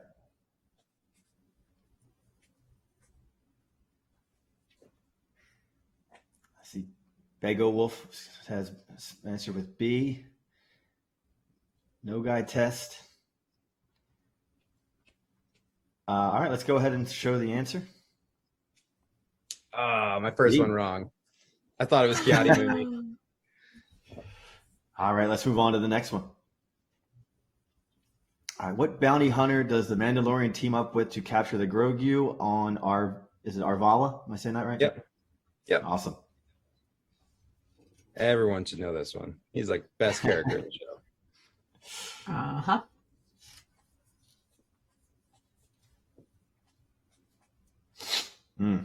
Wait, best character on the whole show? Come on. I think so. I can't say anything now. I don't want to give anything away. All right, we'll go ahead and reveal the answer. Beast. Go. It's voiced by Taika Waititi. His constant want to blow himself up, like it was great. Really Relatable. It was good. All right, we'll go on to the next one. What planet is Boba Fett's homeworld? This should be. It's a little tough. Jumps around, looking for Han. This is kind of a trick question. Yeah. It Really get you.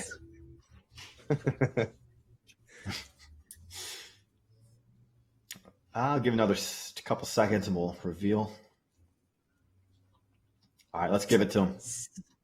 Yeah, guesses are a little bit all over the place, but Yeah. trick question. Yeah. That was a hard one. You know. You want to What'd you think get? What'd you right answer? away. And why Yeah, is that, same. Brendan? I went- Explain that. Explain this one. So Boba Fett, unlike Django, who was from somewhere else, Boba Fett was a clone. So he was made on Camino and given to Django there. So technically his home world, like his birth world, would be Camino. Mm-hmm. There you go. Does he drive? And I'm not even going to make the joke. I was going to make a really dumb El Camino joke, but I'm just going to quibble on my head. No. Yeah. Thank you. Friday. Stream day's almost immediately done. cut. Yeah. DigiCon Mind canceled. has to wander. Yeah. I remember Cut the Django feed. wasn't even Mandalorian, so Django wasn't from Mandalore either, right? He was part of the same cult that brought in the Mando. All right, let's move on to the next one. Let's see. What was Grand Moff Tarkin's first name? I know this from other trivia I was putting together for another thing we're doing. I think I know this. Let's see what the audience thinks. I should know this because I'm the one who passed these questions along. We're a little bit all over the place. However, there is one consistent answer that a lot of people are typing in. Let's see the what they're right one. saying. A lot of people are going with C. Yep. Let's reveal the answer. C. Yes. Will Huff. What a One name. of my favorite characters from the movies. Yeah, he's awesome and evil. All right, we'll One of go on to the few next one. people that can put Darth Vader in his place, right? What kind of power do you have to do that? That's pretty awesome. Menacing. Yeah. All right, what was the name of the Bad Batch's ship? A, unknown, B, the Marauder, C, Attack Shuttle 2219, or D, SW060. Is that a B or an 8? It's kind of small on my screen. Sorry. These guys are getting a face full of me when I zoom in like that. Okay, a lot of the audience seems like the majority is going with B, the Marauder. Yeah. Do we have any outlying votes? Anybody disagree with that? Give them a few more seconds. I mean, A unknown's real catchy. It's a real catchy name. The title of the ship is unknown. Yeah. Let's go ahead and reveal the answer. Yes, Marauder. B. There we go. Marauder. All right, I think we got time for a few more before we jump into the Picto-word, which is a real doozy. So I'll go on to the next one. From what animal skull was General Grievous's face mask carved? Oh, This is a hard one. A, That's a good question. Muna. B, is that Huck? Am I saying that right? Yep. C, Moo. Isn't that a piece of clothing? And D, Carabak. Carab, I don't know. Jack Kerouac. Get on you if you get this one. This is a hard one. Yeah. All right, a lot What of people are saying is- Carabak. Yeah, but we do have them kind of all over the place. Yeah. It's only mentioned in Extended Universe, so that's a good test of your knowledge. All right, let's give it to him. Oh, I Moo thought it Moo. was D as well. Look at that. Interesting. We're Good on you if you got that right. all right. Let's try another one. Who killed Count Dooku? See, it all ties together. Derek was drawing Count Dooku. Now we're talking about him. Really ties the room together. Anakin Skywalker, Chancellor Palpatine, Obi-Wan Kenobi, or Darth Sidious? I see a lot of Anakin in there. They all had their Right. hand, right? Yeah. Yeah. All That right, does seem to be, that seems to be the overwhelming majority. Let's see if you're right. Let's do it. Anakin. Anakin, yeah. But would he have Yeah, done it certainly without Anakin. Palpatine being there, right? Like, I don't know. True. Multiverse. Yeah. Star Wars What If. There was a what if in Clone Wars, and he even killed him in the what if in Clone Wars. Anakin did. It's good. All right, let's move on to the next one. All right, who told Obi-Wan Kenobi that if the prophecy was true, Anakin Skywalker was the only one who could bring the Force into balance? Is that Yoda, Padme Amidala, Luminara Unduli, Mace Windu? You did well with those. Yeah, I'm getting there.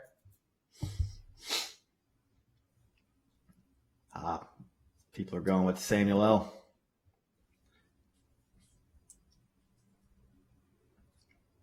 You got your answer, Brendan? Yeah. What do you think, Brendan? I think it's Mace. Mace. All right, let's give it to him. Mace. All right. Wise I think Obi-Wan. He says something similar. Yoda says something similar, but Mace says it like definitively. All right, let's go to the next one. This will be the last one for trivia, then we'll switch over to Picto-word. According to legend, who could use the dark side of the Force to create life? Darth Sidious? Can someone try that one for me?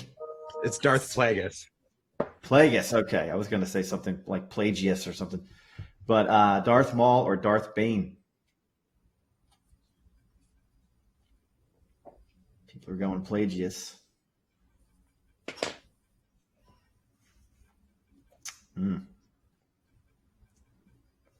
All right. Let's get a couple. We'll get a few more answers in, and then we'll reveal. It's not a story the Jedi would tell you. All right, let's give it to him. Yes. Darth Plagueis. There you go. Yes. He's one of the All early. right, we're going to switch it up a little bit, guys. We're going to play a Picto-word game. So let me just give you a little background on what that is. So basically, you're going to guess the Star Wars character, place, or movie based on the pictures. I don't know if we have the example prepped, but we could show you a quick example of how that works. I'm sure you guys have seen Picto-word before. This is the first one here. So basically, try to put the pictures together. We'll give you guys some time. This looks pretty good. This is pretty easy.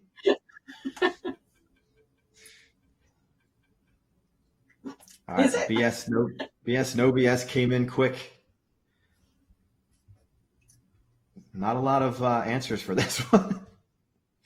The Stumper. Oh! You just got it? I was going to ask, do we have to spell it the way we see it? Or No, you're good. I am. All right, Yeah. let's show them the answer there. There you go. right? It's a good one. Bro, You're tough. You. You're tough. Looked like BS no BS got in there first. No. All right, let's That hurt my head. That hurt my head too. Yeah. yeah. Let's go to the next one. Is that a moose? Moose muscular? What?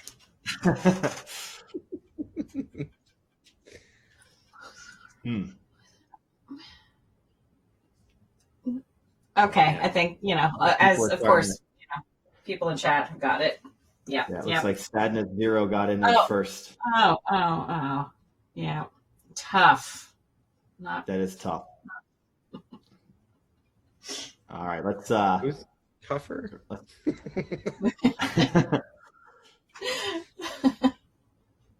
Mustafar.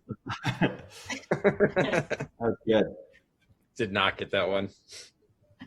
Kudos to our social team and our design team for putting these together. These are great. I'll go on to the next one.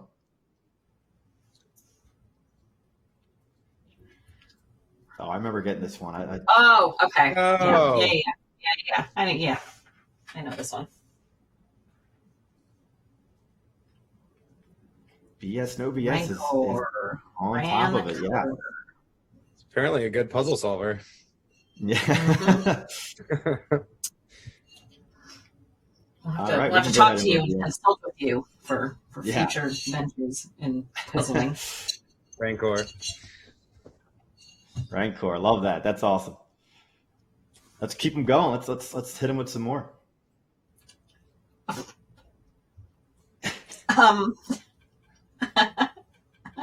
Something with a big toe. Toe. Lightfoot. Ooh. Ooh. Lightfoot. No. I forget what this is. Lightfoot. I mean, Lightfoot seems logical. It's toe, though, not foot, right? It's got right. to be toe. It's pointing at the toe. Yeah. Bright toe, light toe, light. Oh. Give them a couple more seconds. Oh. There's an idea. Okay, well, I think we're all kind of stumped here. A lot of people are saying Boba Fett. It can't be. It can't. Illuminati? Yes. Illuminati, yeah. Illuminati. Let's go ahead and see what this one was. Watto. Oh. Oh. Yeah. That was good. That was tough. Yeah. Did anyone get that? I didn't see that guessed anywhere. I didn't get it. That was good. Yeah. We'll move on to the next one. We'll see if we can stump everybody again. Oh, this one's. I'm out on this one.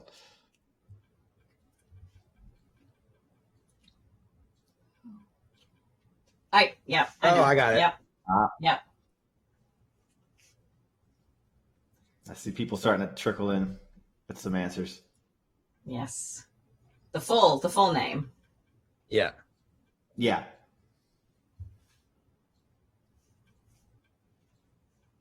My girl. Technically, you don't say the last name like that. I'm just going to throw that out there, but that's fine. All right. It looks like some people are on a bit of a delay, so we'll give it a few more, about 5-10 seconds or so, just so everybody can catch up. These are good. Yeah, these are good. Yeah. All right, let's go ahead and do the big reveal. Bo-Katan cries. I saw some people were doing just Bo-Katan, but I think I don't know. So how do you say it, Brendan? On that one? It's Kreese. She's from House Kreese. Cry, yeah. But it looks like Kreise. I get it. It is Kreese. House Kreese. We'll have to go to the judges because I know some folks said just Bo-Katan, so I'll have to confirm. It's the only Bo-Katan I know of. Yeah. All right, let's hit him with another one.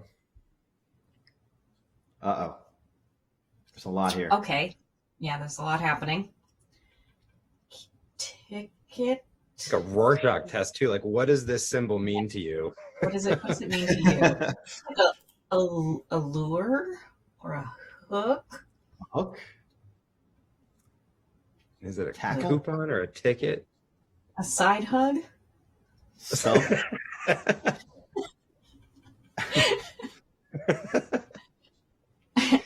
Side hug, petting a dog, an Child iPod commercial backpack? from School kid? This is somebody put Joe Mama. Yeah, Joe Mama is. Palpatine? That's great. Is that Emperor Palpatine? Millennial Hmm. Falcon. I get the Palpatine part. Yeah, I guess. Yeah. The pulp Pal- doesn't quite fit for me still, but that's not bad. People are starting to get it now, I think. Palpatine. Okay, yeah, it's definitely Palpatine. Pal. I believe you Gotcha. now. Okay. Pal. But is it Emperor or Chancellor? Coop Hook? Hug pet back. Yes. Ticket equals chance. Okay. And then Chance a lure. lure. Okay. I did say lure at the beginning. Yep. All right, we'll give Chancellor people a few more seconds Palpatine. to catch up here. I was like, his first name might fit. I don't know. That's rarely known, though. Yeah. Well, what is it? Tell us. Let's do it. Sheev? Sheev That's Palpatine, which they never say. Chancellor Palpatine. All right. That's a tough one. That was good. Yeah, that was a good one. All right. I think we got time for a few more. We can keep going. Yeah, these are getting more and more entertaining. Oh, this. I think I got this one. K. Pupil. Empty. Bird. Oh, okay. Yeah. I'm looking at chat now. Y'all are much smarter than me. Mm-hmm. I can't see chat. Oh. So I'm on my own here. Yeah. Give folks some time to catch up. Try to sound out the first two. What is the second Picto? It's definitely Kai meter. And then if that was like your gas tank, no, if that was your speed, it would be. And the okay, like bird. Kylo Bird. Yeah, that's for sure what it is. Yeah. Cool. We'll give people. Looks like there's a little bit of a delay, so we'll give people maybe 5-10 more seconds to catch up.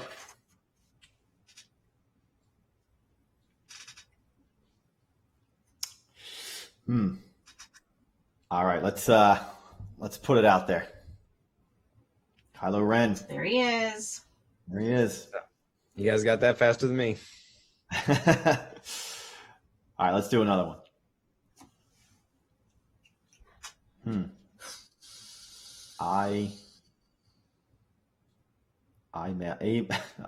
I don't know. Many mail? But it's like they're like buildings. Yeah. Why? There's more than one. Post office. Post offices. I'm seeing. Yeah. That's good. Yeah. I wouldn't have got that either. I'm actually very close in what I said. That I said well-known post character in the office. Star Wars universe. Yeah. I3 post offices. Yeah. Okay, so it's not eye. What do you do with your eye? I have 4 of them, so I do many. Do it times 4. I see you're having a hard time with this one. Yeah. Big hints there. Big hints. All right, let's give it to him. C-3PO. That's great. Wow. There we go. I tried to help you. I did all that I could. Yeah, it didn't help. Oh, I like that little ghost. He's cute. Let's see. Something. Ghost. Spades. A silhouette. Spade. Ace of spades. Motorhead. That's right where mine went too.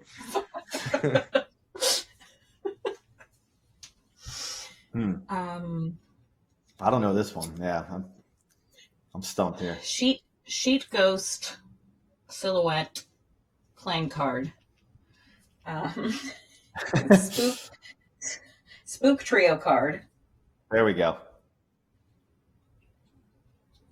Force ghosts. I'm chat seems as stumped as we are. Tri-ace? Is it trace? Something trace? Oh, okay, maybe. Right? I don't. Ghostbusters. Yep, that's it. Best crossover ever. Yeah. Boo, Boo might. Boo Radley? Oh. Yeah. Ghoul? Ghost Crew? Oh. I think someone Menace. got it. Yeah, I think that would be my guess. Oh. Yeah. All right, let's reveal. Good on you. Yeah. Yeah, that was good. All right, I think we got time for one more. So let's hit him with something. Let's hit him with one last one. Oh God. What is that pointing at? Somebody tripping. Somebody tripped. Stumped. Date? Month? Is it the month it's pointing at though? Calendar. Oh, is. Trip. Break.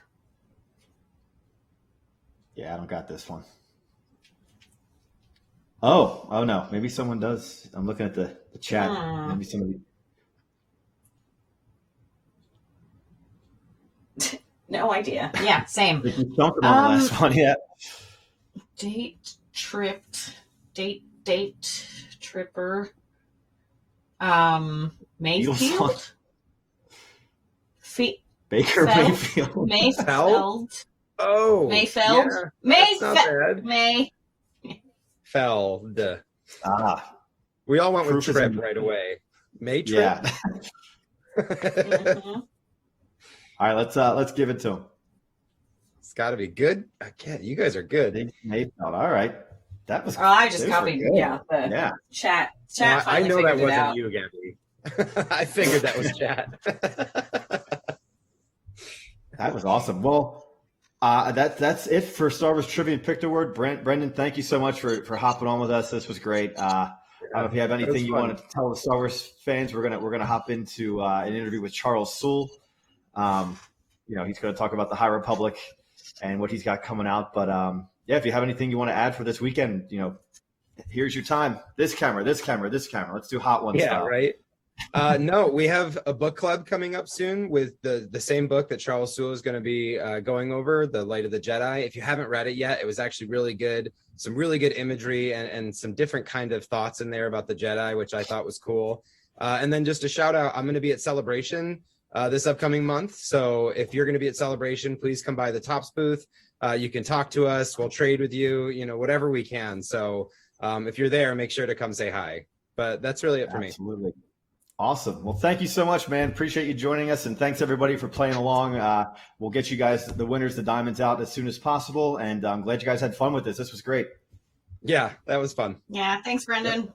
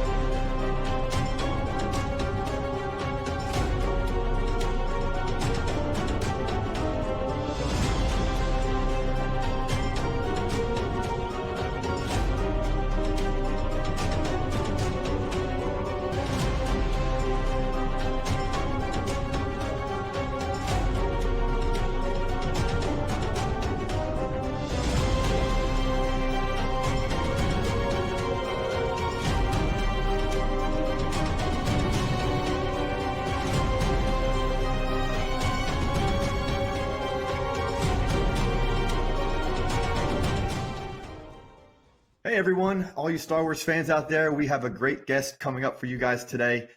He is an acclaimed comic book writer and novelist. He's lending his talents to Star Wars over the years, the Star Wars franchise. His work in the Star Wars universe includes Star Wars High Republic, Light of the Jedi, the High Republic, Eye of the Storm, Star Wars, The Rise of Kylo Ren, and much, much more. So thank you, Charles Soule, for coming on to the broadcast today, and happy to have you here.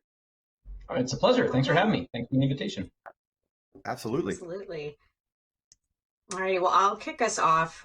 Charles, our fans, they've been super excited to have you on the DigiCon with us this year. Can't wait to talk to you about your really rich history with Star Wars. So to start off right there, can you tell us a little bit about when you first got involved with Lucasfilm and how that started? Well, I mean, depending on how you look at it, I got involved with Lucasfilm when I was, 4, because that's when I first started being aware of what Star Wars was. And I think that's actually one of the great things about Star Wars is that you can get into it as a really little kid or a grown up, or it's very kind of cross generational. And my family was absolutely a Star Wars family.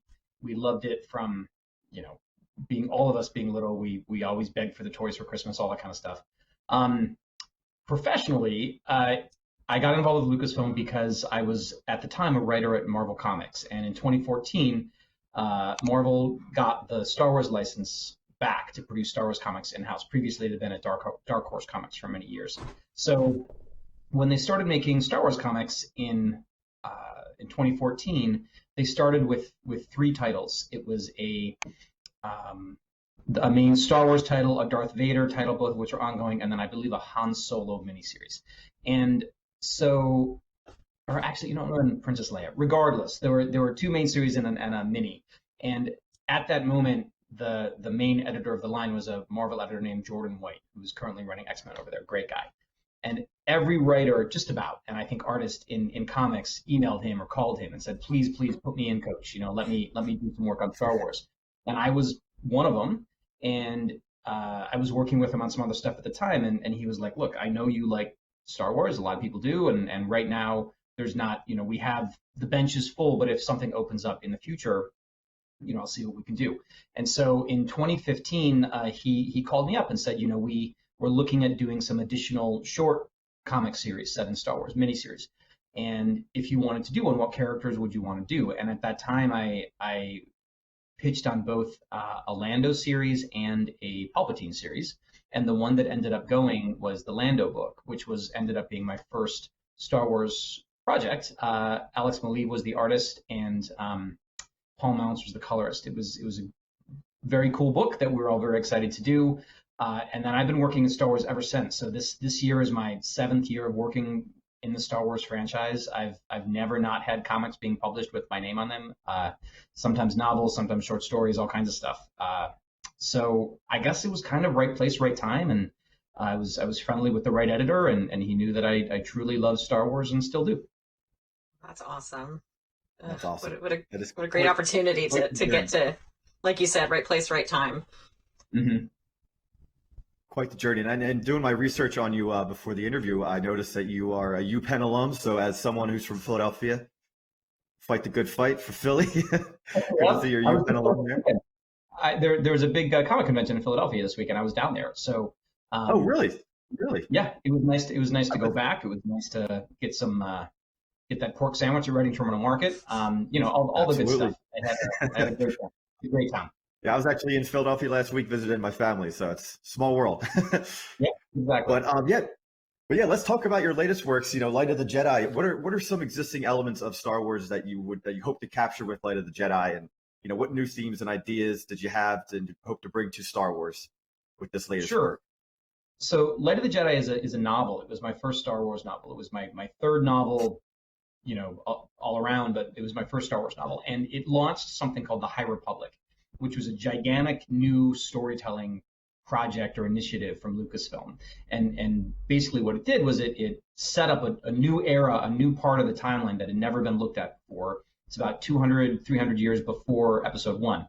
And in that time, which we call the High Republic, the Jedi are very prominent. They're very, they're very strong. They're very connected to the Force. It feels very different than the other kinds of Jedi storytelling we've seen even in the prequels when they were under the influence of the Sith. So when it's me and 4 other writers. There's me, Daniel Jose Older, Claudia Gray, Justine Ireland, and Kevin Scott. And the 5 of us were invited to build this new time. We went out to Skywalker Ranch a couple times, had huge story conferences. It was amazing. And as part of that, the High Republic began to take shape, and I was very honored to be asked to write the kickoff project because, it was a huge responsibility. If Light of the Jedi didn't work for people, then the High Republic kind of might not have worked super well for people. Yeah. And so what I wanted to capture to actually answer the question that you asked was to bring a sense of, the idea of what the Jedi could really, really do in a time when they really were connected to each other and connected to the Force, and they hadn't really had been sort of eaten away from the inside by the malign influence of the Sith for many years, and all of that. And so the idea was to show the Jedi at their height, which I think all the projects do, but certainly Light of the Jedi needed to kick off with a bang in that way. Yeah. In terms of new themes and ideas, I think it really is that. Like, a lot of Star Wars that we've seen has been set during the Galactic Civil War, which is a time of great danger and deprivation and fear and all of that. This is not really like that. The galaxy feels very different, and so changing the feel of the galaxy meant we could tell different kinds of stories with different kinds of characters, and we all leaned to that pretty hard for High Republic. Yeah, absolutely. Probably along that same topic, what do you find are some aspects of the Star Wars, of the entire Star Wars galaxy that you're able to explore better in a novel or a comic versus, maybe it's harder to capture in film or the shows? Sure. Well, the biggest, easiest way to put that is just like interiority, right? So like, and what I mean by that is you can very easily explain to the reader what a character is thinking or feeling. And in a film or TV show, it is, the actor has to convey that, because generally speaking, actors on TV shows aren't like, wow, I'm feeling sad today. It's all about how they present themselves. But you can dig into the Jedi or the Chancellor or any of the other characters in the High Republic through prose writing in a very nuanced and deep and subtle way. And in particular, one of the things that we did in Light of the Jedi was to bring in the idea that different Jedi experience the Force differently, connect to it differently. So one Jedi, Ava Chris, sees the Force as a gigantic orchestral song that she's hearing all the time. Another person sees it as a huge, endless ocean with like light at the top and dark in the bottom and so on. And so being able to get into those mindsets is something that, using metaphor and using theme and all that is something that is hard to do in film and TV. It's just approached in a very different way. So I liked being able to go that in depth to what the Jedi are thinking as they go through these crazy new adventures. Love that. Yeah, and each of your Jedi are so unique. Like, how do you explore the archetype of each that you wanted to include in the novel? That's a great question, because there's so many new Jedi in the High Republic in general, in Light of the Jedi, but then in the Initiative as a whole, there's a ton, and all of them need to feel like Jedi, but they also need to feel unique. And so for me, I took the basic, the hero, the explorer, the rebel, the all kinds of different sort of basic templates for what characters might be, but then you start making them into real people. So this character is very brave, but they're also afraid of this particular thing, and that's a very everybody has their kind of their Achilles heel. This person is particularly skilled at this. This person likes to drink. This person likes to dance. You archetypes are important as a starting point because they are kind of how we connect and put characters into frameworks. But you really want to make people real, especially Jedi who are these people with powers that make them so unique and special and powerful. They can be a little remote, but that was something that was really important to me with Light of the Jedi, was to make these Jedi, give them struggles and victories that felt very real. Yeah, and Light of the Jedi was one of the first times where we heard about the visualization of the Force and how each Jedi sees it differently. How did you approach that subject, and what made you include it in each of the Jedi's story? I thought, for me, it seemed like it would be a really interesting thing that we hadn't really looked at before. And the reason I think, like in my head, in my Star Wars head, the reason we've never really looked at it before is because basically all of the Jedi who have given explanations of the Force have been trained through one kind of lineage of teaching, which is basically Yoda. Like Yoda trained Qui-Gon, Qui-Gon trained Obi-Wan, Obi-Wan trained Luke, Yoda trained Luke, and then Luke trained Rey. So it makes sense that kind of all of those people would talk and think about the Force the same way because they all kind of had the same teacher. And so my thinking was that everybody's going to experience something through their own lens, especially something as broad and just gigantic as the Force. And if you grew up on an ocean planet or a sand planet or whatever, you might experience the Force through the lens of your own experience. Like there's a Wookiee Jedi named Burayaga who's great, and he experiences the Force as a forest, because the forest has the treetops and the trunks and all the different layers down to the roots that go into the soil, and it's all very interconnected. It's all very much one thing, and he's a Wookiee, so that kind of makes sense for him. It just seemed like you want to do something that's new while you're also doing something that feels familiar and feels very Star Wars. And this just seemed like one of those little innovations that would work. And thankfully, it's really clicked with people. I get so many questions and comments about that particular aspect. Yeah. When it comes to writing, what are some similarities and differences in your approach to a Star Wars novel versus a Star Wars comic book? Right. I get this question a lot too. So, but I'm happy to answer it. I think it's really interesting, and my sense of it tends to evolve over time too. When you're writing a comic, I mean, this is an obvious thing for, I would guess, anyone listening to this call, but I'm the writer, but there's also an artist because comics are a visual medium and there's pictures. So it is the artist, it's the writer, but it's also the colorist. It's sometimes the inker, it's the letterer, it's the editor. It's much more of, and then obviously Lucasfilm's in the mix too, Lucasfilm's story group and so on. You talk to them. And so it feels much more of it's like you're in a rock band and the song you're making is the comic. So the idea and the script comes from me, but then the artist puts their stamp on it, which is often indelible and is unique and they tend to do things that are, that I would never have anticipated, which is part of the joy of it. When you get the pages back and you're like, wow, that's how they did that. That was spectacular. So there's a sort of collaborative shared element to it, which I love, but it feels different than novels because in novels, obviously it's basically me and my keyboard sitting there for months and weeks trying to figure out how to sculpt it. It's like a huge marble sculpture that you're chipping away at bit by bit by bit over a very long period of time. And which is a lot of work. But the advantage to that is that I can put the reader's focus exactly where I want it to be, whether that's on here is what Burayaga is thinking as he's walking through this kitchen when he's hungry or whatever the thing might be. Whereas in a comic, the artist is kind of making that choice and is deciding what that kitchen looks like and so on. When it's a novel, I get to make all of those decisions for better or for worse. So there's that, and that's kind of cool. It lets you dig in a way that is very challenging, right? Because you sort of can't screw it up. Everything's landing on your shoulders and your mind, but it also, the sense of power, I guess, like it's a power fantasy maybe to write a novel and be able to say this is exactly what the reader's going to experience. This is exactly what they're going to see in their mind when I describe it. So I don't know. They're both really fun. They're both really great creative endeavors. They're just different. And what's it been like for you seeing the fans embrace this new era of Star Wars and creating art and cosplays of your characters that you've created? But what's that feeling like for you when you see that? Like, especially, you said you were in Philadelphia this past weekend for the convention. Like, that's got to be a shock to the system, right? Yeah, definitely. I mean, I in the before times, right before COVID, I would do 10 to 12 shows a year and just travel all over the place, all over the country, all over the world. And now it's just a very different ballgame. This was the third show I've done since, in 3 years, basically.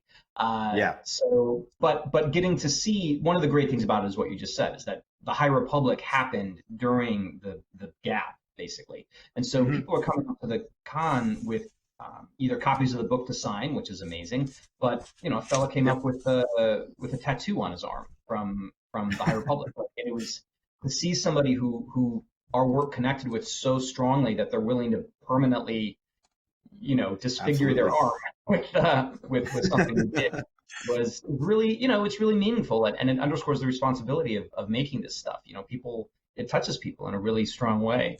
And there's a huge Star Wars focus convention at the end of May called Star Wars Celebration, which all five of the High Republic writers will be going there. And it's the first time we'll all have been in public, sort of have a public appearance together since the High Republic started. And we are expecting, I don't know, we're expecting it's going to be a very joyful experience for us and hopefully for the fans that we get to hang out with. I'm sure Celebration is going to be. Well.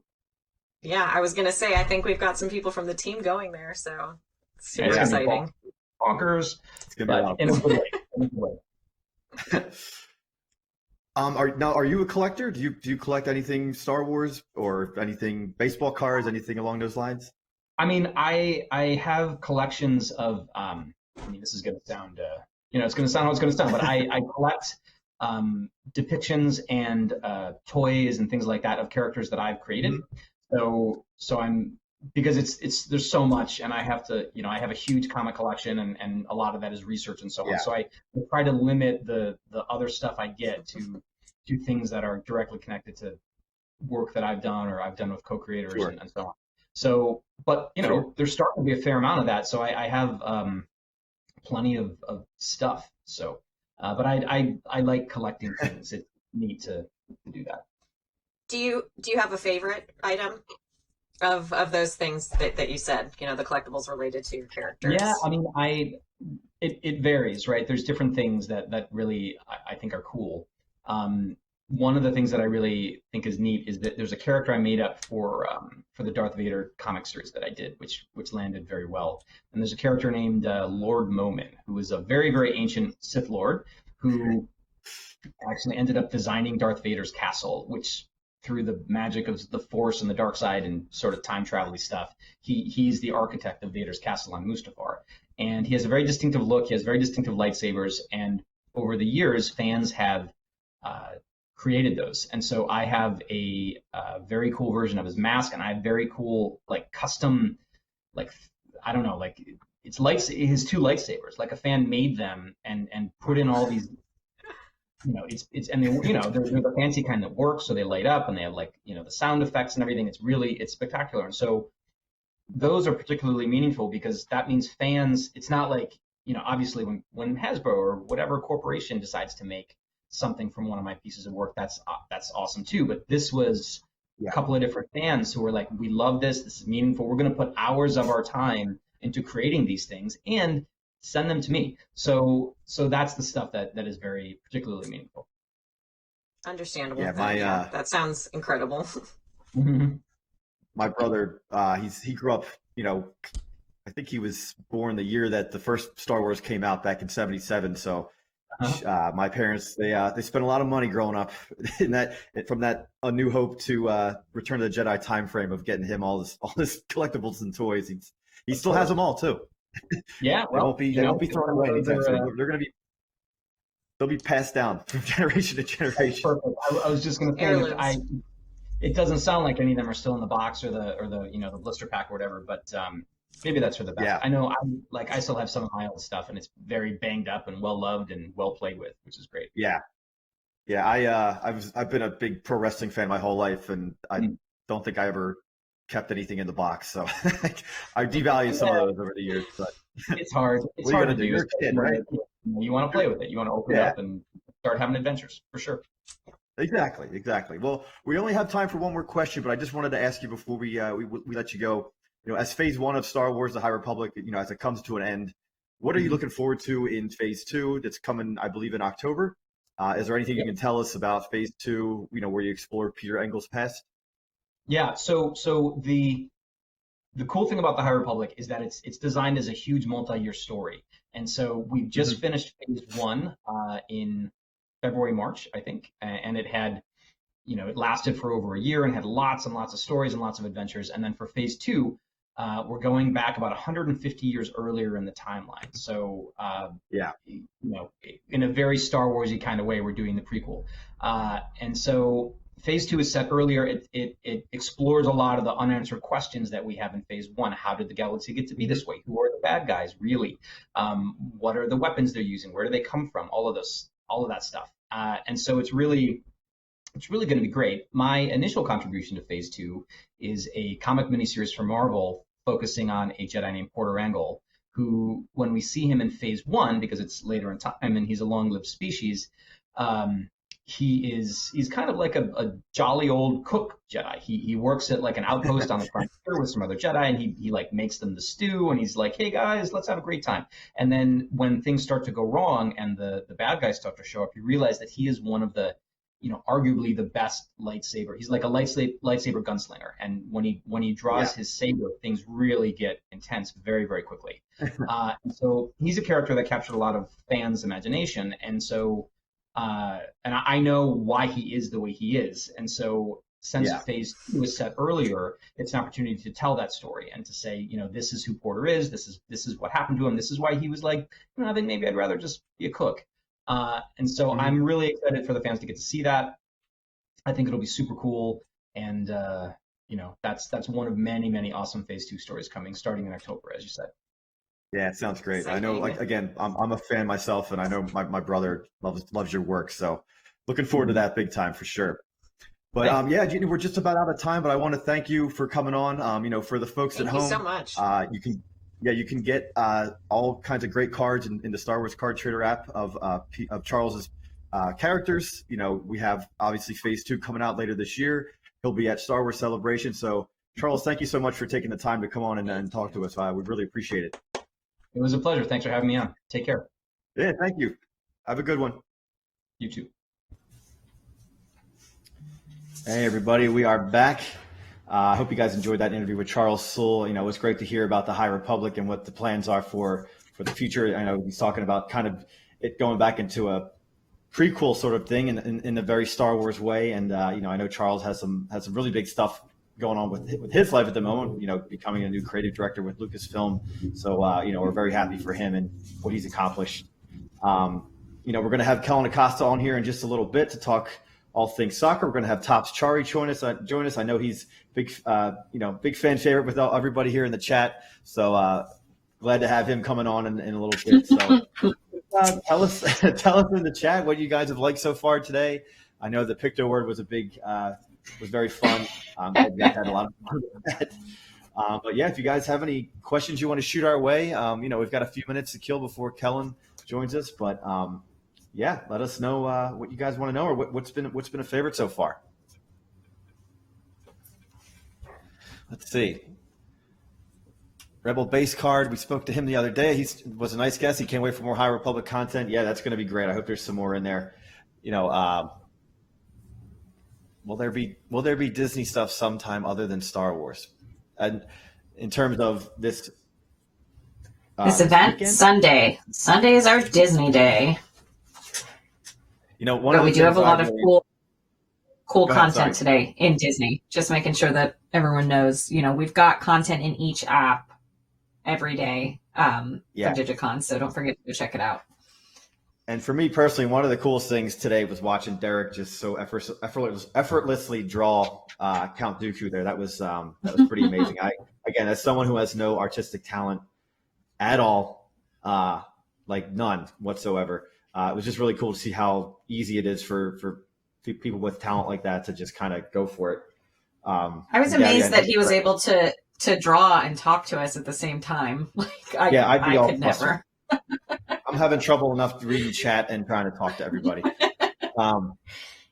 Let's see. I saw some good questions come through here. One was for you, Gabbie, I believe. Who were you collecting for your commemorative base in Disney? As like as we call it, our horde. I haven't decided yet, but I always go with Vanellope. That's my, she's my my fave. The other cards that I really like to collect are usually I go for Chip and Dale also. Okay. Rescue Rangers. They have a movie coming out soon too. Yeah, I got to see. I haven't actually had a chance to take a look at the set yet because I've been in here all day. Yes.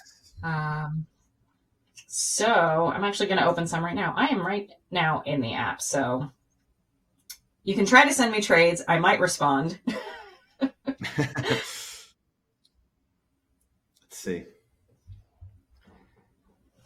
Yeah, but I mean, besides that, highlights for me today, you know, obviously Derek drawing was fantastic. I just love Ian Paul Joyce's story. Just, you know, he, like I said, he was so many different places. So that was fantastic to hear that.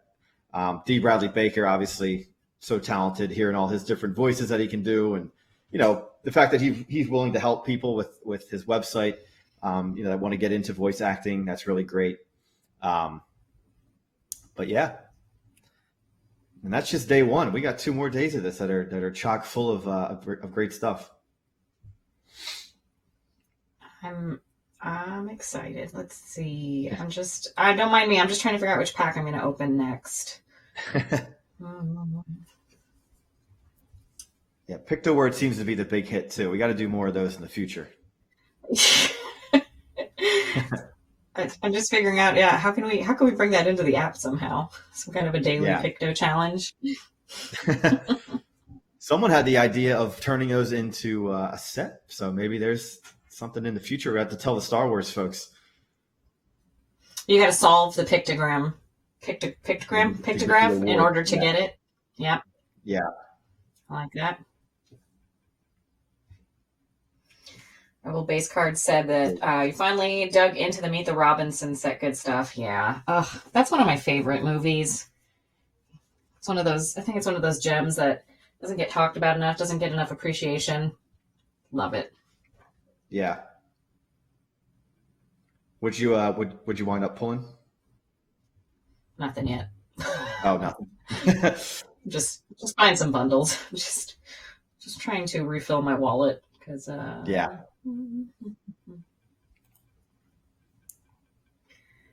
I tried to go for some of the Gildeds earlier. No luck, but I did see a couple people in chat did get lucky. You should show off if you've got them. Tag us. There we go.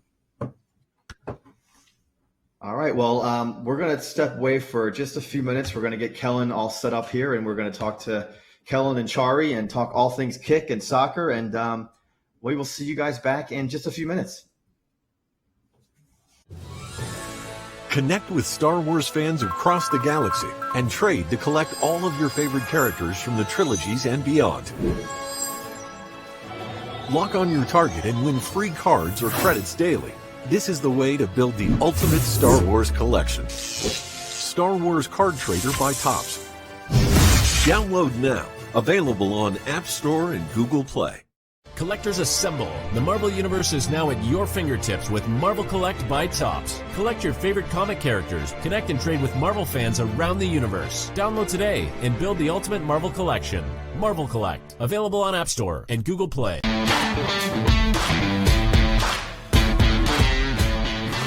Get the official MLB trading card app and collect your favorite baseball players, moments, and more.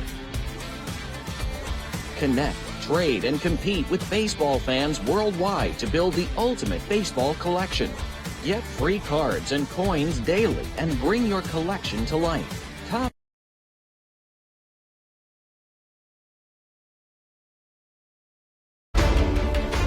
Connect with Marvel fans across the galaxy and trade to collect all your favorite characters from the Marvel Cinematic Universe and comics. Spin the wheel and win free cards or coins daily. Collectors, assemble and build the ultimate Marvel collection. Marvel Collect by Topps. Download now. Available on App Store and Google Play.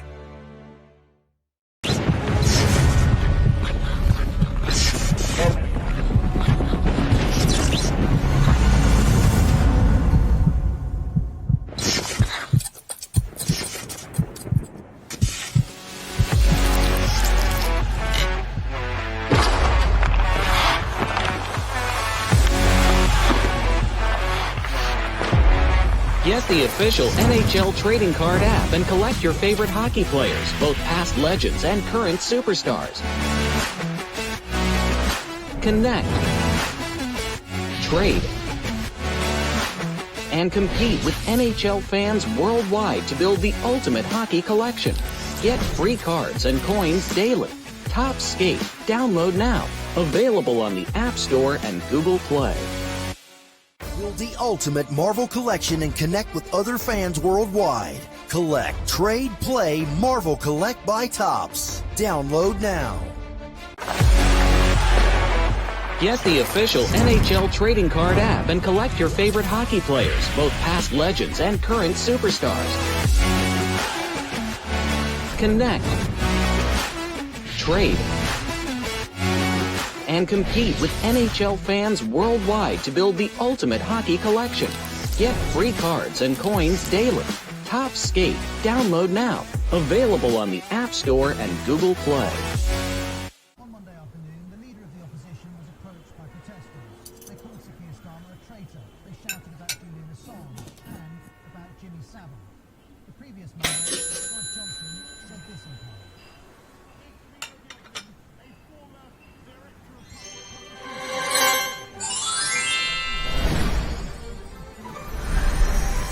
Relive the most memorable moments from more than 90 years of Disney animation in Disney Collect by Topps. Collect your favorite characters and build the most magical collection. Connect and trade with Disney fans worldwide. Combine cards in the workshop and get rarer ones. Win free cards or coins daily to make your collection come to life. Disney Collect by Topps. Download now. Available on the App Store and Google Play. Collect your favorite characters and build the most magical collection. Connect and trade with Disney fans worldwide. Disney Collect. Download now. Jeter near third makes the catch to end the inning. Relive the greatest baseball moments. Collecting memories, one pack at a time. Topps Bunt. Download now. It'll be a 1-1. Rivera deals. Swung on, popped him up on the infield. Jeter taking charge. Jeter near third makes the catch to end the inning.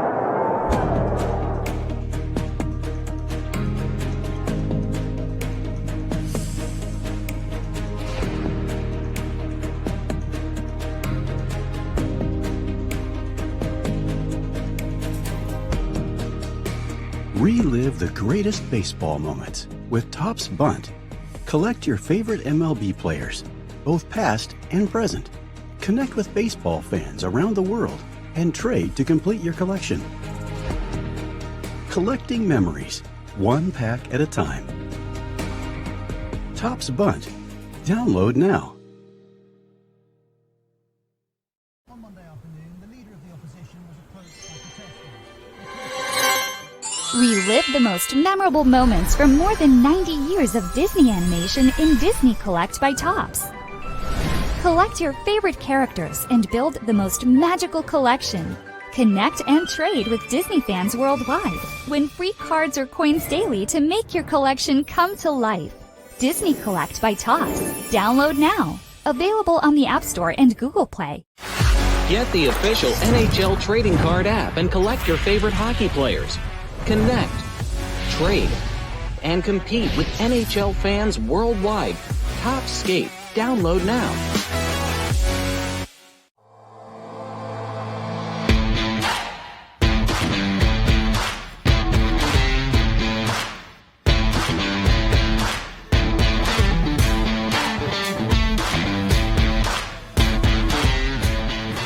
Get the official MLB trading card app and collect your favorite baseball players, moments, and more.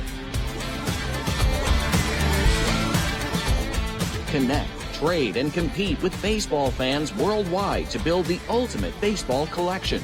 Get free cards and coins daily and bring your collection to life. Topps Bunt. Download now. Available on the App Store and Google Play.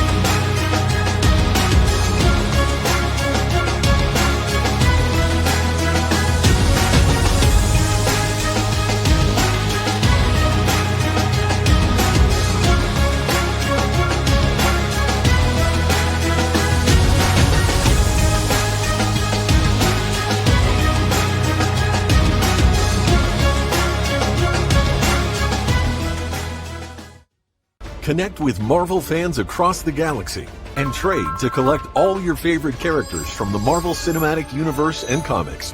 Collectors, assemble and build the ultimate Marvel collection. Marvel Collect by Topps. Download now.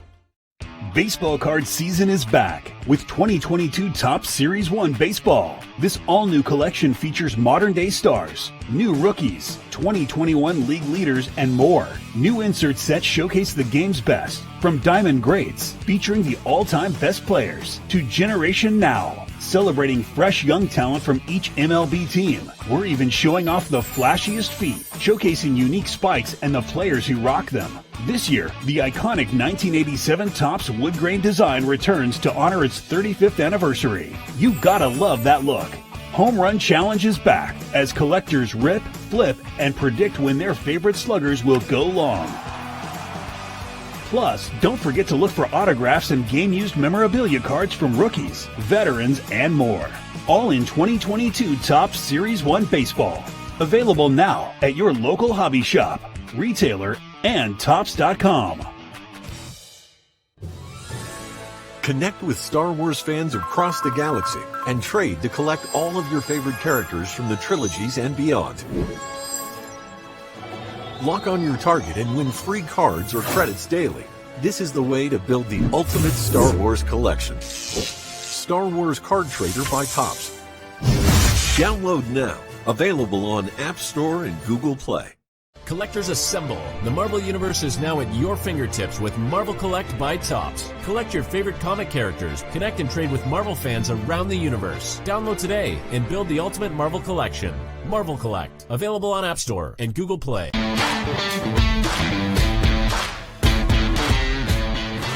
Get the official MLB trading card app and collect your favorite baseball players, moments, and more. Connect, trade, and compete with baseball fans worldwide to build the ultimate baseball collection. Get free cards and coins daily and bring your collection to life. Top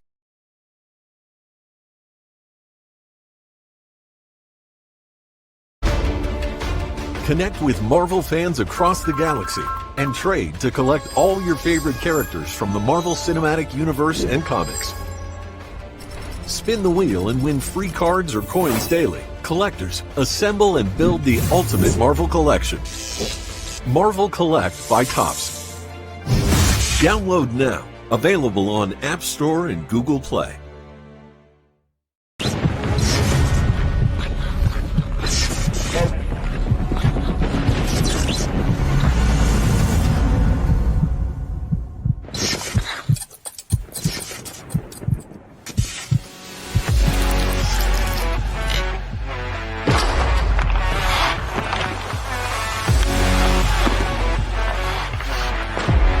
Get the official NHL trading card app and collect your favorite hockey players, both past legends and current superstars. Connect, trade, and compete with NHL fans worldwide to build the ultimate hockey collection. Get free cards and coins daily. Topps Skate. Download now. Available on the App Store and Google Play. Build the ultimate Marvel collection and connect with other fans worldwide. Collect, trade, play Marvel Collect by Topps. Download now. Get the official NHL trading card app and collect your favorite hockey players, both past legends and current superstars. Connect, trade, and compete with NHL fans worldwide to build the ultimate hockey collection. Get free cards and coins daily. Topps Skate. Download now. Available on the App Store and Google Play. On Monday afternoon, the leader of the opposition was approached by protesters. They called Keir Starmer a traitor. They shouted about Julian Assange and about Jimmy Savile. The previous Monday, Boris Johnson said this in part.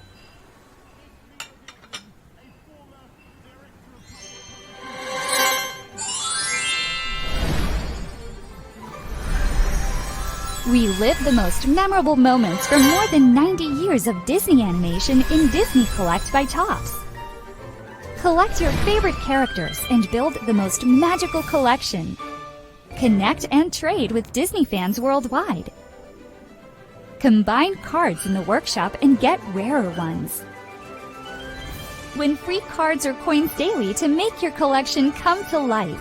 Disney Collect by Topps. Download now. Available on the App Store and Google Play. Collect your favorite characters and build the most magical collection.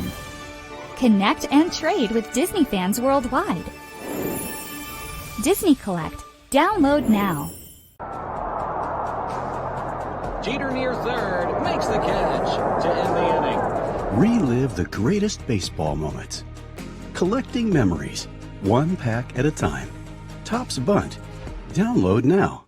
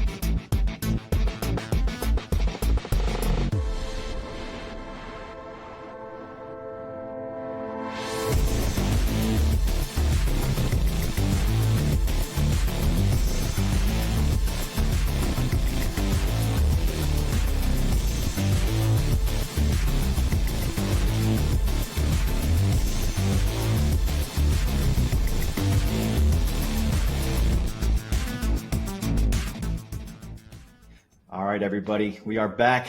Thank you, guys. We're saving the best for last today. Gabbie and I are pleased to welcome a member of the kick team, Chari, and as well LAFC midfielder Kellyn Acosta. Thanks for joining us, man. Really appreciate it, both of you. Hey, Kellyn. Welcome. Yeah, thanks for having me. Absolutely. Thanks for taking the time.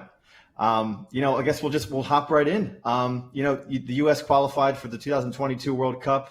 I know you've been in a few qualifying matches yourself there. What are some memorable moments you have from the qualifying matches, and what would you say is the hardest country to play in for those types of matches? Yeah, I mean, it was a grueling 7 months. I mean, each game brought its own challenges. I mean, the first game that really came to mind was, our first opener qualifier in El Salvador. And, the conditions there, going to the stadium, fans everywhere, fireworks all around the game. It was an intense match. We ended up tying the game 0-0. And then, obviously, like I said, each game is very challenging. So there's nothing like I can say other teams are harder than the rest, but each game has been, really, really tough on all of us. And another memorable game for us was, beating Mexico at home in Cincinnati. That was a huge game, and it was pivotal for us in our journey to qualify for the World Cup. Mm-hmm. Yeah, that's amazing. And to represent your country, that's got to be just incredible. I can't imagine a better feeling than that. Yeah, no, definitely. It's something that I really take pride in. It's a proud moment for myself, to represent, the name on the back, but also the badge on the front is a huge honor. Absolutely. Kellyn, you've played for Colorado, FC Dallas, and now you're with Los Angeles FC. What's it like to play with new teammates and getting to explore your new city? No, it's been great. The team and the staff and the fans and everyone has been just so welcoming. So it's made my transition super seamless and easy. I can't complain. I'm in Los Angeles. It's a great city with a lot of opportunity. I'm a guy that's into fashion, so stepping into the fashion scene in LA has been huge. And with the team standpoint, we've been doing well. It's been a positive first start of the season, and hoping to continue building relationships with my teammates and connecting with the fans and the community. Yeah, I wanted to ask you, as a former resident of Hermosa Beach, how was the adjustment to LA life? Yeah, it's one of those things where I didn't know what to expect, but I was more excited than anything. But like I said, the weather's been great. The only thing that's really been troubling is just the traffic, just something you really just can't get used to. But but it's like I said, there's different pockets and different things to get into, whether you want to go to the beach, whether you want to do some shopping, you can go to the mountains. There's a little bit of everything. So I've been enjoying it. Yeah, I think it's one of the commercials. I mean, I've done it myself in the past too, but you could be at the beach in the morning and in the mountains in the afternoon. Snowboarding in the afternoon and laying out on the beach in the morning. It's incredible. Right. But No, it's crazy. But my commute when I lived out there for work was 9 miles, and I'd say probably 4 or 5 miles of it was back roads that I figured out living in that town there. Maybe 4 miles on a 405, and it still took 45 minutes to an hour every single day somehow. That was kind of the first thing I learned. Kind of stay away from the 405 at certain times because it can get pretty messy. So, I mean, like I said, I try to use my maps, and now I'm kind of maneuvering. I know my ways kind of throughout the town, and I know which areas to avoid at certain times for sure. Yeah, definitely. Good old LA. No, I'm curious. You mentioned that you're into fashion. I see you, all the national team guys. I want to know who's the best dressed guy on the team. And you don't have to answer the second question, but I would say who's the worst dressed person on the team? Oh man, you put me on the spot. I mean, there's some. I mean, for me, everyone has like their own style and own taste. Some guys that really come to mind is like Tim Weah, Tyler Adams. Guys that were pretty put together. Guys that can dress. I'm not sure. I can just harp on Walker a little bit, but he's definitely been stepping it up. I gotta give him his props. But we go way back since the FC Dallas days, and I always gave him some stick where I'm like, dude, like those don't really go together. But he's been making some waves throughout the years for sure. We'll be sending him a copy of this too when this is all done. Sorry, Walker. Yeah, listen, those are diplomatic answers. You gotta be a leader. You can't upset too many people. Yeah. I'm curious. You said something interesting. You mentioned FC Dallas. I want to quickly go back in time and talk about when you debuted. So I've obviously been following your career since you started. So you're 17, 18, 19 years old, just breaking in, just starting. What was it like being that age and getting into the first team and getting your feet wet and your experience there? Yeah, I think just from the academy standpoint. So, playing in the academy and then transition to the first team, I think it was pretty seamless in a way because FC Dallas does a great job of, implementing the academy kids into trainings. And so when you're actually wearing the jersey, it feels like you've already been part of the team for so long. And so when I, first made my debut in my first games, obviously it was another challenge, another step forward. But at the same time, I felt comfortable with my teammates and they really trusted and believed in me. So having that, kind of weight off your shoulders, it's helpful, especially, playing in high stakes games. But I enjoyed every bit of it. I made some great friends. We had some great memories. And it was an important part of my career that helped me be where I'm at today. Oh, that's great. I think a lot of our viewers might not know that the FC Dallas Academy is probably maybe the best in MLS, right? You came through there. Weston McKennie spent some time in there. Walker Zimmerman and Chris Richards spent some time in there as well. Ricardo Pepi. It's incredible the amount of talent, and it's a testament to what you did and what all the guys are doing down there. Yeah, definitely. Part of it is just the competitive nature of the academy, and our whole slogan is Busca la Forma, which means find the way. And for us, it's like find the way to win, find the way to prevail, no matter what the circumstances. And the competitive nature, whether it's doing a shooting drill to playing soccer, tennis, we all want to win. And having that, that mentality and everything that we did kind of just drove us to be competitors and to battle and obviously push to get, our first contracts and getting our first minutes and, starting games and really being a force. So, it's a credit to all the staff involved, all the players coming through, because, it's been huge and it's been great to see and great to see players, after me really making their marks for sure. Now I got a question for you. So do you have any pregame rituals that you like to follow going into a game? If you would have asked me that like 3 times before.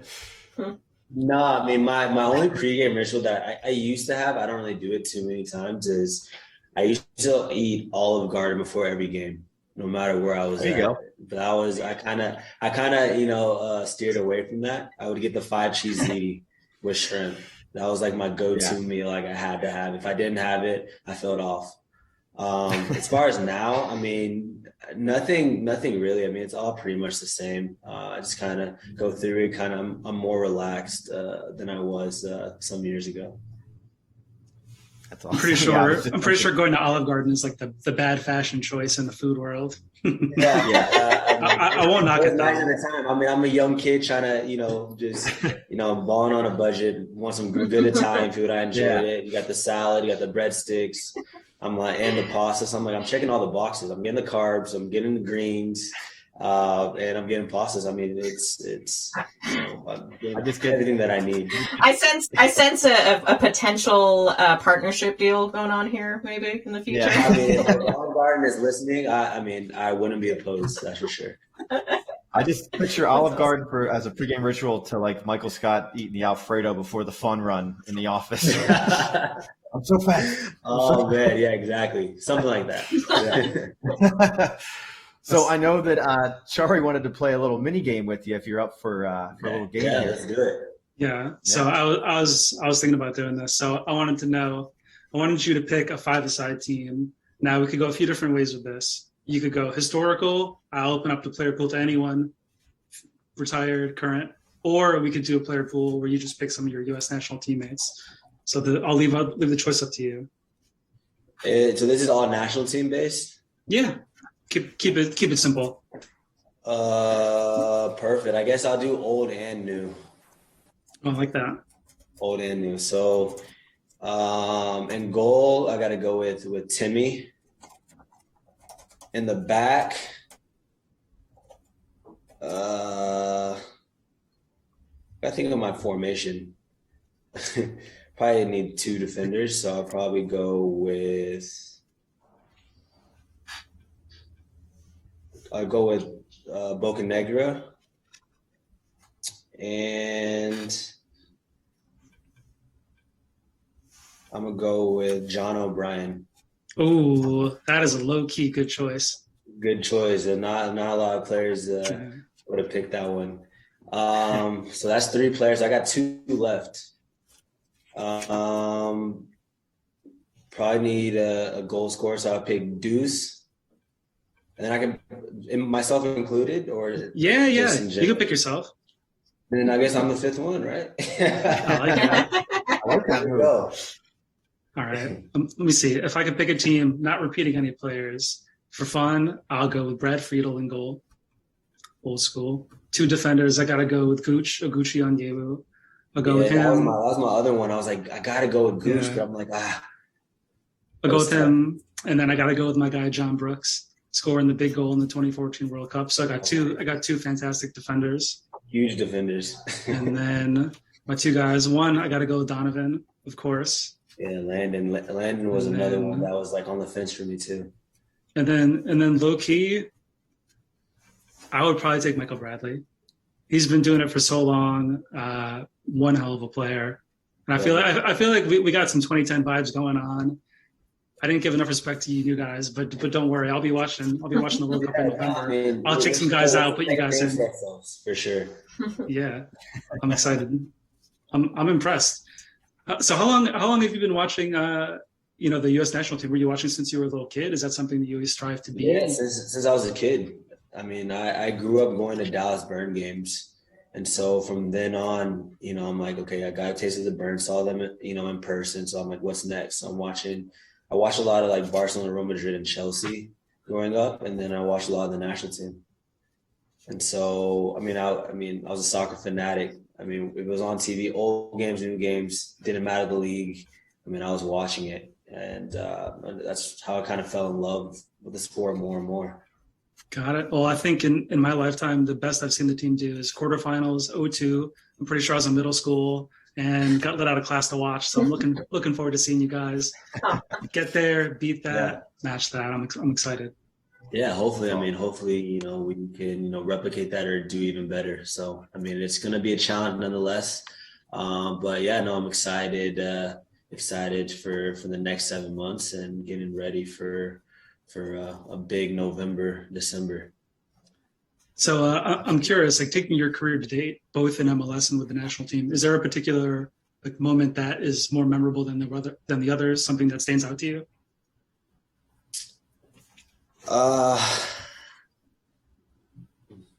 Moments.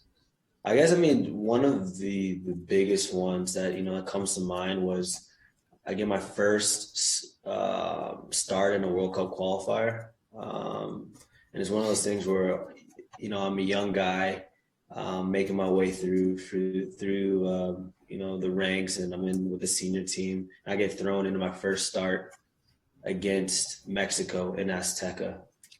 And it was a crazy game. And and we ended up tying on one. Michael scored from like 50, 60 yards out, and it was crazy. I mean, the game had a little bit of everything. I mean, I felt the altitude. We scored a huge goal. They got the green lasers, the fans yelling and throwing. I mean, had all the emotions. It was crazy, but it was something that that I'll always remember. It was a special time, and it was a big opportunity for me.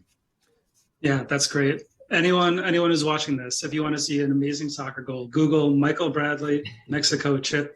Watch it on YouTube. You will not be disappointed. If you don't like soccer, you watch that, you'll become a fan overnight. It was incredible.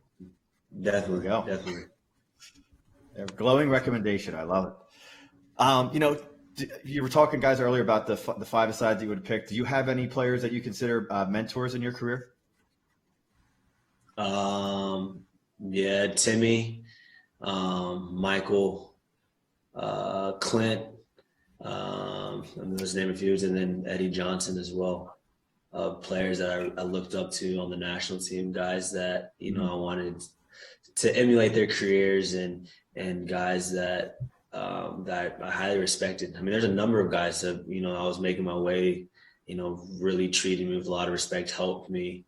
I mean, they were huge. I mean, I could have named like 10 players, but but even though I named like 5, but still, they were all great, and they really helped me kind of settle in and calm my nerves, and guys that that are well respected. So it's one of those things when you have like long conversations, and you get to know them as people, not just as soccer players. It was amazing to experience.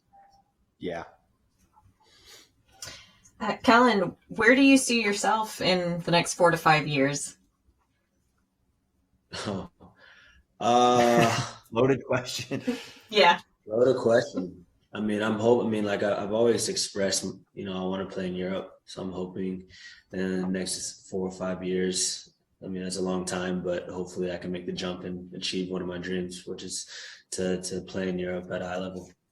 Are there any particular clubs that you would love to aspire to be at, or really just want to get in and see what happens? Not necessarily clubs, but I mean, I've always dreamt of playing in England, just in terms of, making that transition. It would be a little bit easier. The culture is pretty similar. Obviously the language barrier is there's no barrier there besides like the slang and the accent. And then, I mean, the Premier League is something that I watch week in, week out, and seeing how exciting it is and how passionate the fans are is something, I want to experience and be a part of. That's incredible. Christian's gotta show you everything, gotta show you the ropes. Yeah. I mean, he's in a great city, so I mean, I know he's enjoying life over there. I'm curious, were you always a fan of playing soccer growing up, or was it something you kind of fell into? Were you playing any other sports and then you were just kind of like, oh, let me give this a try, and just fell in love with it? Or how did you kind of get started in soccer? I mean, soccer was my first sport. Second sport. I played t-ball, but I don't really count that because I didn't like it at all. But growing up in Texas, I mean, American football was one thing. I played basketball, I ran track, so I was a multi-sport athlete. It wasn't until 8th, 9th grade, I was like, I really need to buckle in and focus and lock in. And if I really want, to take this opportunity to the next level, I need to really focus on one sport. And yeah, it's been working out for me. Yeah. And, just going back to the LA conversation we were having, did you find the transition from Colorado to LA hard, or I mean, obviously you're from Texas too, but you guys deal with a lot of different climates down there. But I'm just curious how that transition was in terms of just lifestyle, and playing for a new set of fans. I mean, and, I the think, environment in general. Yeah, I mean, the lifestyle in LA kind of suits me more, especially with the things that I'm into. Like, I'm into like trying new foods to fashion. I mean, when I actually first moved to LA, it was actually kind of crazy because it was Super Bowl week. So everything was just kind of, fast paced, bunch of people around, bunch of things to do.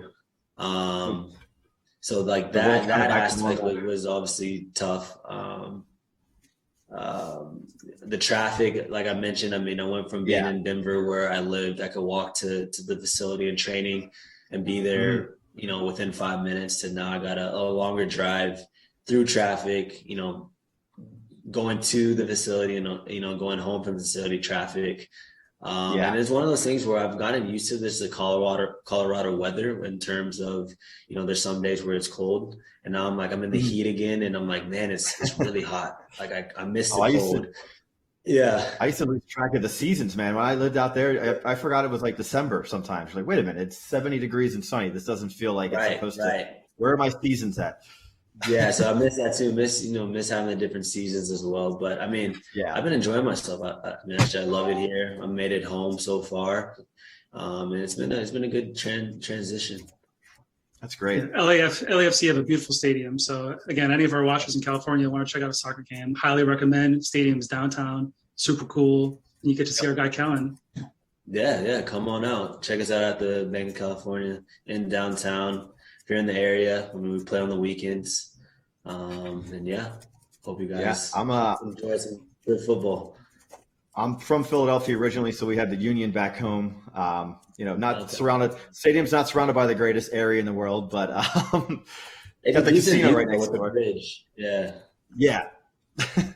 And then I live down in Nashville now, so we got the Nashville FC down here. That's a great stadium as well. They did a great job here with that, and people seem to love it. I think it's about to open. I think maybe this upcoming weekend, their new stadium. Yeah. But so we wanted to play one more game with you. We got a few minutes left, but I believe that Chari came up with some names for a little bit of a word association. So you could give us one word answer about this person. You could give us a little short story maybe you have of an experience you had with them. But Chari, I don't know if you want to kick it off for us. Okay, so I kept it pretty tight, sticking with the national team theme. However, a few guys that play in Bundesliga, a few guys that play for Champions League clubs. So first guy is Serginho Dest. Serginho Dest.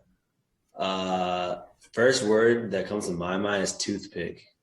He's a guy that he's always, no matter what, he has a toothpick, whether getting stuff out of his teeth, or maybe just chewing on it. I mean, that's awesome. Something I've always noticed. I'm like, I always wonder why, like where does he get these things, and why does he have so many flying around? He can watch a lot of Razor Ramon on WWE growing up. Next guy is Weston McKennie. Clown. He's a personality. So clown is a word for him because he's a guy that, who likes to joke around, likes to have fun. I guess he's one of the jokesters on the team. So I think clown is pretty fitting.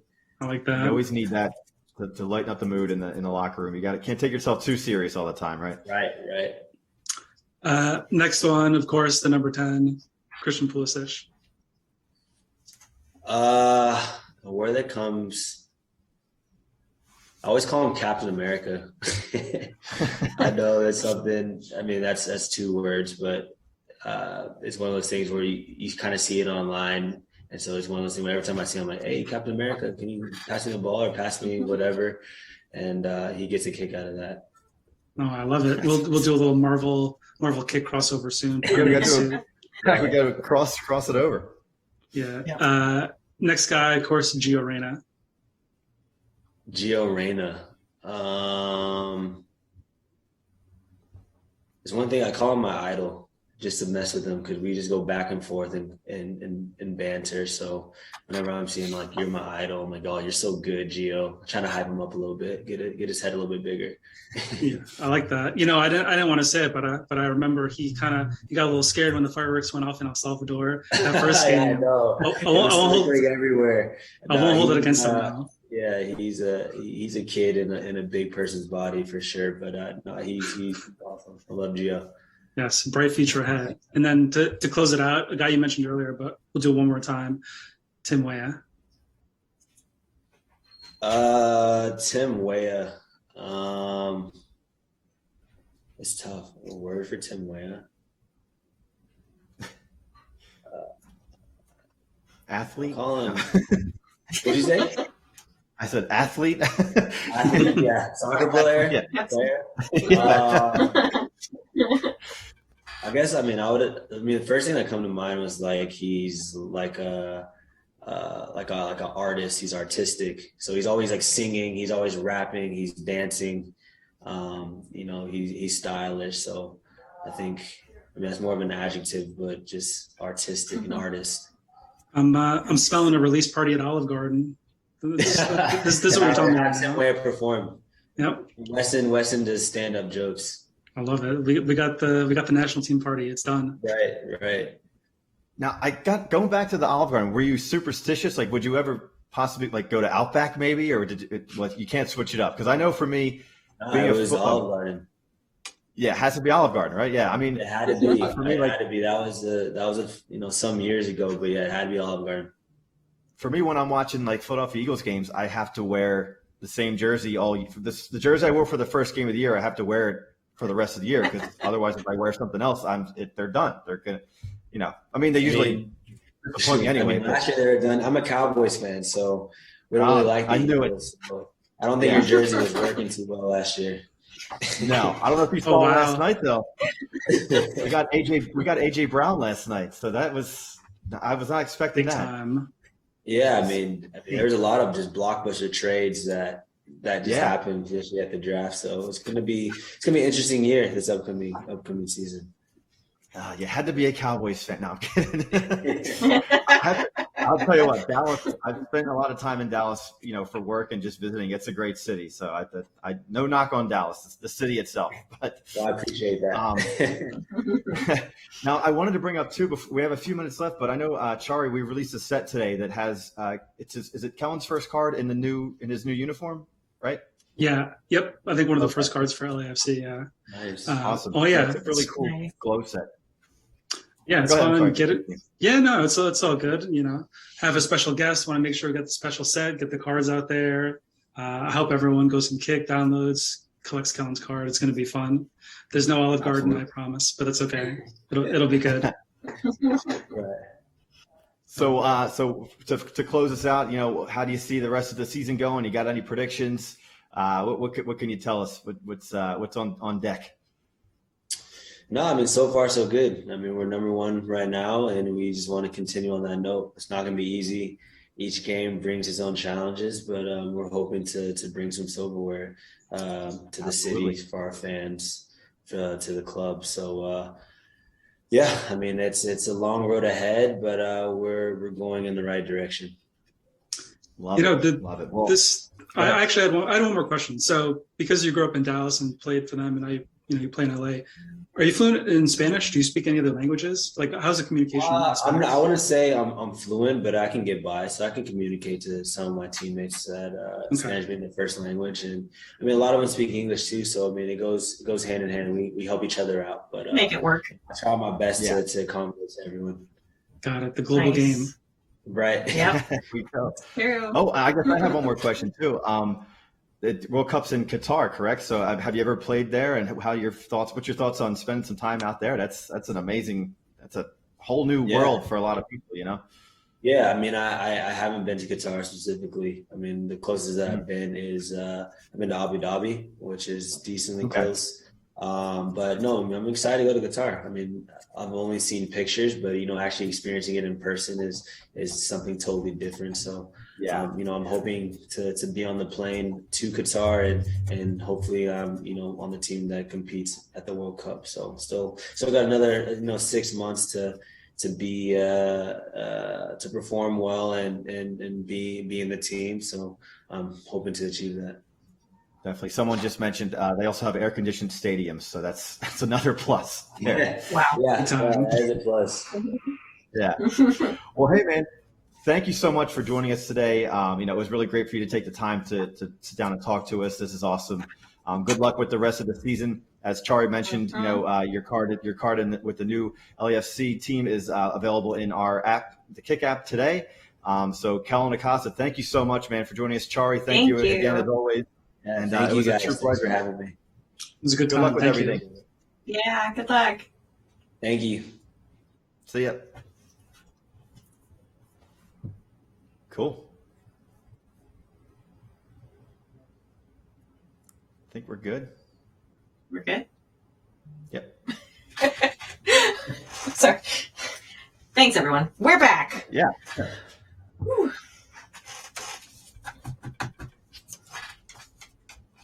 All right. So, that was Kellyn Acosta and Chari. So thank you guys so much for joining us for that. Got about 15 minutes left. So, again, we were talking before we got Kellyn on about some highlights of the day. Shoot us some notes in the comments. We're happy to hear what you guys liked, but, we're ready for the rest of the weekend. Thanks for just taking the time out of your day to join us. We really, really appreciate it. We hope that everybody enjoyed all the great stuff that came out in the apps today. From Kick, Star Wars, Marvel, all the way down to Bunt. There was some fantastic stuff. I love that we were able to get Kellyn's new, him in his New Jersey with his new team in the Kick set today. I'm curious to see if anybody pulled any of the Bunt box DigiCon exclusive variants in there as well. I know Gabbie pulled some stuff from Disney, right? Any more luck or? I just got a lot of Tsum Tsums, which I'm very happy about, very excited about. I'm going to have to go take a look at some of my Tsum Tsum posters in my Mouse Fractor variants. I got a lot of the Derek Laufman in Kick and no Gildeds, but I am loving my retrospective of Derek's art. I've just been opening Kick packs while we were talking to Kellyn. So nice. I was doing the thing. I was ripping packs. I wasn't even looking at what I got, so I'm gonna have to go back in and review. So there we go. Yeah. And I think we had a bunch of people just join us. Actually, someone rated our channel, which is awesome. Thank you. And anyone who stuck around from that, welcome to Tops Digital DigiCon 2022. We're actually nearing the end of our day, but if you stick around for a couple minutes, we're going to recap some stuff and also let you know what's coming, which is pretty exciting because we have more of this coming tomorrow and Sunday. So if you thought today was awesome, we got another loaded day for you tomorrow and Sunday. And I guess if we want to, we can hop right into what we got going on for tomorrow if we can pull up that agenda. Awesome. All right. So for tomorrow, our highlighted apps are going to be Bunt and Marvel. So we're going to obviously kick it off with you guys and go through what's in app throughout the day tomorrow for each of the apps. Obviously go through the schedule again as well for those new viewers that are going to be joining us. We'll kick it off at 11:30. 12 o'clock, we have John Romita Jr. to come in and talk all things Marvel with us. I know he's got a long storied history, not only in Marvel, but in the comic books, in the annals of comic book history. So really excited to talk to him. I mentioned before that when we were setting all of this up, I actually got to speak to him on the phone for a little while and, just to schedule everything out. And he was a very animated New Yorker. So can't wait to talk to him. We were running through some questions and he goes, no, I don't want to know any questions. Let's just shoot from the hip and let's go nuts. So that's going to be a fun one tomorrow to keep the day off. And then we're going to hop into some Bunt trivia. So those of you that joined us today for the trivia segments, it's going to be a similar setup. Make sure you put the answer plus, the letter of the answer plus the answer itself. That way our mod can follow along and make sure that we get the diamonds to the right people. So looking forward to Bunt trivia. And then let me just double check my schedule here, make sure I'm lined up accordingly. with everybody. Yeah, and then at 1:15 to 1:30, we'll be talking to Emily, Tops Emily. She's going to be going into some information about the physical side of things. So we'll be talking about Tops Physical Baseball Series 1. She's going to kind of fill us in on what's going on with Tops Physical Baseball, and then, some events that are probably happening the rest of the year that we are going to be involved in, like the New York or the National Sports Card Collection Convention that's going to be in Atlantic City in the summer. And then, of course, International Card Day. So we're going to be talking to her about that tomorrow at 1:15. 1:30. This is a great one just because he's had such a great start to the year, and he's a two-way player. He seems like just a genuinely nice person. Brett Phillips, an outfielder for the Tampa Bay Rays. He also has dabbled in some pitching the last couple seasons. He had that great walk-off single in the World Series back in 2020 against the Dodgers. Unfortunately, the Rays lost, but he's a hometown Tampa Bay kid, so living his dream, playing for his favorite team growing up. So can't wait to talk to Brett and hear what's going on with the season and, just his history with trading cards and the like. 2 p.m. Eastern tomorrow, we're going to talk to Kieran Gillen, who works with Marvel. He has a storied career as both an author and an illustrator, so looking forward to hearing what he has going on, especially with I think there's a big Judgment Day event coming up this summer that he's got some information on, so hopefully he can share. Yep. Yeah. 2:30 tomorrow, we are, for those of you who follow John Boy Media and their podcast, they're fantastic. I love the work that they do on John Boy Media. We're doing a little bit of a head-to-head bunt trivia contest with them. We're going to feature co-host of Talking Baseball, Trevor Plouffe. He's a former player. He's been with the A's, the Yankees, the Phillies. I believe he might have spent some time in Minnesota as well.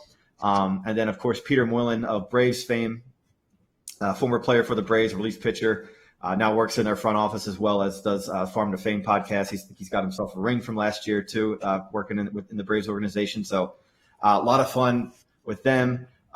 We actually have a contest up right now on the Bunt social channels where you could pick who you think is going to win the trivia tomorrow. So I guess we'll see who's going to come out on top. So a lot of folks are picking Trevor. I don't know who's your pick, Gabby. Who do you think is going to come out on top here? I don't know. I think it's gonna be a tie. Yeah, I mean, Peter, he's that Farm to Fame. I mean, they know a lot about who's coming up in the minor leagues, who's hot coming into the league. So he might have some knowledge. He's also got a couple years on Trevor too, so he might have the better knowledge there. I see somebody saying Team Plouffe. I see that. Love it. And then after that, we're going to jump into some Marvel Collect trivia. Again, same layout as we did with Star Wars and Kick today, and of course with Bunt tomorrow. So again, letter of the answer plus the answer itself, and then we'll get you the first one to answer gets the diamonds. So the victor goes the spoils. And then after that, at 3:30 we have Pete Alonso of the New York Mets. Really looking forward to hearing from him. That's a big one. 2-time home run derby champ. What? The star of the New York Metropolitans there. Off to a really hot start this season, too. He's killing it right now. Bit of a scuffle the other day, but that's okay. It all happens. And then after that, again, like you guys were saying in the chat, I couldn't believe we landed him. I mean, he's the face of the biggest franchise probably in sports. Outfielder Aaron Judge of the New York Yankees. I cannot wait to hear from him. Obviously taking over kind of the reins from Mr. Derek Jeter as the face of the franchise. Who doesn't know the Yankees? Who doesn't know Aaron Judge? He's off to a decent start this year too. We'll talk to him about the amazing Field of Dreams game that we played in, or that we like I'm on the team that they played in last year against the White Sox. I wish I was a Yankee. And we also have Tops Josh joining us. He works on the Disney team now, but he is formerly of the Slam team as well as the Bunt team. So happy to have him on. I know he's a diehard Yankees fan. And then we'll close out the day with Simon Spurrier, who is a writer and novelist for Marvel. He'll talk about Legion of X and, of course, his past work with the X-Men and other works that he's done over the years. So really an amazing day of interviews. And again, in-app content is going to be amazing. So we're really excited to have you guys join us tomorrow. And, of course, some more great stuff coming up on Sunday, which we'll get into tomorrow as well. But, keep an eye on social media. We want to see your just basically, what you're doing.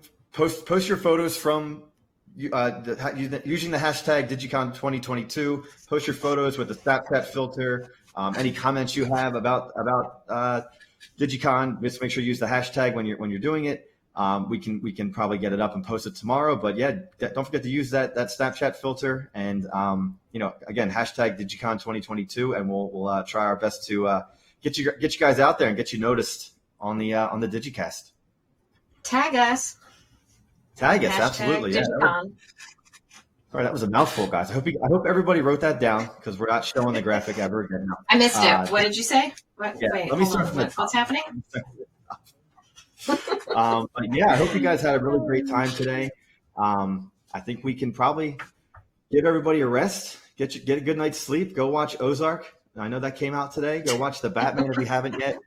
I think that's my plan for today. The rest of Wait, today. are we talking about what we're doing with the rest of our day? Yes, go for it. What's everybody's Friday plans? And also, I know everyone who's watching is in all different parts of the world, so I don't know if it's the afternoon for you or if it's the middle of the night or early morning. If so, thank you for being here with us. I did see a couple people say that they had been watching all day, and I have seen a bunch of you chatting with us all day. That's amazing. Thank you so much for spending your time with us. I can't. Like, it always amazes me that you all are such great fans and supporters of us. What do we got going on tonight? Eating. That's a really good plan. Everyone remember to eat, nourish your body.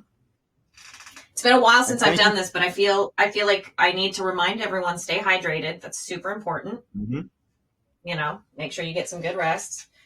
It's 11 p.m. for some people. Going to go chill for a while. Nice. There we go. A few people were in and out all day. We appreciate that too. Any time that you had for us today is amazing. We hope that you got a chance to take a look at the apps also and collect. All right.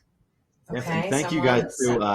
This was my first time. Again, like I mentioned before, I was a contributor in the past. Yeah. This is my first time being a full-on co-host. So I appreciate your patience with me and my first. You did it. Hold on. We need a moment. We need a moment to commemorate this. Bob's first day on the job as DigiCast DigiCon host. Congrats, Bob. So I think you did an amazing job. Thank you so much for stepping in to fill those shoes. Like I said, I couldn't have and I wouldn't have done it without you. So thank you. As always, Tops Mod. Thank you. Shout out to Tops Mod. Yes. Thanks for hanging out and chat with us all day, and all of our other friends who were helping us mod, and our Tops teammates who joined us or who checked us out throughout the day and supported us, or were in Slack answering questions for us. Gino and everyone, all the guests who joined us today. Thank you, and the crew. We have a really awesome crew. Our directors who are monitoring us and helping us and in our ears all day. Checking in on us. Thank you.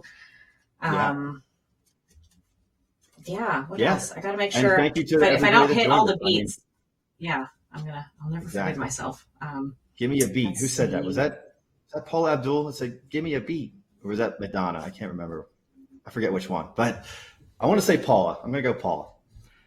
But and of course, thank you to everybody who joined us today. This was a lot of fun. I can't wait to do the rest of the weekend.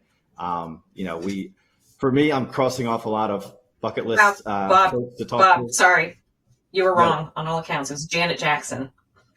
Oh, that's right. Okay, Miss Jackson, if you're nasty, should have got that right. Exactly. I'm actually, as someone who considers herself a pop culture connoisseur, I'm a little disappointed in myself there. I also saw someone say they're going to have a beer. I might join you in that beer. So it is Friday, but it is Friday. Yeah, everyone go watch some good stuff. Go trade, go collect, go listen to some music. Listen to some Janet Jackson. But get in the apps, get it while it's hot. Get it all the content while it's hot. Do some trades. Get your collect your DigiCon Insider Pass collectibles or your free pass or your free cards before they disappear for some new stuff tomorrow. So I guess we can call it a day, and you guys all have a great night, and we'll see you bright and early tomorrow. Happy DigiCon, everyone. Happy DigiCon. Bye. Thank you.